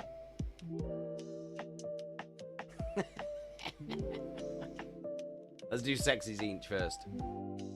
What's that one? No, that's not. That is, though.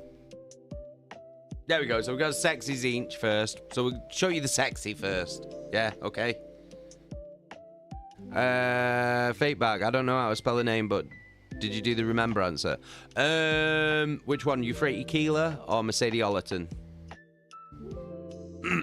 We could do both. Right, so there's sexy Tzeentch. All right, so we're just putting sexy Tzeentch out there. Right. and then we'll show you real Zinch.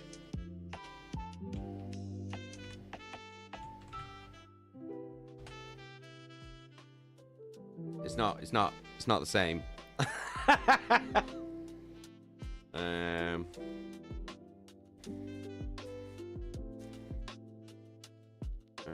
Zinch. Trying to find one of the god. Ah, there we go.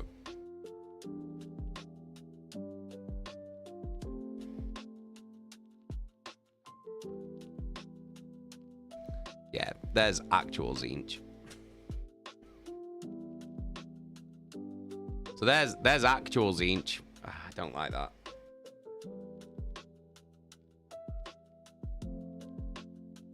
I'm gonna have to go off that.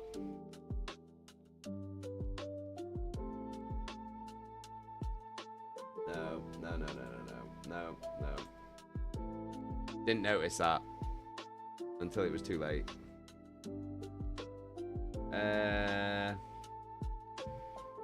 I need to pick a different picture because I can't look at that. Can't look at that.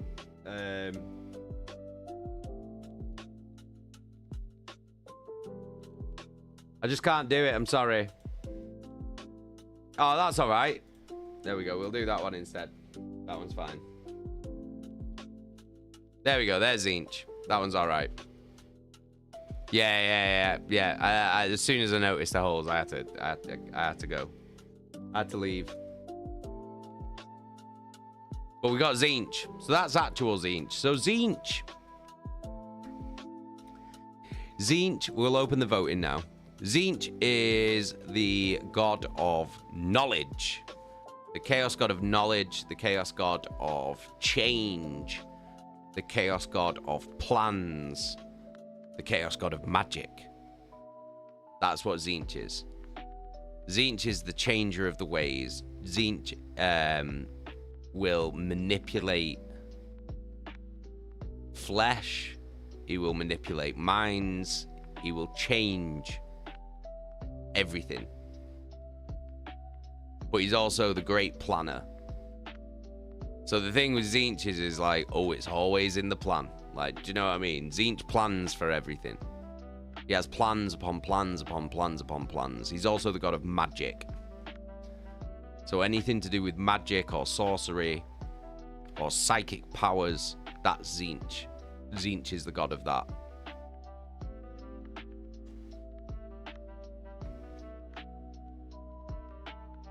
But it's all right though, because we got sexy Zinch though at the same time though, so we're fine. So don't worry about it. Don't be perturbed by what Zinch really looks like, because really Zinch could just change and then be this, and then we'd all be okay with it. Do you know what I mean?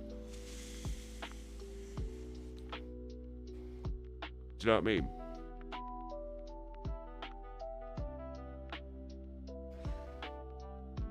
Shannon, I know, but this is what I'm saying. Like, it's hard to find thirst traps that aren't Primarchs or Yvrain. They're the only ones you can find fucking thirst traps off.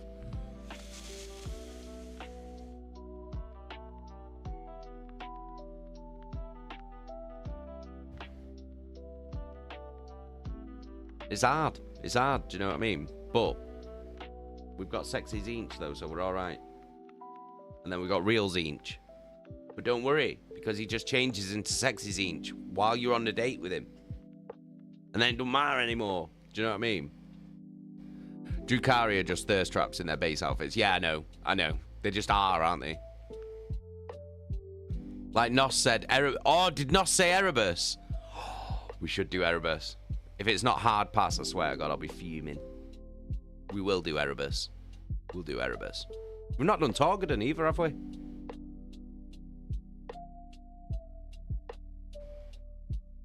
Right, is this vote done? Jesky's fella, yeah, I want to see the results for Smash or Pass on Erebus.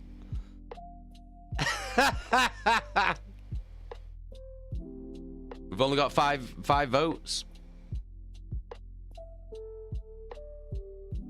Right. Oh, it's a pass for Zinch. Oh, poor Zinch. Right. Should we do Erebus? Better be a hard pass, I swear. I gotta fucking hate Erebus. Right, here we go.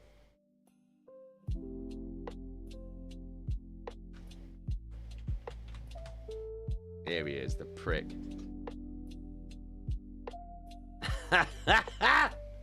Oh, that fucking.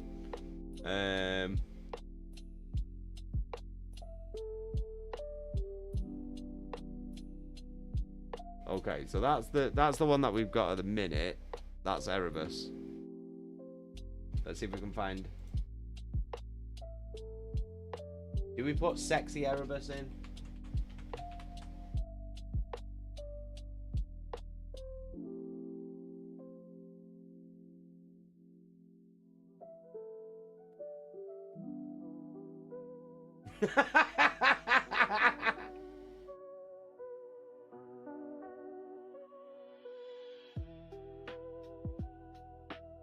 Alright, where is it? There. There we go. There's Erebus.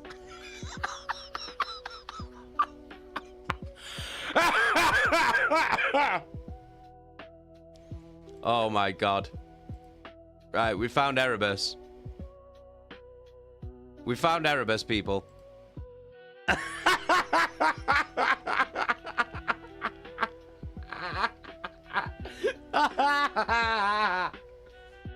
There's Erebus. That's Erebus.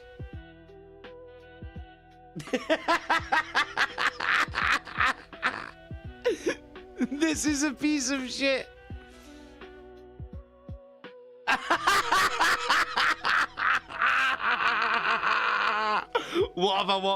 What website have I found here? Is this Tumblr? Is this what Tumblr's all about? Is this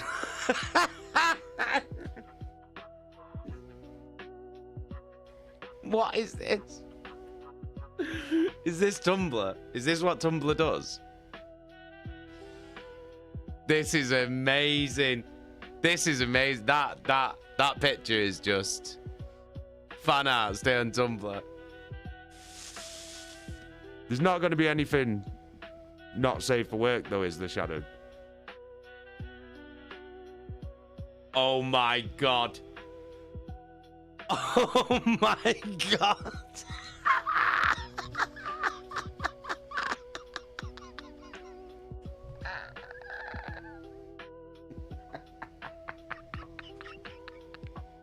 This is outrageous.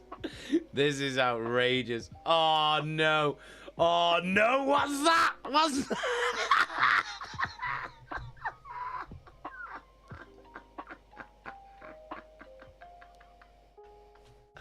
I don't want to see the base. We don't want to see the base. We don't want to see Erebus's base. That's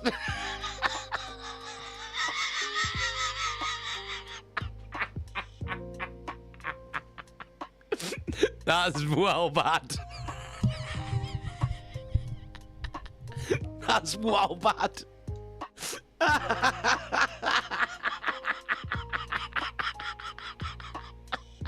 He was like, oh, do you know what? Oh no, there's a base up there as well.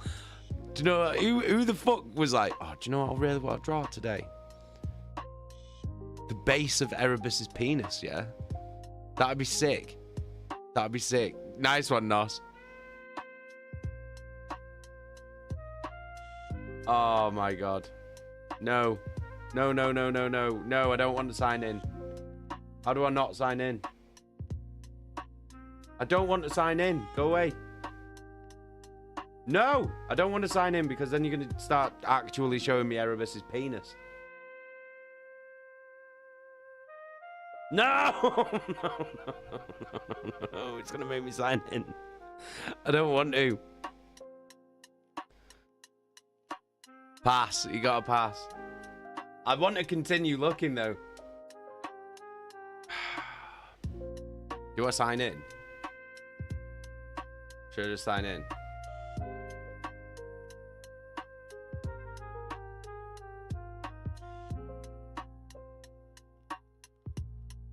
Should I just sign in?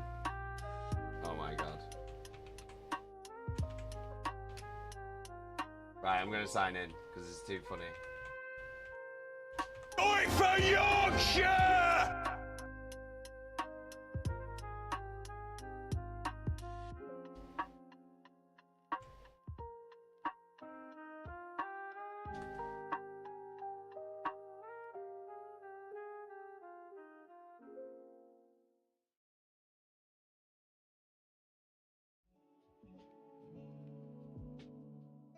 I know.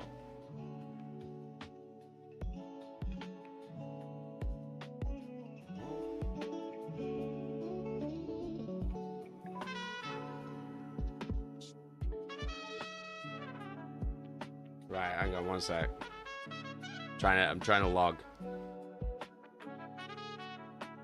I'm trying to log in. I'm trying to create an account. 1 minute.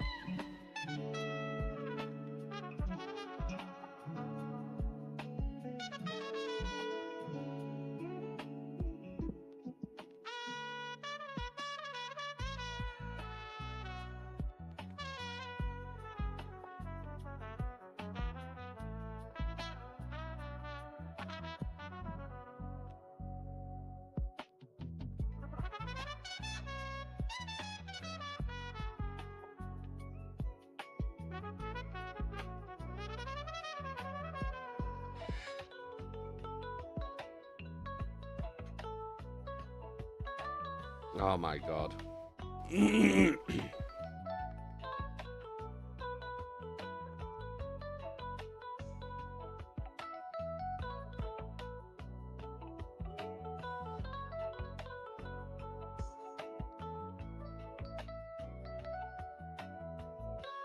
Let me see if this works.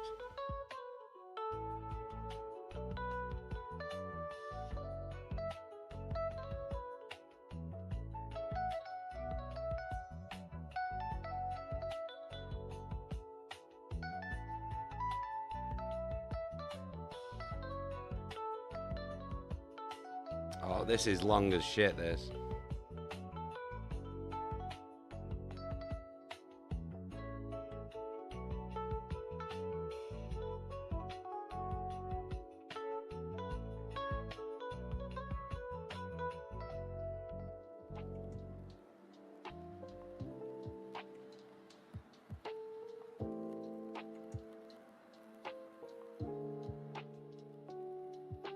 Right, okay, right, I think I've done it.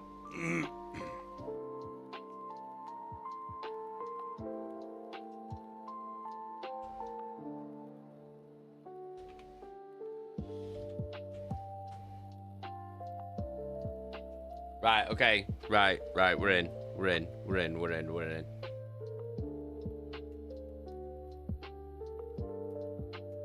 Where were we up to? Fucking penis base.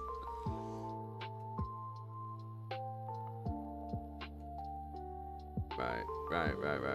Oh, is that it?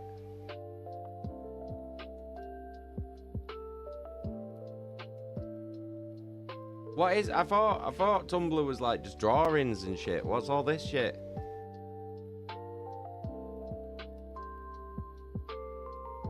Fucking hell.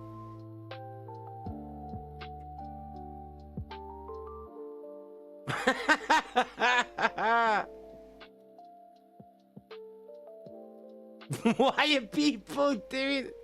Right, okay. Right, fair enough. I don't know how to work this website. How do I search? Right, so what should I put? Should we look for Euphrates?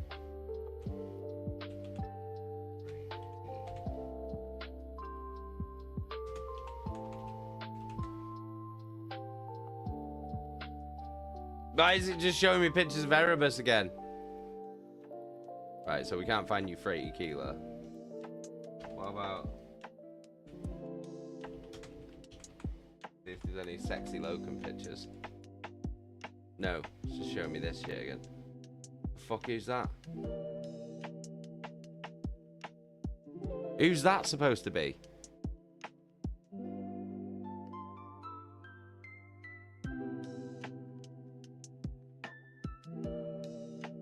I supposed to look for a hashtag? No. Oh, that's not working. Right, okay. In the name of the God Emperor. Click Look at the explore. chat. Click explore. Oh, that'll search that page. Right, okay. So, click explore. Search Tumblr.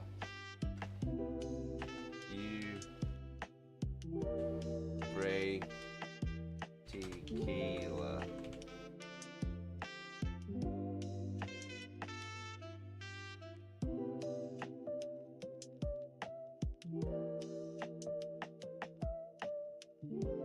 Is this how we work it? Oh shit! No way, that's her. That's her. When she in the library. When she held up her hand with the Imperial Eagle in her hand and like burnt that thing that came out of the warp. That's that happening. That's her doing it. No way.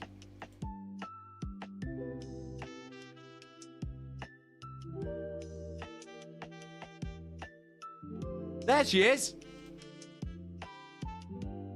There we go. Smash or pass on the living saint, Euphrates Keeler.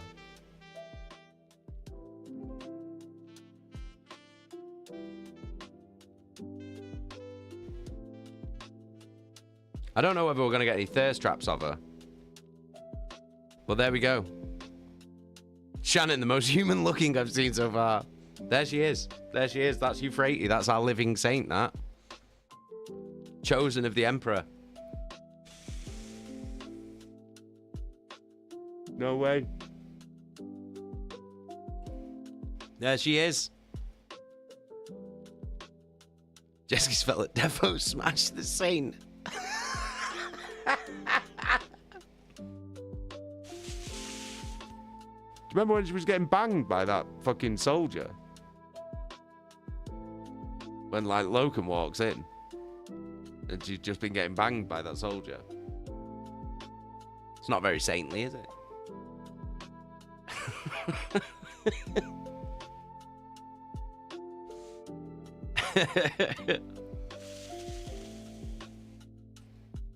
Euphrates Keeler. There she is. Wonder if we can find any. What? Someone's drew a picture of the Emperor and Euphrates Keeler.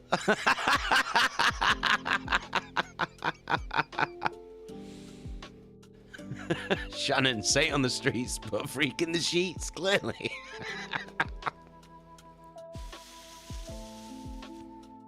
There she is with the Emperor. The Emperor's massive feet.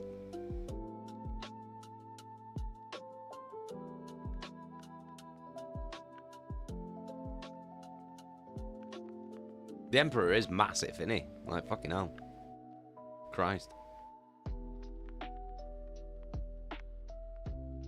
Fucking monster he is.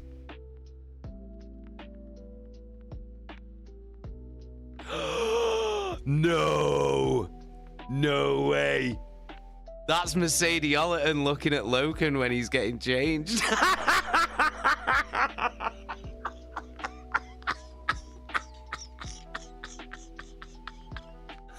No fucking way. No way. As if someone's drawn that. What the fuck?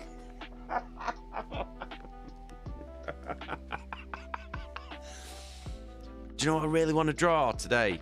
I really want to draw that really obscure bit in that first Horus Heresy book where Mercedes Ollerton's like watching Loken get changed.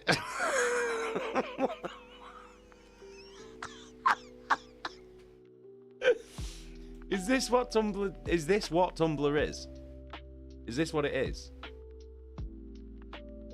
This is mental. This is fucking mental.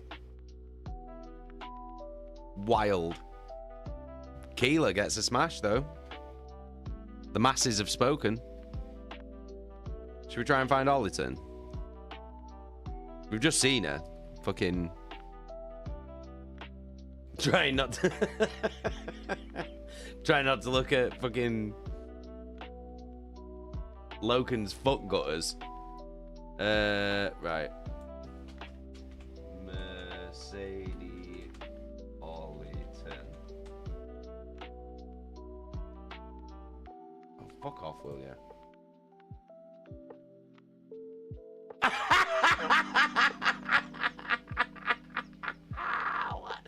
No. 1 minute. Just let me flick over for a second just to check whether this is safe for work.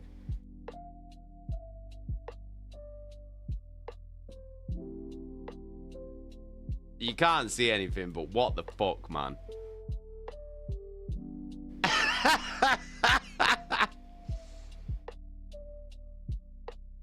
All right, Lady Dragon, big love. So I don't even know. So someone's decided to draw Mercedes Ollerton banging Loken.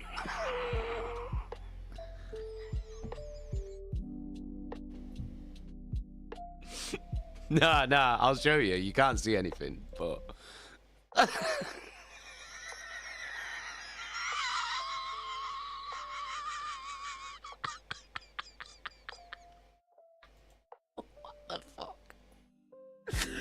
What is this? This is insane. This is crazy. Like, actually crazy. Right, there's Loken and Mercedes Ollerton. This is nuts. This is fucking nuts.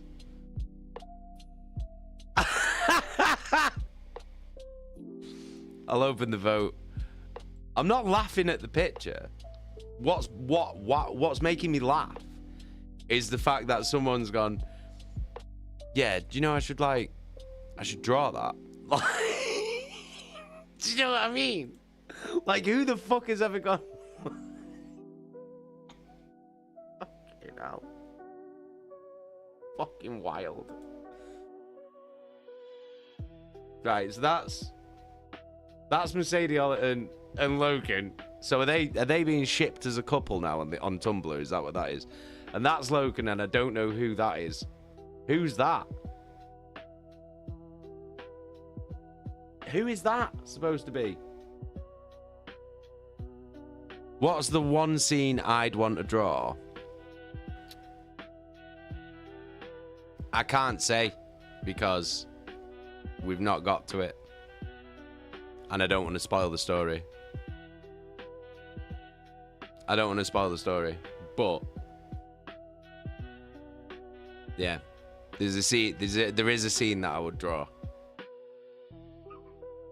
but I can't say because I don't want to ruin anything.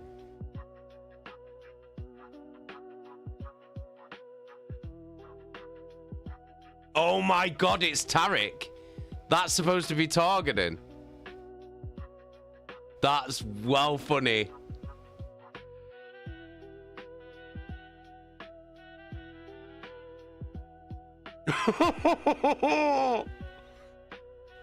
So Tumblr is shipping Mercedes Ollerton and Loken, and also shipping Torgaddon and Loken.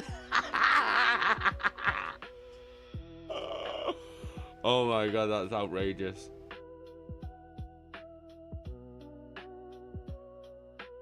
That's outrageous.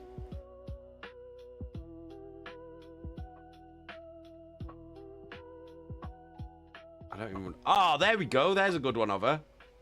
There's Mercedes Ollerton. That's Mercedes Ollerton.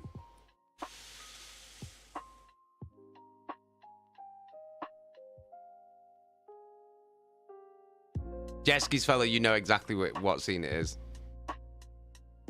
I'll say 2 words. Get up. That's it. That's all I'll say, because I don't want to ruin anything. That's the scene that I would draw. Get up.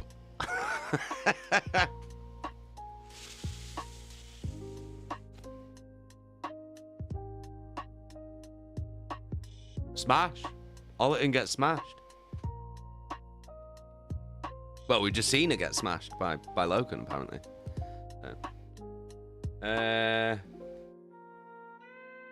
Who else?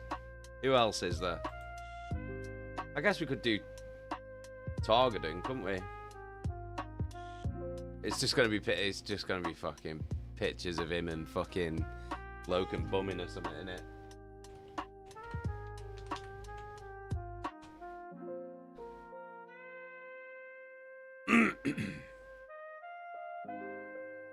Oh shit, before we do that though, look, right, so just so you know what they look like. Well, I thought Torgaddon's supposed to have a mustache, but I don't know. Well, that, I'm guessing, this is the Mournival, isn't it? So that's Loken, that's Torgaddon, that's little Horus Aximand, and that is Abaddon.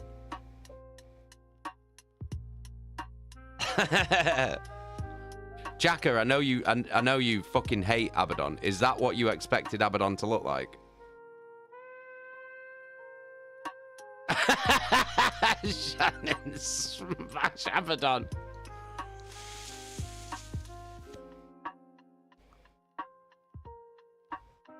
Abaddon's a hard smash.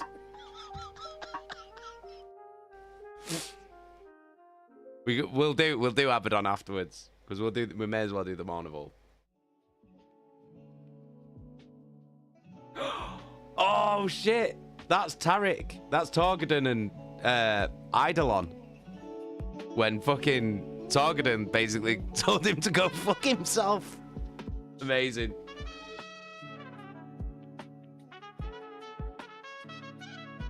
Is there any other actual pictures of Tarek?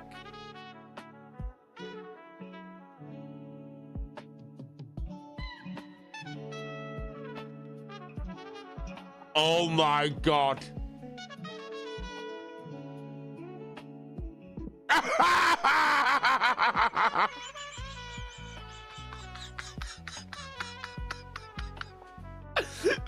What?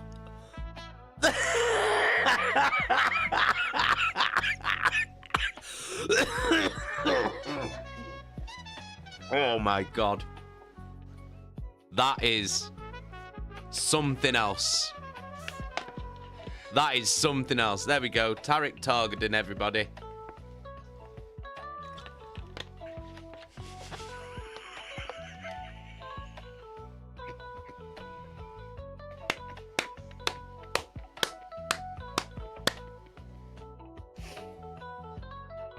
That is, oh my god.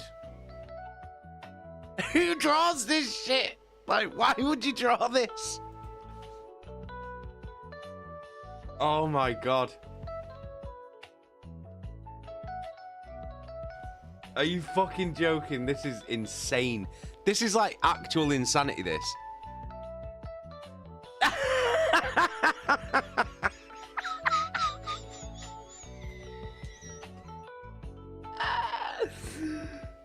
What is going on? Fabulous. This is wild. I don't understand. Like, what's going on? This is fucking bizarre.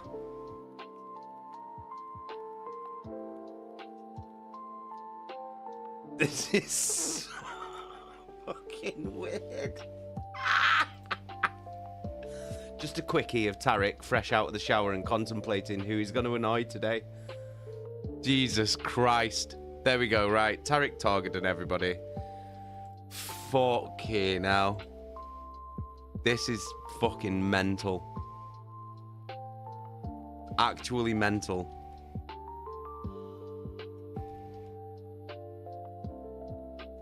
Like, actually mental. It's not even the drawings that are making me laugh. It's the fact that someone was like, I'm gonna draw this today. Really want to draw this. Fucking insanity. Like, how do you read the Horus Heresy and then this is what you get from it? How is this? How is this a thing? Yeah, fake bag is the situation as a whole, which is making me laugh. Like, it's fucking mental. Like, just gonna draw a picture of Tarek getting out of the shower. When you're reading a story about ultimate betrayal and war and misery, and this is what you got from it. It's fucking nuts.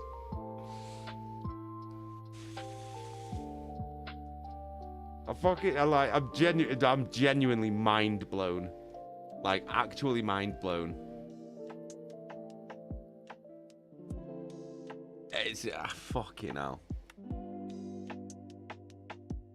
Jesus Christ. There, that's what I thought. That's, oh no. See, so what I thought Torgaddon looked like was this.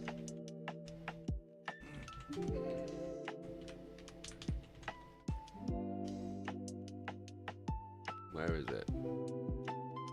Ah, it's just gonna fuck it. There, that. This is what I thought Torgaddon looked like. Why are you not? Show me the fucking picture, you asshole.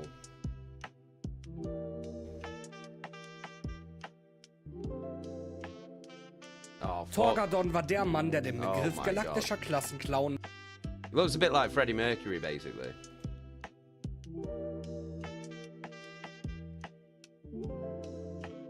Bit like Tom Selleck.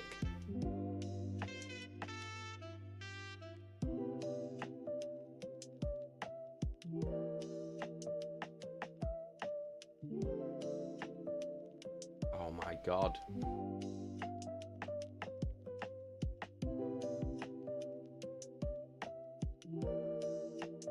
There we go. There we go. That's what I always thought Torgaddon looked like. Do you know what I mean?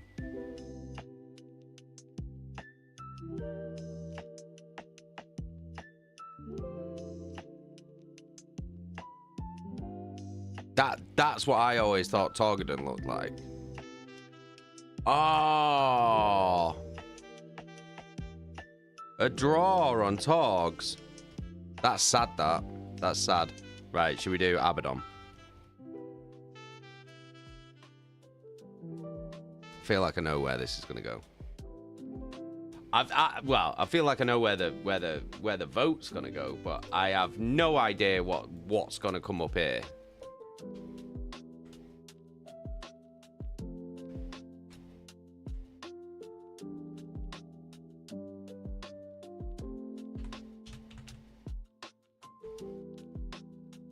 I have no idea what's gonna come up here. Probably some mental shit.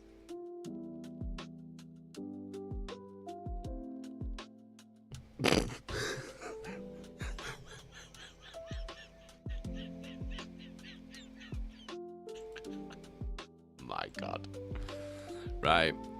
Hi, I'm Paul Queechy, and these are my erotic pasties. Fucking hell. These are some fucking erotic pasties right now, aren't they? Right, the voting's open for Abaddon. This will be the last. This will be the last one. We'll end on Abaddon tonight because I can't take much more of this. This is fucking mental. Should we see what else we've got of Abaddon? What?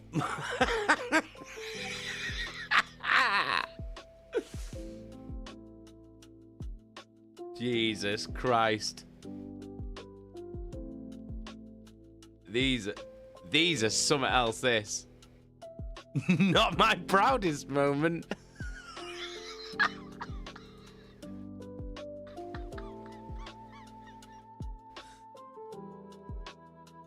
There we go. It's Abaddon and Kaon.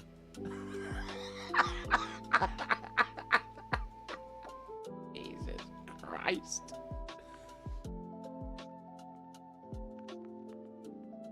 Gotta be some other ones, aren't there? Is this what they're doing now? Are they shipping Abaddon and Kaon? Is that what's happening? Is this a thing now? Jesus Christ. Oh my God. This is mental.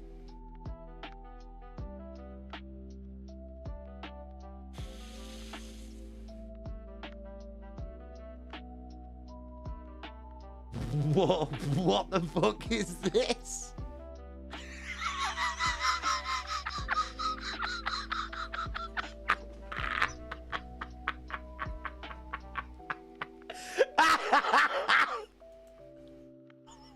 Oh my God. Jesus Christ. Well, Tumblr's something else, isn't it? Oh my God. This is mental. This is mental.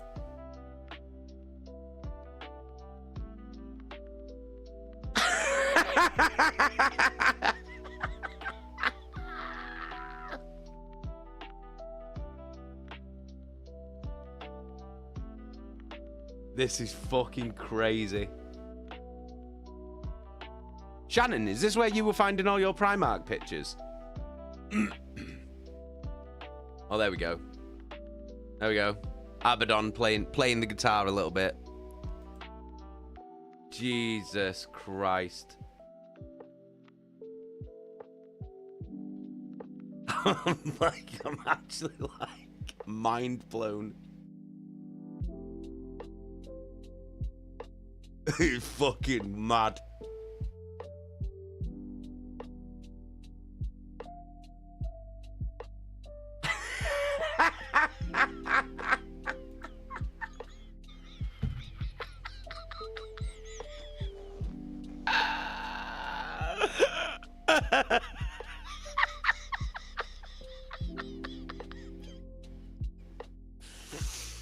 Oh my God.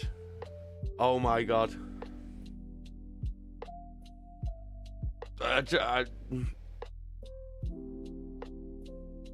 What the fuck is that? I'm not even clicking on that. I'm not even clicking on that. Jesus. Well, there we go.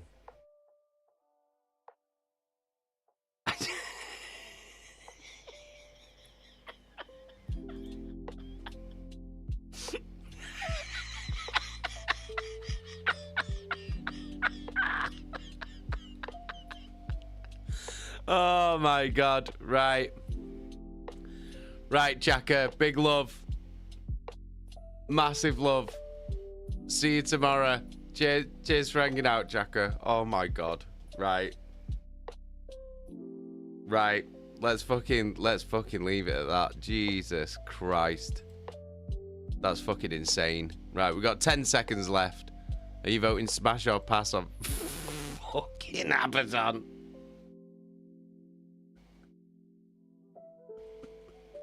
What even is this? Oh, right. He got smash. Of course he did. Jesus H. Christ. Right. Fucking hell. Right, well, Tumblr is certainly a place. It's certainly a fucking place. Fucking, that is blown my fucking mind, that. So is that what Tumblr is? Is that what Tumblr does?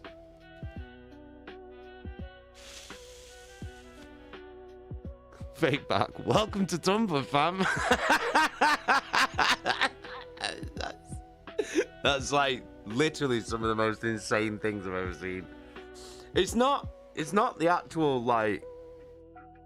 It's not even, like, the content of the art or whatever that's making me laugh. It's the sheer, like, thought of someone playing Warhammer or reading a Warhammer book, and then them getting that from it is, like, fucking mad.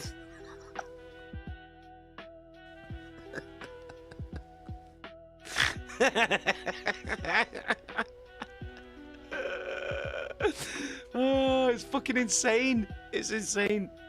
Fucking crazy. Fucking amazing. Fucking great stuff. Well, there we go. There we go. Smash or pass Warhammer Part 2. Shannon, I'm at a gig tomorrow. Gonna be well disappointed to miss these streams. What gig you going to? Fake back. I feel like the people drawing these are way deeper in the Warhammer world than Mimmals. I don't know how you can read a book like the Horus Heresy and that be what you're thinking about. It's so mad. Like, do you know what I mean? Because I don't read it and then be like, oh yeah, I bet you Freighty Keeler's well fit or anything like that. Do you know what I mean? It's so weird. Like, it's so fucking... It's such like an odd concept. It's so strange. Oh, do you know what? I just can't get that scene out of my head where Mercedes Ollerton's looking at Loken getting changed. I better draw it.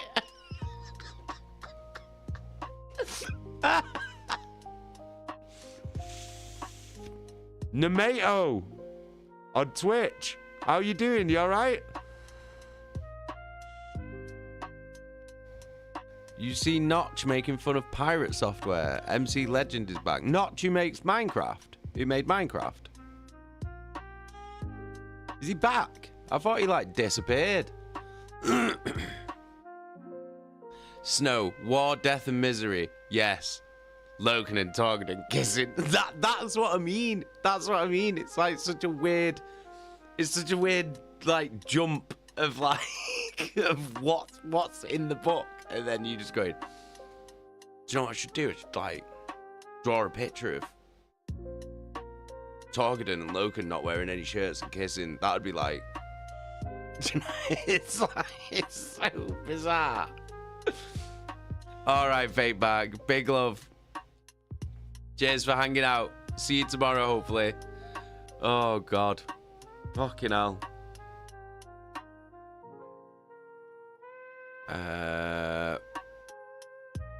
Shannon, my partner's first headline in Norwich. Olympus, Vast, Slug, Draugheim, and Bloody Pineapples, I think. Oh, sick, sick. Well, I hope your partner has a fucking sick headline show. That's awesome. I hope you all have a good time.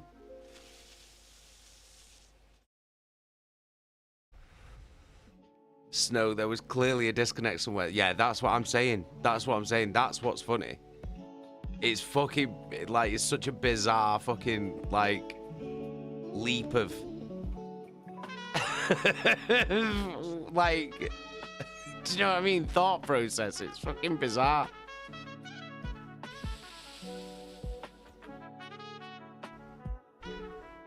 Namato, basically Notch replied to pirate software. If buying games isn't owning them, then pirating them isn't theft. I mean, that makes sense. That makes sense. Do you know what I mean?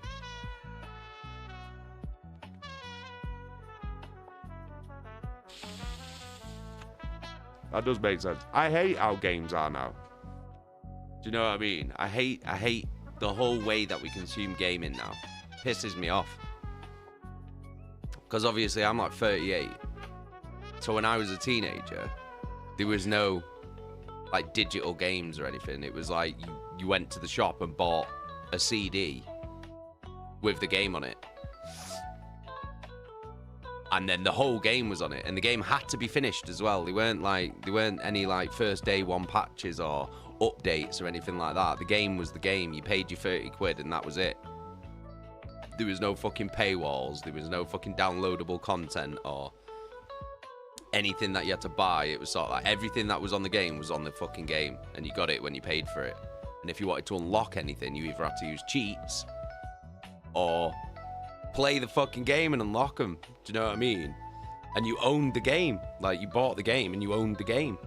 Whereas now it's like you're just basically buying a digital license, and then the game might not even be finished when it comes out. It might be a bag of shit. And it's also 70 quid. And there's also half the game isn't even available because it's locked behind a paywall, like you have to pay for downloadable content and shit. It's fucking bullshit, man. And then they'll just, if it's a live service game, they'll just go, wow, well, we're not really making any money on that, so we'll just turn the servers off and then you can't play it anymore. It's fucking bullshit, man. Like, do you know what I mean? Fucking bullshit.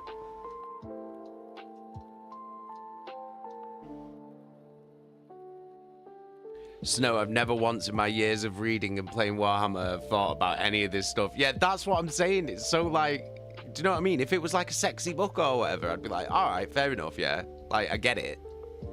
But it's not. The book's about war, misery, oppression, death. Like, do you know what I mean? Like, grim horror on a galaxy-wide scale. How are you getting that from there? Like, it's fucking, it's nuts.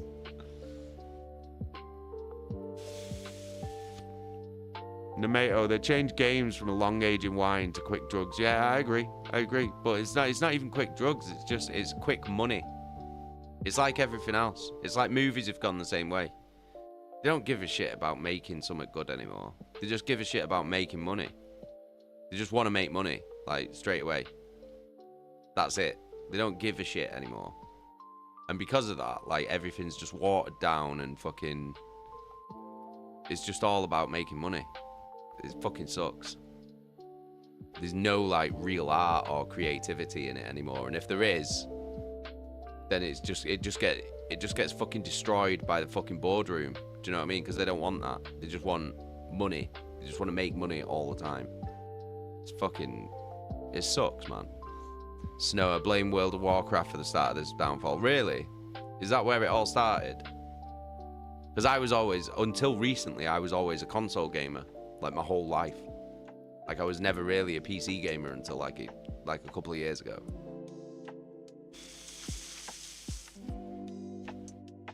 So, like, I've never played World of Warcraft, ever.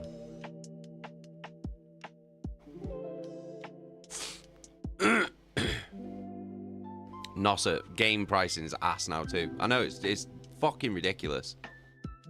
It's ridiculous. I remember going to fucking the video game shop near where I used to live when I was like fucking 14 years old and buying PlayStation 1 games when they came out for like 30 quid. And now it's like 70 quid when a game comes out. And that's just for the base version with nothing extra in it. And it's a digital license, basically. You don't own the game. It's fucked, man. It's so shit.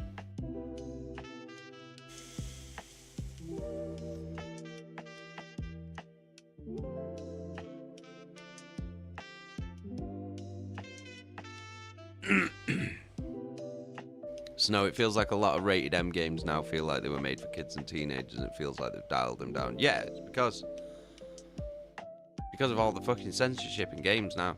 It's like you can't, unless you Grand Theft Auto, you can't really get away with anything anymore. Do you know what I mean? Unless you like Rockstar or one of these massive AAA fucking developers, you're not gonna get away with making edgy content in games anymore. You just can't. It's the same for fucking video games and music as well.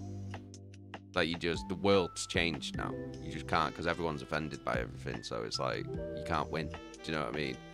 It's like, so what are you gonna do? Like, you can only move within these strict parameters. So it's like, well then, creativity is then boxed in, like, and that's that. Like, do you know what I mean? But it is what it is, isn't it? Snow, yeah, they started with paying for a subscription to play and then paying for each expansion that comes out. That's bullshit. If you pay for a subscription for a game, then why are you paying extra for shit? It's just greed, man. It's just greed. They're just targeting whales. Games Workshop does the same thing, though. And I'm sure Magic the Gathering does the same thing as well. And Dungeons and Dragons does the same thing. But Games Workshop are bad for it. You're targeting whales. Do you know what I mean? Because you know you bring in something out that's very, very high priced, and you know that specific people will pay it. You're not asked about, you know, spreading the fan base and getting lots of people to play it for a lower price. You'd rather just aim at these people who will spend hundreds and hundreds on stuff. Do you know what I mean? It's like predatory, isn't it? Basically, but it fucking sucks.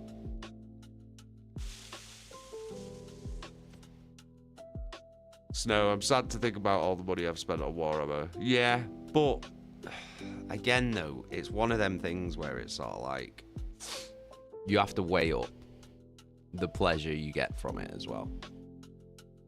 But it's like for me, I fucking love Warhammer. I love it. But I'm also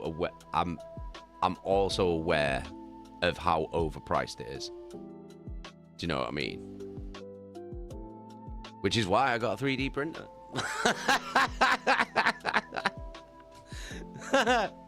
Like, don't get me wrong, I still buy Warhammer. There's still things that I'll buy. But for most stuff, like rank and file shit, I just print my own now. Do you know what I mean? Ever since it stopped being fucking 15 quid for a box of 10 Marines and started being 40 quid for a box of 10 Marines, I'm just like, nah, I'm not doing that, dude. But shit like Abaddon, of course I'm buying Abaddon. Do you know what I mean? Like certain miniatures I'll buy because they're fucking sick. But like just rank and file shit, I'm not dropping 40 quid on a box of 10 fucking tiny plastic Space Marines. Not happening. And it's like, oh, well, you'll never be able to play in a Warhammer tournament. It's like, well, I don't want to play in a Warhammer tournament anyway. I don't like that. I don't care. I just like having an army and painting them and building them. That's what I like doing.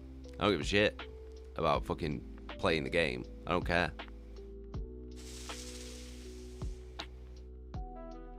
Shannon, you can print your own servo skull toilet roll holder. Yeah, I've seen that STL. It's fucking sick. I want it.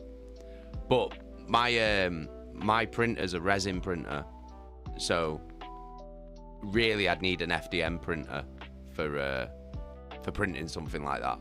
You'd want an FDM printer because if you did it out of resin, it'd be too brittle, and it'd take forever to print as well. Whereas if you did it on an FDM printer, it'd literally be like hard plastic, rock hard plastic, won't break. Snow, playing in the tournament does not sound like fun. No, it doesn't. That shit doesn't interest me though. Like, do you know what I mean? Because it's like when I play Warhammer, like when I play against Loki, my son, because he has Tyranids. All his Tyranids are like actual Warhammer Tyranids. Because I don't print him stuff off because it can be, because the way he plays with them, because obviously he's 6, he plays with them, and if they were resin and printed, they'd just break. Do you know what I mean? They'd just break because he'd drop them, or he'd like be doing this with them and shit, and they'd break. So all his is real Warhammer. So he has Tyranids. He's got like an army of Tyranids. So whenever me and him play, we play with like a story to it. Do you know what I mean? It's not just like, oh, I want to whoop your ass or any of that shit. It's like we're playing like a story, like, oh, these Marines are in this place and they're trying to defend this place, but then like a swarm lord and a load of Tyranids all come in and then they've got to like try and defend it, and it's like we'll make up little things like, oh, you've got to barricade these doors to stop them coming in and stuff like that, and like we'll simplify the rules and stuff. Do you know what I mean? And just do shit like that rather than just it's a pitched battle. And all the sides are equal. And these are the rules. Like, we don't give a shit, like, about any of that stuff. Do you know what I mean? We just want to play something cool. And then we'll roll dice and see what happens. Like, that's all we do. But we played with, like, really, really simplified rules. Like, 3rd edition rules, kind of. But, like, even simpler.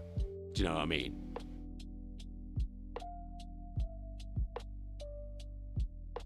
And he always wins. Obviously, I always let him win. You gotta let him win, haven't you? If I just keep beating him, then he won't want to play anymore, so... And then that means that I can't play Warhammer anymore, because I can't play it on my own, so... You gotta let the boy win.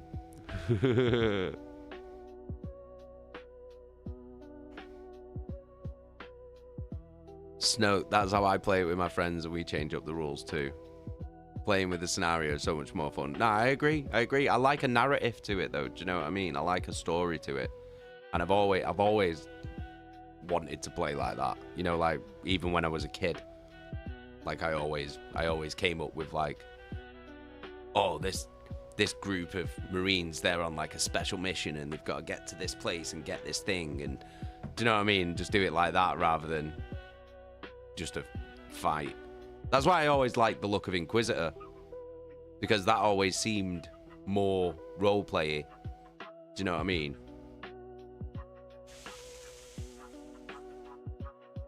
Hey, Necromaggot, how you doing, mate?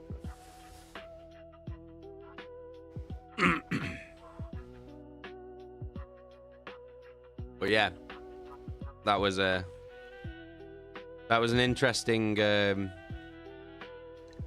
experience. My first experience in Tumblr, apparently. That was interesting. Snow, yeah, they've someone basically redid the rules for Inquisitor and called it Inc 28, and you can play it like, you know, rather than, you can just use your own Warhammer models for it, you know, rather than like the giant fucking Inquisitor models that they used to have.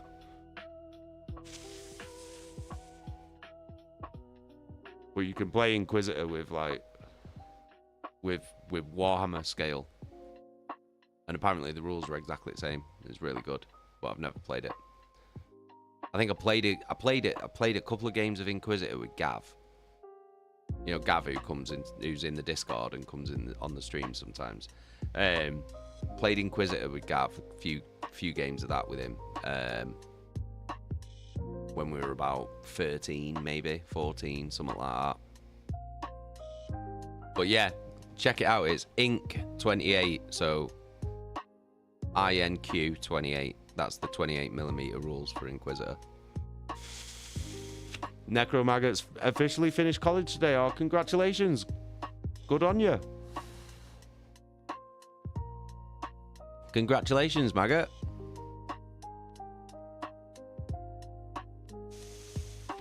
Shannon, it won't be your last. Oh, fucking hell. I fucking hope it is my last. Jesus Christ.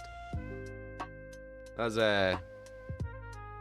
it's a corner of the internet that can stay closed to me, I think. Fuck me, Jesus Christ. Fucking bizarre.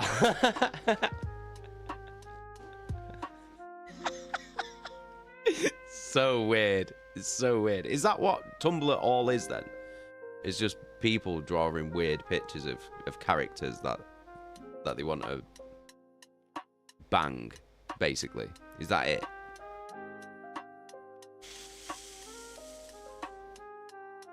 Snow will be back next Wednesday, I'm sure. Fucking hope not.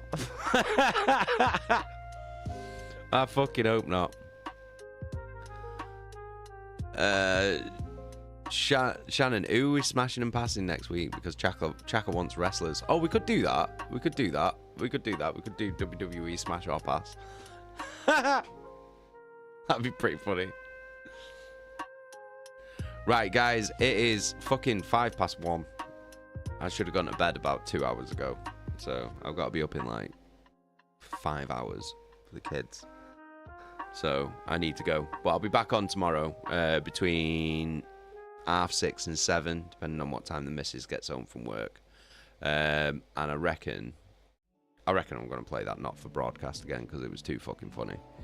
It was too funny. I'm going to have to play that shit again. Like, it was too good. But we are 10 days into July, and we are already over halfway for July's sub goal, which is amazing. So if we hit that by the end of July, we'll do a Slam Queen stream, and she'll play Sharks and Minnows, which is the game that I really, really do not want to fucking play.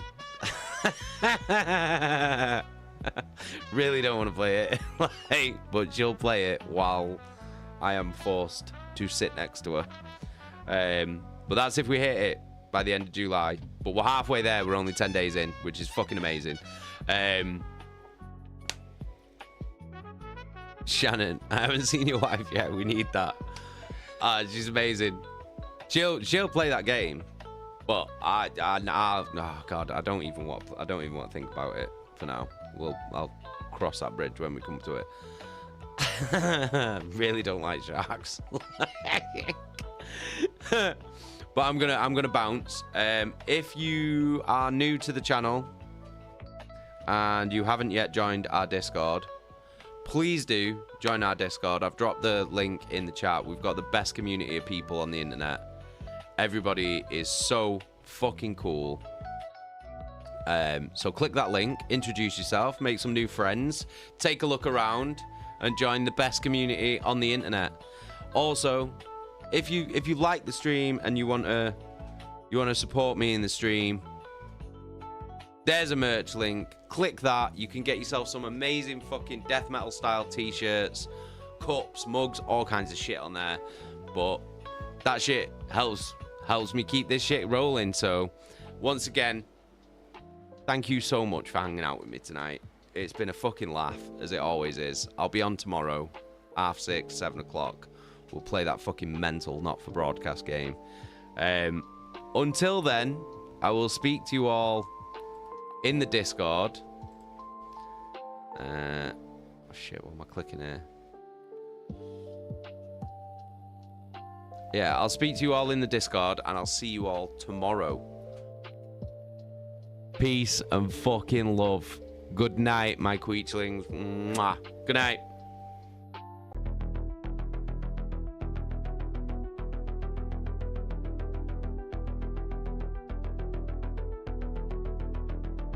Fabulous.